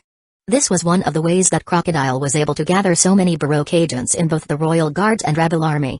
Those that weren't able to pay their debt were forgiven if they worked for the bounty hunting organization. Thinking nothing of it, they agreed, and with a bit of motivation, most of the agents working easily became quite loyal to the organization. Gaining loyalty was easy when you had a common goal. The people of Alabasta had suffered much in the 4 years and they blamed the royal family for all of their misery. With this, Crocodile was able to gather quite the amount of force in the land. But now things changed, when Smoker came and called Crocodile out for his schemes and how it was mainly his fault for the country's situation. People became conflicted. A good majority still supported Crocodile because they saw the warlord saving them from pirates every day. There was no competent marine on the island. So they wanted to fight against Smoker as well. But the marine captain was having none of that. And used his powers to subjugate anyone that tried to harm him, or get in his way. Smoke can be quite suffocating to one's lungs, and they learned that the hard way. Seeing this, Crocodile himself came out. And that is how the fight between the two logias started. The billions members of Baroque Works ran as they saw what both of them were capable of. Luckily the Rain-Base town had no large residential area. Those that were, had been evacuated by the small force of Marines that Smoker brought along with him. Did the Marines really send one Marine captain against me? Crocodile asked, as his hook clashed against Smoker's jet. They are really understaffed if that's the case. I will be enough for you, scum. Smoker said. Crocodile chuckled, very original line, there. Been reading comic books? He taunted, pushing him back. Smoker's brow twitched as he struggled to hold against Crocodile, and I'm not alone either. A large anchor was thrown at Crocodile, which the Sand Logia had to dodge by morphing his body around the attack. And before he could grab the anchor, Smoker attacked, letting the anchor get pulled down by its attached chain. I'm also here, you shitstick. Popeye the anchor said, jumping into the air with all of his strength, trying to strike down Crocodile. The warlord avoided the attack and countered as Anchor fell down. Unlike Smoker, Anchor didn't know how to fly. And he couldn't use moonwalk either, so he just used his exceptional strength to jump very high in the air and attack Crocodile. The warlord snorted, you really think you guys can stop me? Now that the Marines know about my plans, I will have to just speed things up. But before that, I have to remind them how terrifying I truly am. I am going to destroy the country with my powers and rebuild it from scratch. He said with deep malice, don't forget, sand is my domain. Large amount of sand started to come out from the city as they formed small spikes, attacking both Smoker and Anchor. Smoker could easily deal with the attack, since it seemed the rumors were true. Crocodile wasn't able to use armament. But while Smoker could dodge the attacks easily, Anchor had to tank them. Anchor took out a round shield from his back as he protected his side using the shield. All of the sand attacks were strong, easily able to destroy buildings, and yet all the sand spikes slipped away the moment they touched the shield. But Crocodile wasn't bothered in the least. While the two opponents were strong, they were not at his level. He was merely playing with them. Unlike Smoker, he had observation hockey and could easily dodge the attack coming from Smoker and Anchor. It seems that the princess was somehow able to convince the Marines about my plans. No matter, there is still a way to take over the country. I have planned for this for years. I won't let it go to ruin. Crocodile would have to take the gamble and attack the Alabasta royal family himself to take care of things. The Marines might have known, but he was still a warlord. And if he did take over the country, it wouldn't be as stable as he would have wanted. But it would still be better. It was a known rumor that as long as a country paid the world government tax, they wouldn't care who had control over it. But at the end of the day, it was still a rumor. Smoker and Anchor were very much struggling against the warlord. Even without hockey, the warlord was powerful. I will have to get the princess. If I go for King Cobra, he would most likely rather die than to give me control over the kingdom. But getting his daughter on the other hand. A small smile crept on the warlord's face. But the problem is that the girl is with the Straw Hats. I will have to get through them. While the warlord knew that the Straw Hat crew was strong, at the end of the day, they were just newbie pirates who were way in over their heads. He has been on the Grand Line for more than a decade now. He won't be taken down by the likes of them. Though he had to be a bit more cautious around the fallen hero Luffy. That kid had a reputation for being unnaturally strong. But it shouldn't be a problem. I have to do it fast as well. Crocodile thought, unless the Marines could spare 1 or 2 vice admirals, he should be mostly fine. According to his calculations, he had to take over the kingdom by the end of the day. Crocodile was sure that the Marines were not too understaffed on the Paradise side, as any good Marine should be at least a few days away from Alabasta, so he had to do it fast. Crocodile's plans had a lot of flaws. But after years of painstakingly making his plan, he couldn't just run with his tail behind his legs. It won't be like last time. He gritted his teeth, the phantom pain from his lost hand flaring up, remembering what had happened. If he couldn't take over the kingdom, he could always escape. He had perfected his Logia powers over the years and flying away was always an option. And besides, sand was his domain. It was his territory. It was a given that he took it for himself. As the fight carried on, both of Crocodile's opponents were starting to get in bad shape while the warlord was completely unharmed. Chapter 244 Crocodile ducked under one of Smoker's attacks before his hook latched onto Smoker's jit, and he angled it in a way to take it out from the Marine's hands. Smoker was surprised and wanted to retrieve his weapon, but before he could, Crocodile was backing away. Coward. Give me back my weapon. Smoker said, before he pushed both of his palms forward. Smoking flame vortex. From Smoker's hands black smoke came forward that had bits of sparks of fire in them. Very high in temperature. Smoker saw no need in holding back anymore, though he knew he could give little challenge against the warlord. But Crocodile wasn't worried, as he sent streams of sand from nearby. Most of it turned into glass due to the high temperature, but Crocodile had more sand to sphere. Logias had 2 abilities, one was control of the element, and the other was summoning it. Smoker's fruit relied mainly on his ability to use the most of his powers to summon smoke. While Crocodile could just use sand from the surrounding vicinity, and if needed he could also add his own sand. Crocodile suddenly had to back away when a shield was slammed into the jit, Smoker's weapon, disarming it from him. The warlord grumbled before he grabbed the shield and tried to break it, but to his surprise, most of his strength seemed to slip away from the shield. It wasn't like sea stone, no, his sand was just slipping away if he tried to put pressure on it. A very strange shield. Crocodile was even more surprised when Anchor appeared right in front of him to deliver a blow with his weapon that was also covered with sea stone. But rather than being annoyed, a cruel smile dawned his face. As suddenly his body exploded into sharp sand spikes, impaling Anchor. Desert Senku. No. Anchor. Smoker said, who had now recovered his jit. The Marine's body was littered with wounds. And of course, Crocodile had used his poison-laced hook, so the Marine was beginning to feel a bit lightheaded. The ex-Marine with large forearms was thrown away, crashing into a small building. Let's finish off the weak bastard first. Crocodile said, before controlling the sand around the building that Anchor was lying in, and enclosing it like a dome. Crocodile squeezed his hands trying to crush his enemy. Or at least he tried, before everything around the small building to even the body of the ex-Marine got frozen. Ice taking over everything in sight. And he could see 3 figures around the ex-Marine suddenly appear. Chopper, see to it that the blacksmith is all fine or not. Kuina said casually as she rested her sword on her shoulder as she looked at Crocodile. I will deal with the warlord. By his side, Chopper nodded. Zoro was also by his side. But the swordsman didn't do anything as he sat down while Chopper started tending to Anchor.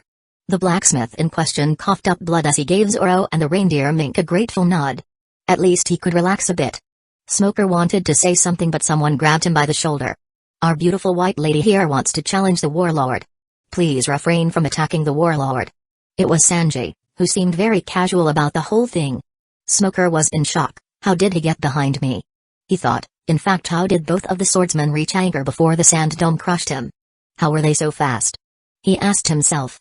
There was instant transmission of course, but even then it added only a burst of speed and he could follow most instant transmission users. Smoker wanted to say something but instincts screamed at him to not go against them now. They are more dangerous than the warlord? He asked himself, before biting down on his cigars, how fucking strong did they get in this short period of time? Smoker didn't know what to say, but he stood still. He tried to look at the bright side. Maybe they could stop the warlord. The wounds on his body were also many, so he could use some rest. Where's your captain? Smoker asked. He looked around. We need a hockey user to beat the warlord. We don't need to do anything. Sanji said, pointing at Kuina. She will do it for us. Just don't get in her way. You should also worry about yourself. Kobe said, you have been poisoned, you know. Here, take this. Handing over an antidote. Smoker felt his brow twitch. When did the pinky appear beside me? Just what's with this crew and their insane speed? He just shook his head, before he swallowed the antidote. Previous incidents made him trust this particular pirate group. He just hoped that he was right about it. Poor Smoker was only feeling a fraction of the frustration that the rest of the crewmates faced every day from their captain, who had a habit of randomly popping up beside them. So as crewmates, it was wise to follow in the footsteps of their captain. And also, it was very funny when you get the trick down and find out people's reactions to it. Crocodile looked at the newcomers and gritted his teeth. His observation was able to get a good read on the newcomers. The Straw Hats, even without their captain, were strong. Especially the one with green hair carrying 3 swords and the blonde cook. They were able to use hockey, in what way he didn't know. But his instincts told him to be careful of them. Along with them, he stopped the other Straw Hats. The only one he didn't see was the captain. His eye searched around for the Alabasta princess, but she wasn't there as well. Crocodile then looked towards Kuina. The white lady, a day ago, she was seen fighting Firestorm Ace. His observation was having a hard time getting a good read on her abilities. It seemed odd. Both Kuina and Crocodile glared at each other, before both of them moved at the same time. Desert Spada. Bleeding Serpent. An arc of sand and an arc of frost clashed as the battle between two pirates started, creating a shockwave large enough to throw away any dust clouds that remained. Both pirates jumped back, Crocodile and Kuina both in the air with their respective abilities. Both of the pirates jumped forward as they clashed once more, creating small shockwaves of chilling frost and grinding sand. The desert wind was now getting colder as the fight stretched. Hook against blade, sand against frost. The fight ensued. But Kuina pulled back as she used Moonwalk to get some distance between them. Crocodile didn't move, merely studying his opponent. Kuina was done holding back, now that she got a basic understanding of Crocodile's power level. Kuina held her blade in front, as she breathed in a well-familiar pattern and the connection with her powers increased. Her eyes gained a small amount of whiteness around her pupil, as a flower-like pattern grew in the base of her blade, small bits of ice growing around Uchiha. When Kuina breathed out, it left some fog in the air. With her powers at bay, she looked at Crocodile before suddenly moving in speed that even caught the warlord by surprise. The warlord recognized the technique, instant transmission. His observation hockey saw the attack, and yet he was a smidge too slow to react. With a burst of speed, she appeared right in front of the warlord, as she slashed downwards diagonally.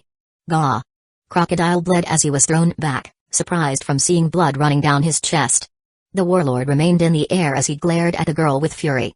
She was able to damage him without hockey. Crocodile's fist tightened. I will make you a shriveled prune of a corpse.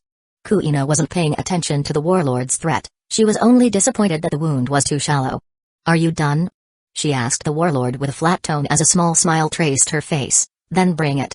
She was up for the challenge. Chapter 245 Sables. Crocodile gathered a swirling mass of extremely dense sand in his hand, then hurled it at his opponent. Howling Serpent, Kuina slashed her blade downwards, creating an arc of frozen wind that traveled and met the sand attack head-on. Both attacks collided, creating a large explosion, the blowing gusts of wind destroying some nearby land. But that wasn't the end. Crocodile moved forward with his golden hook as Kuina did with her Uchiha, clashing in between. Sparks of fire and frost flew as they went against each other. The fight between two pirates has been going on for almost half an hour now. The landscape around them had been changed drastically. At the start of the fight, Kuina made sure to bring Crocodile out of the rain-based town. According to Nico Robin, most of the valuables in Baroque works were stored there. That was why Kuina made sure that their fight was outside in the barren landscape. Everything around the two pirates was either covered in sand, or encased in ice. Destruction could be seen everywhere.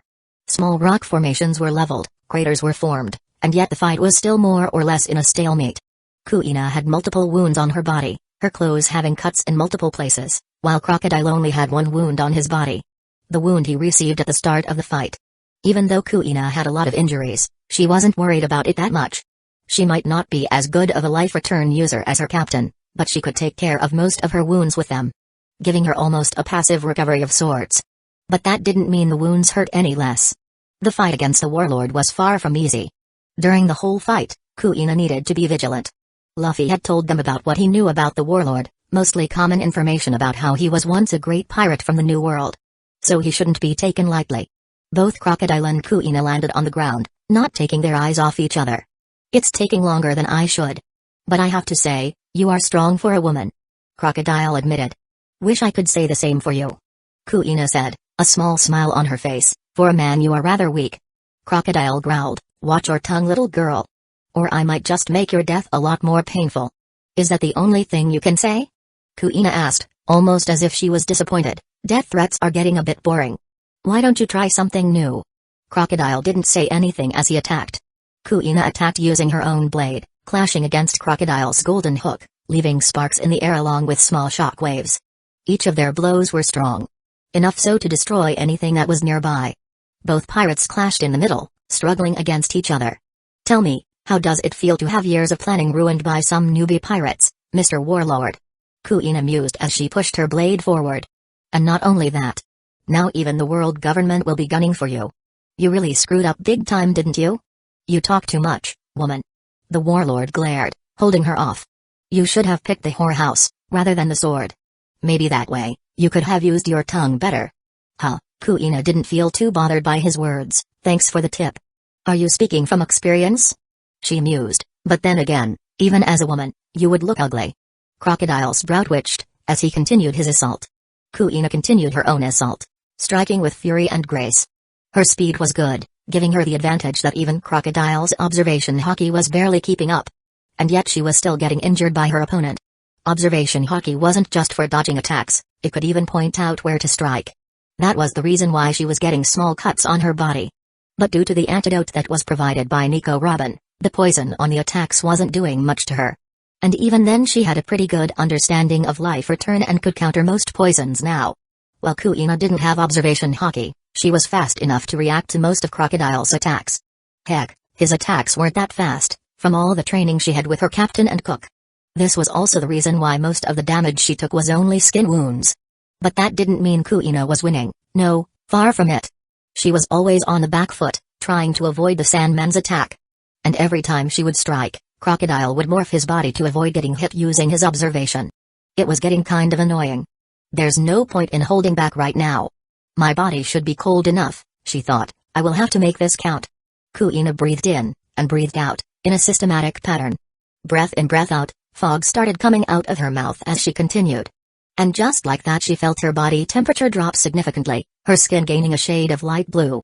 Kuina jumped back from Crocodile's attack as she used her technique.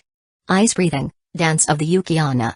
Suddenly mist exploded out from Kuina's form, drowning the whole battlefield in it. The influx of mist covered the whole battleground, enveloping it completely. The temperature in the surroundings dropped down as the mist stretched everywhere. Crocodile frowned, before his eyes widened as the moment the mist touched the sand it started freezing. Sables. He said hurriedly, trying to push back the toxic mist that threatened to freeze anything in its path. Because of him being too focused on the mist he didn't notice Kuina until she slashed her sword. Ugh! Crocodile said, throwing the sand ahead to attack her as he fell back. What the? The warlord saw the wound on his chest freeze. It took a few seconds for Crocodile to realize what had happened, by then Kuina was on him again. The warlord quickly twisted his hook, deflecting the blow from her, the blow throwing him away. She's too fast for my observation haki to keep up. Crocodile thought. It wasn't if his observation haki couldn't predict where she will attack. It did, he could read her intent, but it was his own body that was too slow to react. Crocodile gritted his teeth. If this was the previous him, that kind of speed wouldn't have bothered him. But now it was almost life-threatening to him. But even with that, Crocodile was a seasoned pirate. His ears picked up a sound, reacting on instinct. Quickly he jumped back. Desert Spada. A long sand blade came up from the ground, attacking the mist. Crocodile heard his sand clash against steel, so he sent a few other sand slashes in the sound's general direction, but it was gone before it could hit. His sand slashes hitting nothing but endless mist. The mist that froze his sand. This was getting a bit annoying, he needed to get rid of it. Crocodile frowned, before he held up his hook at the last moment, as it clashed with Kuina's blade. Sparks flying in the air. He might not have been as fast as Kuina, but he could certainly do minimal movements fast enough to avoid lethal blows. You are pretty annoying, you know that. Crocodile said. The warlord swiped his other arm in a claw-like manner, but Kuina's figure suddenly disappeared like a ghost. As if she was never there. Chapter 246. Crocodile looked around waiting for his opponent. He needed to calm down and not be agitated so that his observation haki could work. But it was hard as he was furious by his own weakness. His pride of being a seasoned pirate fueled his anger.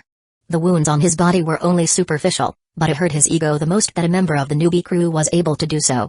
His observation hockey flared up as he felt the ground suddenly getting colder. He jumped away at the last moment, as a pillar of ice erupted from the ground, reaching a few meters high. The warlord clicked his tongue as he kept his senses sharp and an idea formed in his mind. Again Kuina attacked from Crocodile's other side this time, but this time the warlord ducked by turning his body into sand, and used it to make giant spikes that attacked everywhere. Became disable. This time Kuina wasn't able to get away, as one of the spikes managed to stab her in the shoulder, knocking her off balance. Kuina was able to correct herself and the swordswoman jumped back as Crocodile reformed. The warlord frowned as even though he knew he stabbed his opponent, there was no blood. In fact, the part of the sand that had stabbed her had turned into solid due to the cold. Crocodile was about to follow through, but Kuina mixed in with the mist, disappearing. Crocodile knew better to follow her in there. The toxic mist that was around the area threatened to freeze anything if it got near. The mist was getting problematic, he needed to remove it. With that, Crocodile controlled the sand around him, before a twister made out of sand and wind appeared around him. Desert sables, pasado. The hurricane of sand, drawing in the mist and clearing the view. Crocodile smiled, seeing the mist around him finally clear out as he looked at Kuina. But his smile dropped a bit when he had to put his hook up front to block Kuina's sword. "You are getting slow, white lady," Crocodile said, pushing her back as multiple sand spikes hit her. Kuina skillfully moved her blade, cutting down the sand strikes as she tried to close the distance. "It seems that you can't keep up that kind of speed." Kuina's response was to hone in on her opponent while she tried not to let her emotions rile her up. "Maybe," she said, getting near Crocodile as both pirates exchanged multiple attacks. Golden hook laced with poison versus Wadokamanji coated in ice. "But I don't always need to be the faster one. Sometimes it's more wiser to slow down your opponents." Crocodile was wide-eyed when his observation hockey was able to read her intent. But he was too late. Ice breathing, dance of the Uchiha. Mist exploded out of Kuina's body, freezing his sandy body. Kuina was going to follow through with his sword attack, but she had to block the wave of sand that exploded out of Crocodile's frozen body. Both pirates fell back eyeing each other. Kuina wiped the blood out of her mouth as she eyed her opponent. "You almost caught me there," Crocodile admitted as he dusted of the pieces of ice that clung to his body. "But there are some perks of having a Logia body. One that I have fully mastered." Kuina's response was only to narrow her eyes, before she sighed as she sanded straight. She wouldn't let her emotions rile her up. While it worked for some, it wasn't her style. A smile donned his face. "Be careful, Mr. Warlord, I almost caught you." While she looked wound-free on the surface, but Kuina knew she was very much in her limit. Her ice skin took a shade of light blue color, boosting her passive defense incredibly. It had saved her from getting stabbed and cuts from Crocodile. But it did little for the internal damage and bleeding she was having. That was also the reason why Crocodile was unable to draw blood with his previous attack. Ice breathing, dance of the Uchiha was a technique that increased the connection to ice powers in a refuser. And it resulted in mist exploding outwards that consumed anything and froze it. While the techniques had its few downsides, against most Logia users it worked well. Her technique had improved significantly after fighting with Ace, as his fire was a nature counter against her ice. Both combatants eyed each other before they made the move same time. Desert Grande Espada. Crocodile was on guard. Rather than letting her get near, Crocodile attacked with his sand the surrounding area around him, throwing flying sand slashes around him in random directions. The swordswoman easily jumped into the air with moonwalk, going from one spot to another and avoiding the strikes silently, as she made her way to the warlord. While Kuina had speed, it was nowhere near the level of Sanji or Luffy could use. All the matches with Sanji had improved her speed, but she had her limits. She dodged the attacks skillfully using instant transmission, using moonwalk sparingly to stay up in air. Ice sword style, crystal Sakura hurricane. A powerful tempest of frozen wind, along with ice petals, like sakura leaves, attacked her foe. It was as if a wave of sakura leaves, each one as sharp as a crystal sword, attacked Crocodile. This attack was even grander than before due to Kuina bringing in more of her ice power. Crocodile saw the attack coming from his left side and countered. Sables. Crocodile threw in his own attack to counter Kuina's attack, but was surprised when his attack got overpowered. The warlord jumped back as the attack exploded, nullifying both attacks and even throwing him off. Crocodile landed on the ground, digging his heels in, so that he wouldn't get thrown back. But Kuina didn't give him time to recover as she was on him immediately with strikes of fury. Slashes that were precise and deadly, each targeting towards a vital spot or with the intent of dismembering him. The warlord was overwhelmed, as he used his hook to parry the strikes from the smaller woman. He was on the back foot now as Kuina didn't even let him get a breather. Both opponents hit each other, while Kuina's attacks did harm Crocodile. All of the wounds were too shallow as the warlord was boosting his defense passively with his Fruits ability. Kuina on the other hand could feel her arms aching, ribs crying and ears humming from the strikes that were doing mostly internal damage. But that wasn't only it, Kuina could feel her ice skin having cracks underneath her clothes. The swordswoman grit her teeth as she wallowed in the pain and continued her assault. Finding a chance, the ice user ducked under one of Crocodile's hook strikes, kicking him in the stomach, before striking horizontally with her blade. The warlord was thrown away but recovered quickly, growling furiously towards Kuina. He felt a trickle of blood on his face. A horizontal cut appeared right on his face, adding another scar to his face that ran parallel to his previous scar. Was aiming for your head. Kuina said flatly, hiding away the winching pain she was painting behind fake bravado. Sorry, for hitting your ugly mug. I hope you understand, it was merely an accident. The warlord gritted his teeth as the sand around Crocodile started to hum, gathering around him. I will show you why I'm one of the most feared pirates of the sea. The sand user said, as suddenly large vines of sand erupted from multiple spots on the ground, all under the control of the warlord. I'm done playing games. Now die. Drying death. A dozen or so sand vines targeted Kuina, but the swordswoman in question didn't move from her spot, taking the challenge head-on. Not that she could move, her legs were shaking from all the liberal use of moonwalk and instant transmission. She held her blade, flowing her energy into it, as the guard of her blade took a flower pattern made out of ice. The surroundings dropped a couple of degrees in temperature. Ice sword style, dancing of the moonlight blades. With that, she swiped her blade as thousands and thousands of sakura petals formed, each one sharp as a sword, creating a wave of ice-like sand that crashed into Crocodile's sand attacks. A technique that was the final evolution of her Sakura Hurricane. An original technique, so to speak, that had gained quite a lot of power due to her ice breathing. A large explosion rang out, as each vine from Crocodile's attack met Kuina's attack, nullifying each other. The warlord sent another wave, Kuina sent her own. Both Crocodile and Kuina attacked each other, as a tsunami of ice petals crashed into the wave of sand. Both of their attacks seemed endless, neither of them backing off. Their attacks created huge explosions that rang off around them, creating a spectacle of epic proportions. It was as if two forces of nature were fighting amongst each other for superiority. Chapter 247. Their attacks created huge explosions that rang off around them, creating a spectacle of epic proportions. It was as if two forces of nature were fighting amongst each other for superiority. But even with that, Kuina knew she was on the back foot, so when Crocodile sent out another wave of attack, the ice user didn't defend against it. Kuina disappeared from her spot, using moonwalk to jump away from the attack and using instant transmission to speed up on the warlord. With her incredible speed, she ran. Her form ran down the vines that targeted her, as she skipped from one spot to another, gracefully avoiding the attacks, as she made her way towards Crocodile. Crocodile honed in on his observation hockey as he tried to predict Kuina's next move. While he might not have been able to react in time, he could counter her attack in other ways. He had realized something. While it was a bit stupid on his part, he didn't want to use this method. But then again, he was a pirate. The warlord smiled, as suddenly his body turned to full sand, merging with the sand around. Kuina, who was making her way towards him, was surprised as she looked around for her opponent. Unlike him, she didn't have observation hockey. The sand around her erupted, creating a small sand cloud that hindered her vision. She was about to use her sword to clear her view, but it was too late. A hook made out of gold suddenly shot out from the sand behind her as it dug into her side. The poisoned hook dug into her skin, breaking the second layer of ice skin. She grunted, but before she could do anything, the hook pulled her. You are dead now. She heard the warlord's voice. With that, multiple sand spikes rushed towards Kuina, who was getting pulled by the hook that still dug into her stomach. Shit, Kuina cursed, ice sword style, crystal coffin. Before the spikes could hit her, Kuina's form was suddenly encased in a block of crystallized ice. It protected her from the attacks, also freezing Crocodile's hook that was on Kuina. When the attacks died down, Kuina grabbed the hook and slammed her hand into it, breaking the hook. You are full of surprises, woman. Crocodile said, a bit unfortunate that I had to sacrifice my hook for that attack. He now had no hook but a stump where his hand should have been. Though the warlord quickly made a new hand made out of sand. But make no mistake. Your tricks won't work on me anymore.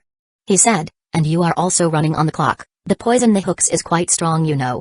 He gave a grin that promised pain. But don't worry, I can end this quick. Just don't resist it. Shut up, Kuina said, wiping off the blood from her mouth as she stood up. The wound on her stomach was critical. She had frozen the wound and was using life return to keep it in bay. But with all the things going on, She had little time to worry about her wound. She needed to end the match fast. Wado Akamanji pointed at the warlord. Ready for another round, New World reject. Crocodile growled as he could feel his anger boiling inside of him. You will regret this. All of you. Yes, like you regretted going after Whitebeard, Kuina smiled. She usually wasn't the one to taunt her opponents. But all the fights with her captain made her pick up a few tricks or two.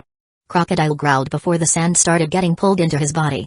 The warlord didn't grow in size, yet the density of his body increased quite a lot. His skin took a bronze shine to it, after he was done. I haven't used this in years. Be grateful that you will die like this. Crocodile hands moved in swiping motions as the sand around Kuina turned into spikes, hooks, vines, and other shapes as they started to attack her. The woman took to the sky, and yet the warlord sent multiple giant-sized orbs of sand that followed her and attacked. Ice sword style, howling crystal serpent. Kuina attacked as she froze two of the giant orbs, before moving away from another. She moved, cutting up the giant orbs one by one, yet it seemed like they were endless. Ice sword style, bleeding crystal serpent. The swordswoman looked down. It appeared that whatever move Crocodile used made him a bit slow, as he wasn't chasing her down anymore. She also had used a few flying sword slashes that the warlord tanked using his body, taking seemingly no damage. It seemed rather than turning his body to sand he opted to increase his durability. But that shouldn't be a problem, she was able to cut steel. Or that's what it would usually mean. My attacks don't cut deep enough as it is. Now with that transformation I don't know if I can harm her or not. She thought, as if hearing her thoughts her sword vibrated. As if telling her that she would be able to do so. I need to at least weaken his defense in a certain area if I want to cut him. She thought. The swordswoman stepped forward, her form into a blur as she used her maximum speed with instant transmission. Appearing right in front of the warlord. Ice sword style, Sub-Zero Viper shot. Her blade hummed as the frost energy gathered at the tip of Wado Akamanji. Kuina thrust her blade forward, like a sniper shot. It connected right into Crocodile's chest, trying to stab his heart. Her sword was able to penetrate his skin, but the wound was too shallow. Going only 1 inch deep. And yet the surrounding area at the point of impact had turned into ice immediately due to it. Crocodile coughed blood as he took several steps, quickly grabbing the blade as Wado Akamanji still connected to his chest. She wanted to do a follow-up attack, but Crocodile didn't give her the chance. Kuina tried to yank the blade out, and yet the warlord didn't let her. Desert Gyra Soul. Kuina was wide-eyed as a large slash came up from below, the sand nearly ripping into Kuina as it tore through her shirt and broke her ice skin as it blew her back across the ground. Kuina's form skipped across the ground a few times due to the sudden attack, before she was able to steady herself and stand back up. Her clothes were ripped and a large shallow wound appeared on her midsection.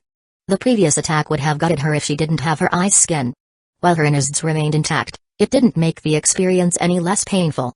Her insides hurt, it was getting hard to breathe, and she was even seeing spots in her vision. No doubt the poison that had slipped into her system. Though she did take the antidote Nico Robin provided, so maybe it was just fatigue and pain that was dragging her down. But the swordswoman was determined, though she was horrified when she noticed what Crocodile was doing. Crocodile grabbed the blade and yanked it out. I will destroy this first. He announced his intent, trying to crush the blade, but he was in for a surprise when suddenly the flower on the guard of her blade exploded into ice, freezing his arm solid and encasing it in ice. Not wanting to look a gift horse in the mouth, Kuina cashed in. No sword style, clawing serpent. Kuina took the chance and appeared right in front of the pirate without any swords as she clawed through Crocodile's frozen chest, and took her blade away from his hand. The Sandman took several steps back, grunting in pain due to the claw-like wound on his chest. Even though the wound wasn't deep due to his body being denser. But the warlord didn't appreciate acquiring another wound. The sand user growled as he didn't back down and attacked Kuina before she could get away too far. Kuina also retaliated with her own strikes. As both pirates battled each other. Sand and ice, warlord against the white lady. Each of their blows carried massive power in them, as they ripped into each other. Large amounts of sand and ice petals crashed into each other, vying for dominance. Chapter 248. The fight between the two pirates looked to have no end in sight as their figures turned into a blur. Each trying to kill each other. Sand and ice clashed. The temperature of the surrounding area had dropped considerably due to the open fight. As the fight continued, the blade of Kuina started humming white, donning all of her attacks in white. I will not lose here. Crocodile screamed as he continued his assault, with multiple wounds on his body. The warlord stepped forward with his own volley of attacks, as his sands changed in color, taking on the color of armament, making it look like volcanic sand. Even the warlord was surprised to see the manifestation of his own haki, but it was a surprise he welcomed. It had been years since he lost his ability to use haki. After getting beat by Whitebeard, after losing his arm, he had lost his will, resulting in him losing his haki. But now it seemed the death battle had reawakened something inside of him, making him regain his power. Even though Crocodile was grateful for seeing the color of armament mix with his sand, he was also furious that he had to resort to using this against such an inferior being. "You are done now, little girl." "Shit." Kuina gritted her teeth as she had to put more effort into countering Crocodile's endless barrage.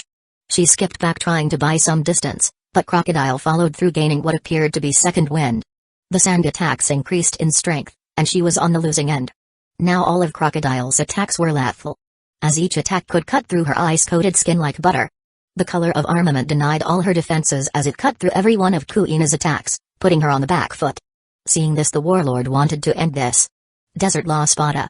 Crocodile attacked, a large tsunami of black sand crashing down onto the swordswoman, intending to crush her. Kuina gritted her teeth as she held Wado Akamenji in front, standing against the wave of sand. Seeing the attack coming, she felt dread, but she held on. She couldn't lose now. No. She refused to lose. Not only for herself, but her friends as well. It felt impossible as the seconds went by. But yet she had a near unbreakable will as she stepped forward, her breathing getting more chaotic, as she channeled all of her will to manifest ice. A deep, ancient power tugged inside Kuina. A power that manifested due to her unyielding willpower and mastery over Verf. And she grasped that power, molded it, shaped it around herself and her blade, empowering her, making her connect with her blade and power on a much deeper level. The muscles in her body cramped with power, the veins around her arms became visible because of the increased pressure. Unknowingly, a mark started spreading from the back of her head around her forehead, white in color, creating a unique mark of sorts, taking the shape of a small snowflake on the right side of her forehead. But that wasn't all. The strength behind Kuina's attack increased dramatically as she struggled against the wave of sand. Rather than aimlessly struggling against the sand, she used her increased strength to get out of the situation. It seemed whatever happened to her made all of the pain and fatigue go away from the body. Adrenaline, maybe. She didn't know. She was more focused on her blade, Wado Akamenji. It seemed whatever ancient power did, it also affected her blade. She could feel it, her blade, it was calling to her. It was saying something. No, it was as if she could feel the emotions of her blade. It was calling out to her. It told her to pour her all energy into it. To trust it. And so she did. The marking from her forehead started to spread around her body, small snowflakes stretched out from underneath her kimono, going around her forearms before meeting the blade and mixing with it. Wado Akamenji started turning pure white due to the frost, before it took a black shine along its edges, manifesting Kuina's own will into the sword, awakening her haki. But it was unstable, so she had to act now. Kuina attacked, so did Crocodile, a last effort of strength between the pirates. "You will die here." Crocodile growled, "I will show you what true strength is. I will show you what despair is. I will make you and your crew regret even stepping foot on the country," he said with venom in his voice. "Do you ever shut up?" She grunted, her will not wavering against the superior opponent. Kuina stepped forward, putting all her effort into the strike, drawing her blade downwards in a beautiful arc of frost and ice. The black sand in front of her split immediately, digging a trench in its way as the arc traveled from her sword, a white slash, its borders black, that took the shape of a crescent moon, freezing everything in its sight before destroying it. Crocodile stared in shock as he saw the attack coming, but it was too late to do anything. He tried to block it with sand and haki, but Kuina's attack proved to be stronger. Still, the warlord struggled, gritting his teeth, as he tried to push back the attack. But rather than pushing it back, the flying slash destroyed anything in its path, cutting Crocodile's body. I lost. Crocodile stood still, glaring at Kuina, before he fell apart into two pieces. Blood and guts dyed the sand in red, marking the end of the warlord as he fell to the ground, regret and anger evident in his eyes. Kuina looked at her opponent one last time, before her eyes became hazy, Wado Akamenji still in her hand as she fell to the ground. The last thing she remembered was getting caught by a particular greenhead before her world turned dark. A bit earlier, Mr. Number 1 made his way towards Rainbase City, a large wound on his body that stretched from the left side of his shoulder to the right side of his torso. The wound was still fresh, drawing blood, but he didn't have time to even tend to it. A gift from a certain female marine whom he crossed paths with back in the capital. But it didn't matter, he could deal with the pain, but for now, he needed to get to his boss's side. The Baroque agent skated on the ground using the blades on his feet, using it for fast travel as he made his way toward his destination. He was almost near his objective and could see the rain-based city, but that wasn't what surprised him. No, it was the fact that there was a battle going on. Just from the sand and ice he knew who they were. Why is the White Lady here? Mr. Number 1 frowned. He had seen Kuina in action against Firestorm Ace. Those occasional pillars of ice that clashed against sand gave away who Crocodile was fighting. I have to get to the boss's side immediately, Mr. Number 1 said as he sped up, entering the rain-based city as he made his way towards the fight. If the White Lady was here, that means the other Straw Hats were here as well. Sir Crocodile might need my help. Dazbones thought, I have to get there, now. Suddenly a large flying slash made the Baroque agent stop in his tracks. The slash dug a deep trench in front of him, as if stopping him from going any further. This is as far as you will go, came a voice from the side as a pink-haired boy came out of the corner. Please, don't make it hard. Get out of my way. Brat. Mr. Number 1 said as his arms morphed into blades. He recognized the pink-haired boy. The hero of the Navy port incident, Kobe. I really don't want to fight you. He said casually, don't want to get any more blood on my clothes, that's all. Mr. Number 1 growled as he moved his fingers morphing into a smaller blade as he jumped at Kobe. The pink-haired pirate in question just sighed, as to him the attack was too slow to even view as a possible threat. A bone-like claw came out of one of his arms and he swung it sideways. Gah! Mr. Number 1 was thrown back as the attack not only damaged him, but created a deep wound from the right side of his shoulder towards the left side of his torso. The new wound and the previous wound made an X-shaped scar on the bounty hunter's chest. Dazbones was thrown away as he went through several buildings due to the attack. But Kobe wasn't done.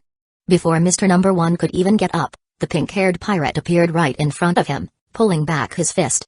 Iron body, he said, before putting the pirate to sleep with one punch that sent his head a few feet deep inside the ground, creating a small crater.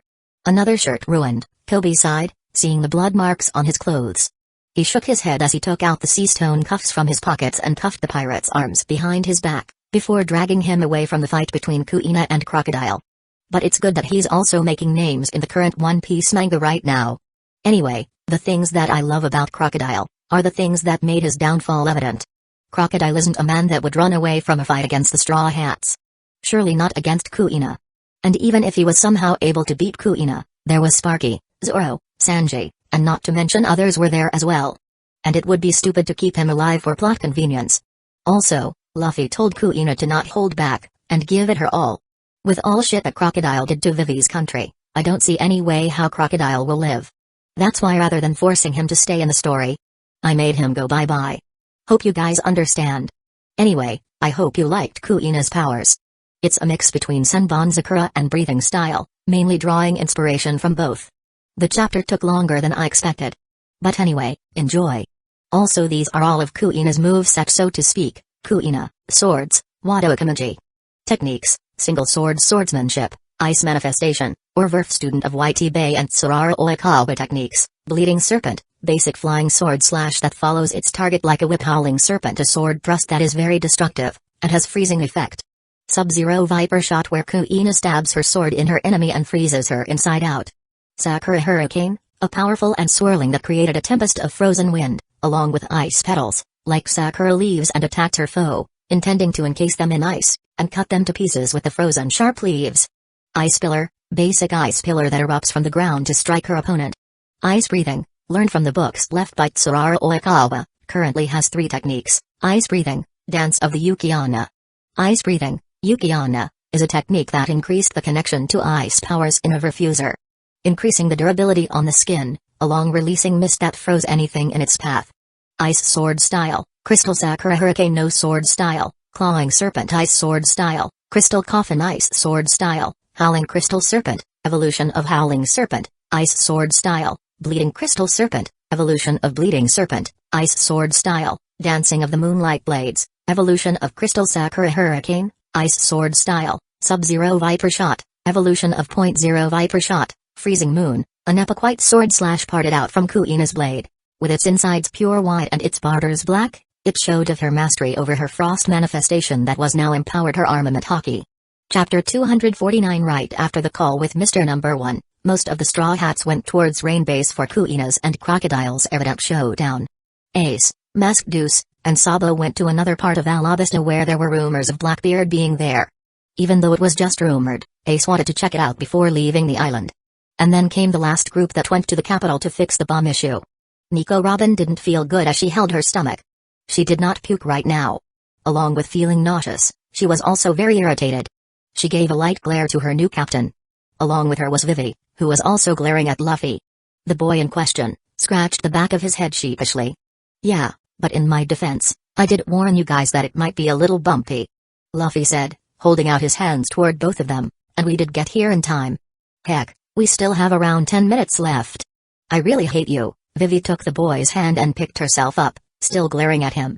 "Nah, honey, you love me." Luffy winked, while the blue-haired teen grumbled. Robin, on the other hand, picked herself up without Luffy's support. But she was on wobbly legs, so Luffy did have to support her before she fell back down. Other than giving her captain another glare, she said nothing. All three of them were on top of one of the buildings in the capital. Underneath, they could see some fighting going on between the Royal Army and the rebels. The Marines had also been spread out trying to stop the infighting as a female Marine captain guided them.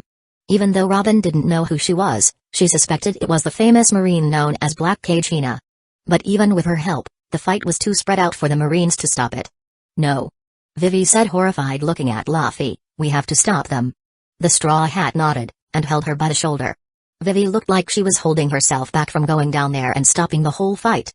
Robin shook her head, feeling a bit bad. She was one of the reasons why the country was in so much chaos. But again, she justified her reasoning, telling herself that she did what she needed to do to survive. Robin then glanced at Luffy, who was thoughtfully looking at the situation, with a solemn expression. Most probably, trying to figure out how to stop the whole mess from escalating any further. She wondered how her new captain could move so fast. She was sure that her captain just casually broke the sound barrier a few times during his sprint towards Alubarna, the capital of Alabasta. And that was with 2 passengers over his shoulder. That level of speed was just unimaginable and absurd. More so when you consider the fact that it had nothing to do with his devil fruit power. The distance between Katria and Alubarna should at least be 100 or so kilometers. And they just crossed that distance in just a few minutes. Even though Luffy wasn't bothered by the fast travel, his passengers were. Robin was yanked off her feet along with Vivi, before they were carried like sacks of potatoes, over the boy's shoulder during the whole ride. And that was the reason why 2 females had been glaring at Luffy. Nico Robin just glared at him, before sighing. "Now isn't the time. The bomb is in the watchtower," Robin said, bringing both of their attention to the whole situation.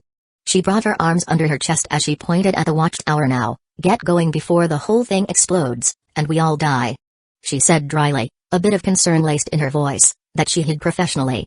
She really didn't like it that Luffy had brought her here, in the radius of the bomb. Things could go very badly for her. "Hey, don't worry, Robin," Luffy said, giving her a thumbs up. "Even if the bomb explodes, I'll protect ya. You and Vivi both. Can't let my friends get hurt.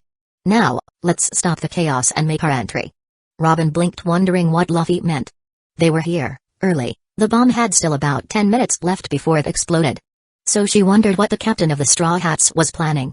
Robin suddenly felt Luffy's arm wrapped around her waist as he did the same for Vivi. "Heads up," Luffy said, before jumping from his spot along with Robin, towards the castle wall.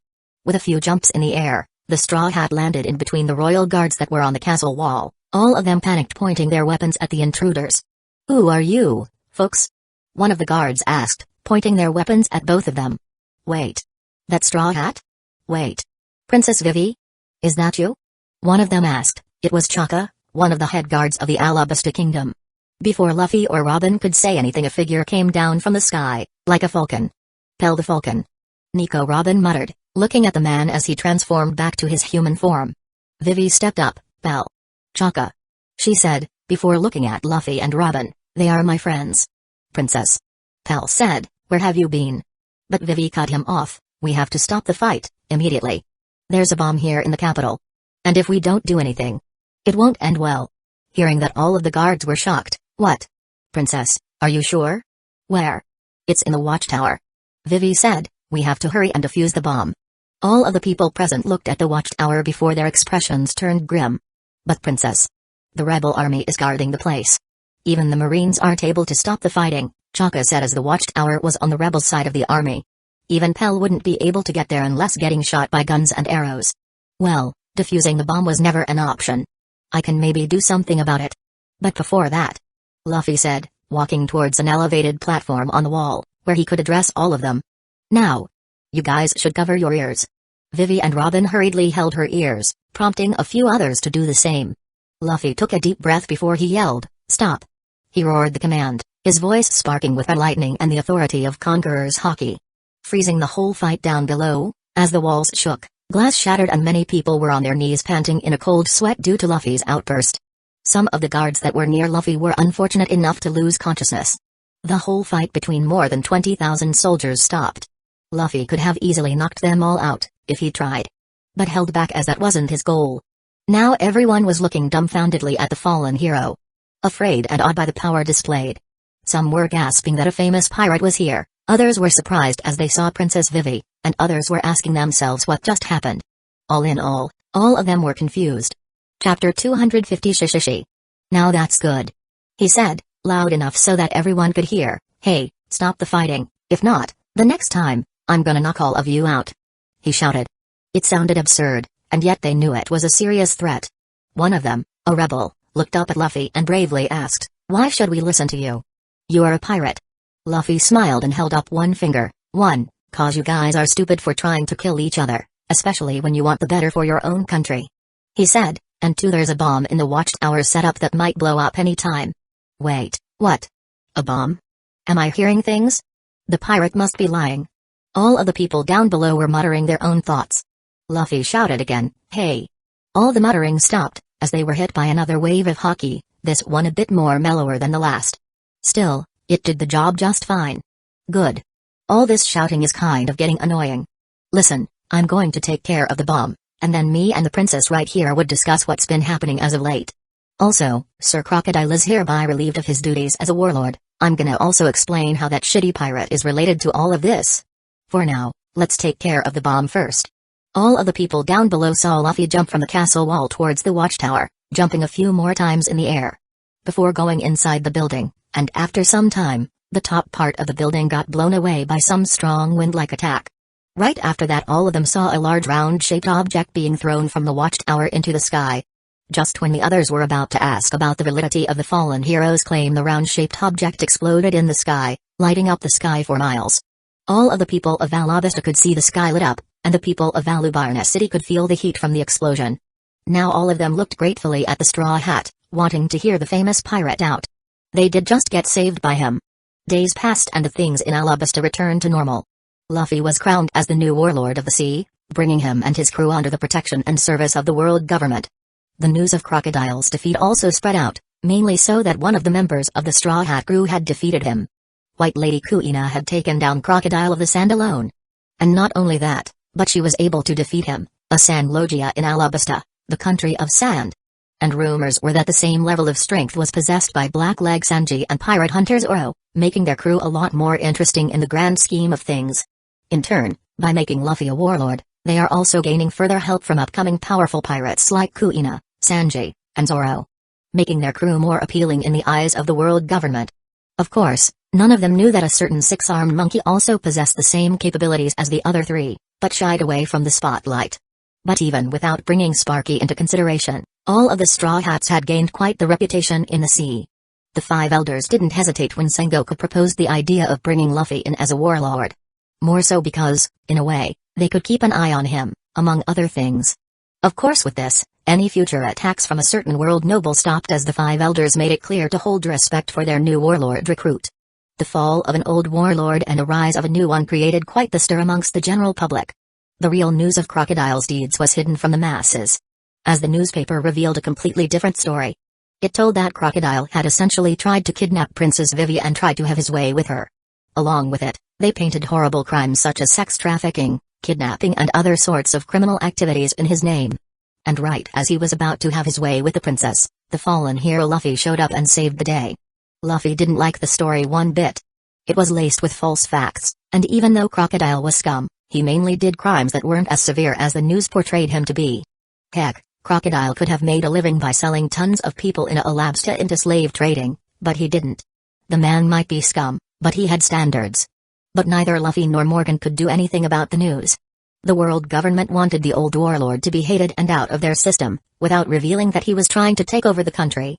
Of course, most of the population of Alabasta knew the real story. After Luffy took care of the bomb, Luffy revealed everything about what was happening and how it was related to Crocodile. The people of Alabasta needed to know the truth, and so Luffy delivered it in a way that would calm the masses. But outside Alabasta, the world knew nothing about the real story. The world government couldn't let it happen. It was balanced in a way. The world government didn't want people to know that a warlord tried to take over a kingdom, and almost succeeded at that. That would put all of the remaining warlords in a bad light. It would be implying that the world government had no control over the 7 pirates. And the general public would be less prone to liking the warlords, which the world government didn't want. The warlord system was built to balance out the powers against the 4 emperors of the New World. It was a flawed system, but it was a good enough system that worked in the world government's favor. The world government didn't just want the Marines under their rule, no, it was in their name. They wanted to rule the world. The Marines were their front cover, to appease the masses. The cipher Paul, and the warlords are their hidden cards in a way. And even though they painted all pirates as evildoers, they tried their best to make the warlords seem like the good guys. All in all, having the warlords under them had many benefits. Funnily enough, the warlord system was hated by most Marines, even the absolute Justice Ward Dogakanu hated the system. But it was a system that the world government was unwilling to banish. So that is why Luffy took full advantage of the situation. If he was right, it would take at least 2 years before the warlord system was abolished. Heck, it might not be at all. So that's why Luffy became one of the warlords. It would give a lot more freedom to do what he planned in the future. And at the same time gather allies using his new position. Chapter 251. After Luffy's announcement as a new warlord, things started to quiet down. Peace was brought back in Alabasta. The rebel army wasn't charged for their revolt, they were misled and it would be stupid to charge them. But all of the people in the rebel and royal armies did a deep scanning amongst their ranks to find out who amongst them were Baroque agents. And many of the Baroque agents that were involved in the whole incident were captured. Which, all things considered, wasn't that hard to find, since most if not all Baroque agents had tattoos of their organization on their bodies. So, they were swiftly captured after Crocodile's defeat. But at the same time, they couldn't be punished either. As most of the Baroque agents that were comprised of Alabasta citizens, were recruited by Crocodile using their Dead and Rain base town. So King Cobra had to be careful dealing with them, mainly letting them go off with a warning. Which would have been stupid if the country wasn't under Luffy's protection. The country of Alabasta now proudly flew the flag of the Straw Hats, meaning any ideas of revolt had died down. The kingdom of Alabasta was looking brightly for the future, so holding previous grudges by any party would be detrimental to their cause. Though not all of the Baroque agents were captured, it seemed Miss Doublefinger was still on the loose.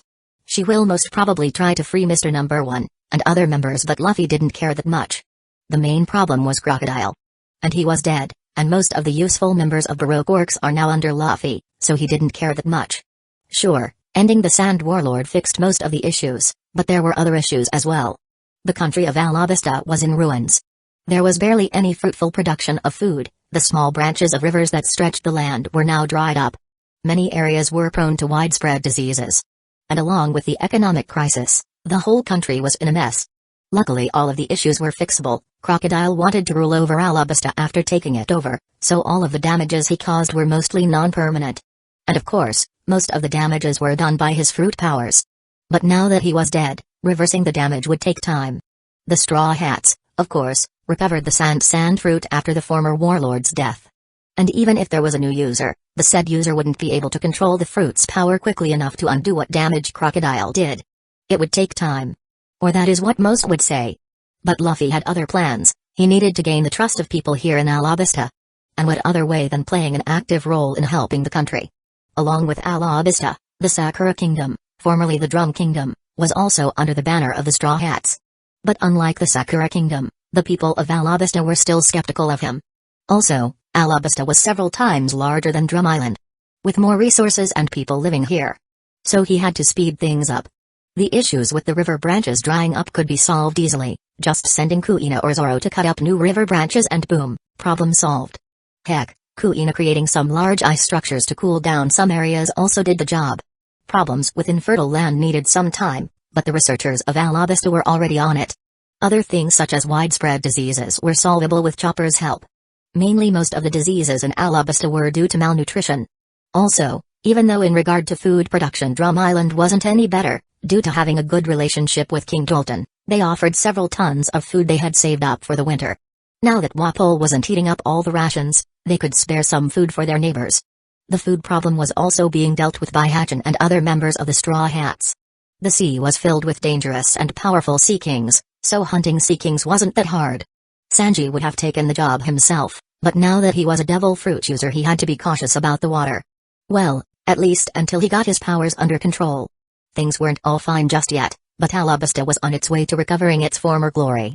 Luffy sat across the window as he sipped on a local drink, made out of concentrated rose syrup, sweet and red in color. A drink that he was oh so used to having in his previous life. He sat on the balcony railings, in front of the Royal Library. Most of the crew were doing their own thing. Sanji and Hatchin were most probably in the kitchen fussing over food. Zoro and Kuina might be either training or doing their own stuff, and Nami was most definitely going over all the loot they collected off of Rain-Base Town and other Baroque hideouts they hit over the last few days. White Fury should be helping her in that regard. Johnny, Yosaku, and Bartolomeo should be sticking together. They make quite the idiotic and useful trio. Either gloating about their deeds or just going around sightseeing. And bossing around petty pirates that unfortunately came to Alabasta. What? He was a warlord now. He could officially cash in pirates of their bounty, so why not? The more money he could take away from the world government, the better. Jin and Kobe should be together. The unconventional duo did like training as much as Zoro and Kuina. But at the same time, both of their levels were equal to each other, so they might be polishing their skills. Chopper was most probably with the doctors that came from Drum Island to help the people of Alabasta. The Mink really did like helping people and well. Being a doctor. Luffy made a mental note to look for another particular doctor, as he was sure that Chopper would love having a helping hand. Momu was a mystery, but most probably somewhere in the royal castle, around Vivi. With Usopp's power, he had shrunken down to a house pet size, and was more than happy to eat and sleep. The poor Sea King barely had any rest since the start of his journey, so he was really enjoying this. That brought up an idea. Luffy should get back to Laboon sometime and bring him along for the journey. Usopp was fairly getting good with his powers, so why not? He did promise the giant whale, so again, why not? Speaking of Usopp, the last time he heard from the Long Nose was that he was trying to experiment with his new powers, and was bugging Kuina and Zoro about it. That and he did hear some rumors about him, telling his tall tales around the capital. Though Luffy knew the last part was more than just rumors. Sabo, Ace, and Masked Deuce should be around Alabasta as well. They all were waiting for Luffy to wrap things up, and tag along with his journey. That. And hunt down a particular man together. Bon Clay, Mr. Number 2, Galdino, Mr. Number 3, and Marianne, Miss Golden Week, were mostly handling taking over Baroque works. Luffy wouldn't call them crewmates, they didn't want to join. And in all things considered, it was better that way. Bon Clay wanted to join the revolutionaries. Galdino and Marianne wanted to stay as bounty hunters and make their name that way. So he didn't push them. And they were willing to work under him anyway, so why not? Chapter 252. With all things done, Luffy looked at the newest member of his crew. Nico Robin. He looked at Robin, who was mildly minding her own business reading a book. Which in all things considered was quite productive on her part. Most of the Straw Hats might have accepted her, but there were some that didn't. And also, Robin was making no effort to earn their trust as well. So other than reading a book, she had nothing else productive to do. And that needed to be fixed. He didn't need Robin to trust everyone in the crew, but she would have to at least trust him, or Sanji. Because other than him, or the cook, she rarely interacted with others in the crew. Luffy rubbed his chin, looking at Robin. How should he go about this? The original Luffy did nothing, and with his luck, everything played out well. But he needed to fasten up the process. Building trust was crucial for the crew. Vivi was close to accepting Robin, so the only problem was Miss Archaeologist herself. The woman in question sighed, putting her book down, and looked at Luffy. Do you want to say something, Captain? Why do you ask? Robin gave him a flat look. You have been staring at me for quite a while now. If I didn't know any better, I would have thought you had a crush on me. Luffy grinned, wiggling his eyebrows, amusement in his eyes. Maybe I do? Robin gave him another flat look. I highly doubt it. You don't look at me the same way you do with Miss Navigator or Miss Wednesday, she said, waving her book at him. So, either you are trying to annoy me just to get a reaction, or you have something you want to say. Oh. You got me all figured out, Luffy said, a bit disappointed as he didn't get the reaction he hoped for. He then flexed his biceps and the other muscles in his upper body. He was wearing an unbuttoned loose shirt, so he was showing off a bit. But I'm good looking, aren't I? Robin mused, humming, maybe, but you are a bit too childish for me. For some reason it hurt Luffy more than he should. So the boy made a face and stuck out his tongue maturely. Nico Robin's mouth curled up. Like I said, childish. She chuckled when Luffy had slouched over in depression. She found her new captain oddly immature most of the time. It was like putting up with the antics of a younger sibling. She wondered how the rest of the crew dealt with it. But then again, in the short time she spent with them, she found out almost everyone had their own antics. In some instances, the six-armed monkey known as Sparky acted more mature than the rest of the crew. Wait, monkey? Monkey D. Luffy. Who has a first name for monkey anyways? Robin blinked, and a small, amused chuckle escaped her lips despite her efforts to contain it, which caused Luffy's grin to widen. See? That's much better, Luffy said cryptically. Robin blinked, having caught herself, and her mask fell back in place. What's better? Robin asked in slight confusion. Your real laugh. I like it. It's much better than that fake smile you put on. Robin was silent for a moment. Someone once told me that a fake laugh is better than no laugh at all, she finally said, thinking over the old friend that sacrificed himself for her. Well, I'm sure he was wise. Luffy said, maybe he was a fellow D, Luffy joked. But Robin stiffened. Those were the words told by Jaguar D Saul once. And he was a D. What does D in the middle name stand for anyways? Robin muttered uncharacteristically. It's simple, Luffy said, puffing his chest out, as if he knew the answer. Making the archaeologist lean in, wanting to hear the answer. D stands for D wise. D awesome. D amazing, and lastly D humble. Don't forget I'm extraordinarily humble. Luffy said, pointing to himself, as she flexed like male peacock. Robin was thrown back by the answer and she couldn't help but chuckle. But I am curious, D is a very odd thing to be in a name. She said, humming, many famous people had it. Then it begs the question. Do the people with D make the D awesome? Or does the D make the people with D awesome? Luffy said thoughtfully, amusement in his eyes. It's a very complicated paradox. He paused for a second, before snapping his finger and looking at her. Houston, we have a problem. Robin lightly chuckled again. A very comedic one, aren't you? So I have been told. Luffy said, and it's better since I can make you laugh for real, he replied. Don't worry, I'll be able to tell the difference. If it was just a few days ago, she would have been on guard at Luffy being able to read her. But now, she was more or less getting used to his antics. Like how the cruise sniper once said, you are getting immune to the captain's luffiness. Or whatever that was. The crew almost made her feel as if it was a big family. Everyone having their own stories, and yet willing to give it their all for each other. But Robin shook her head. It was ridiculous. And it would never work. Eventually, the darkness of her existence would come to shadow him and his little crew, and she would have to either betray him or be betrayed. But would that be so bad? Even Alabasta's poneglyph was a hopeless dream now. Her life. It no longer had any purpose other than meaningless survival. She had seen with her own eyes the carefree nature of the Straw Hat Pirates. Maybe she could pretend she could live that life, just for a little while. Until things went downhill. Then. Would she finally accept her fate? Only time would tell. At least she could enjoy her remaining time. For her, there was no happy ending at the end of the tunnel. Just sadness and ghosts of the past. No bonds, no family, she was alone in the world. Like always. In her ears a voice called out to her, that one day she would find people that accepted her. But the voice of her long-dead giant friend died out at the end. She sighed, before asking, do you need anything? And I do have something I want to say. I'm just not sure how to go about it. I doubt it's anything you should overthink. For some reason overthinking just doesn't match your character. Robin stated, a bit amused by her own statement. Luffy put his right fist over his left palm. Exactly. Gramps said the same thing. Something about intelligence skipping a generation in the monkey family line. I don't believe him one bit, I mean just look at me. I'm brilliant. And humble, Robin added, amused. Luffy smiled, you catch on little Robin. Nico Robin chuckled, most of her depressing thoughts going away as she continued the conversation with her captain. You do know, I'm older than you, by quite a few years. Luffy shook his head, and wisely pulled out one index finger. I have been old, age is just a number, and jail is just a room. Robin blinked, dark humor? In what context? She asked, even though she knew what he meant. Luffy wiggled his eyebrows, wouldn't you like to know? I didn't know dark humor was your thing? Robin asked, holding herself from laughing. I dabble in the arts of jokes.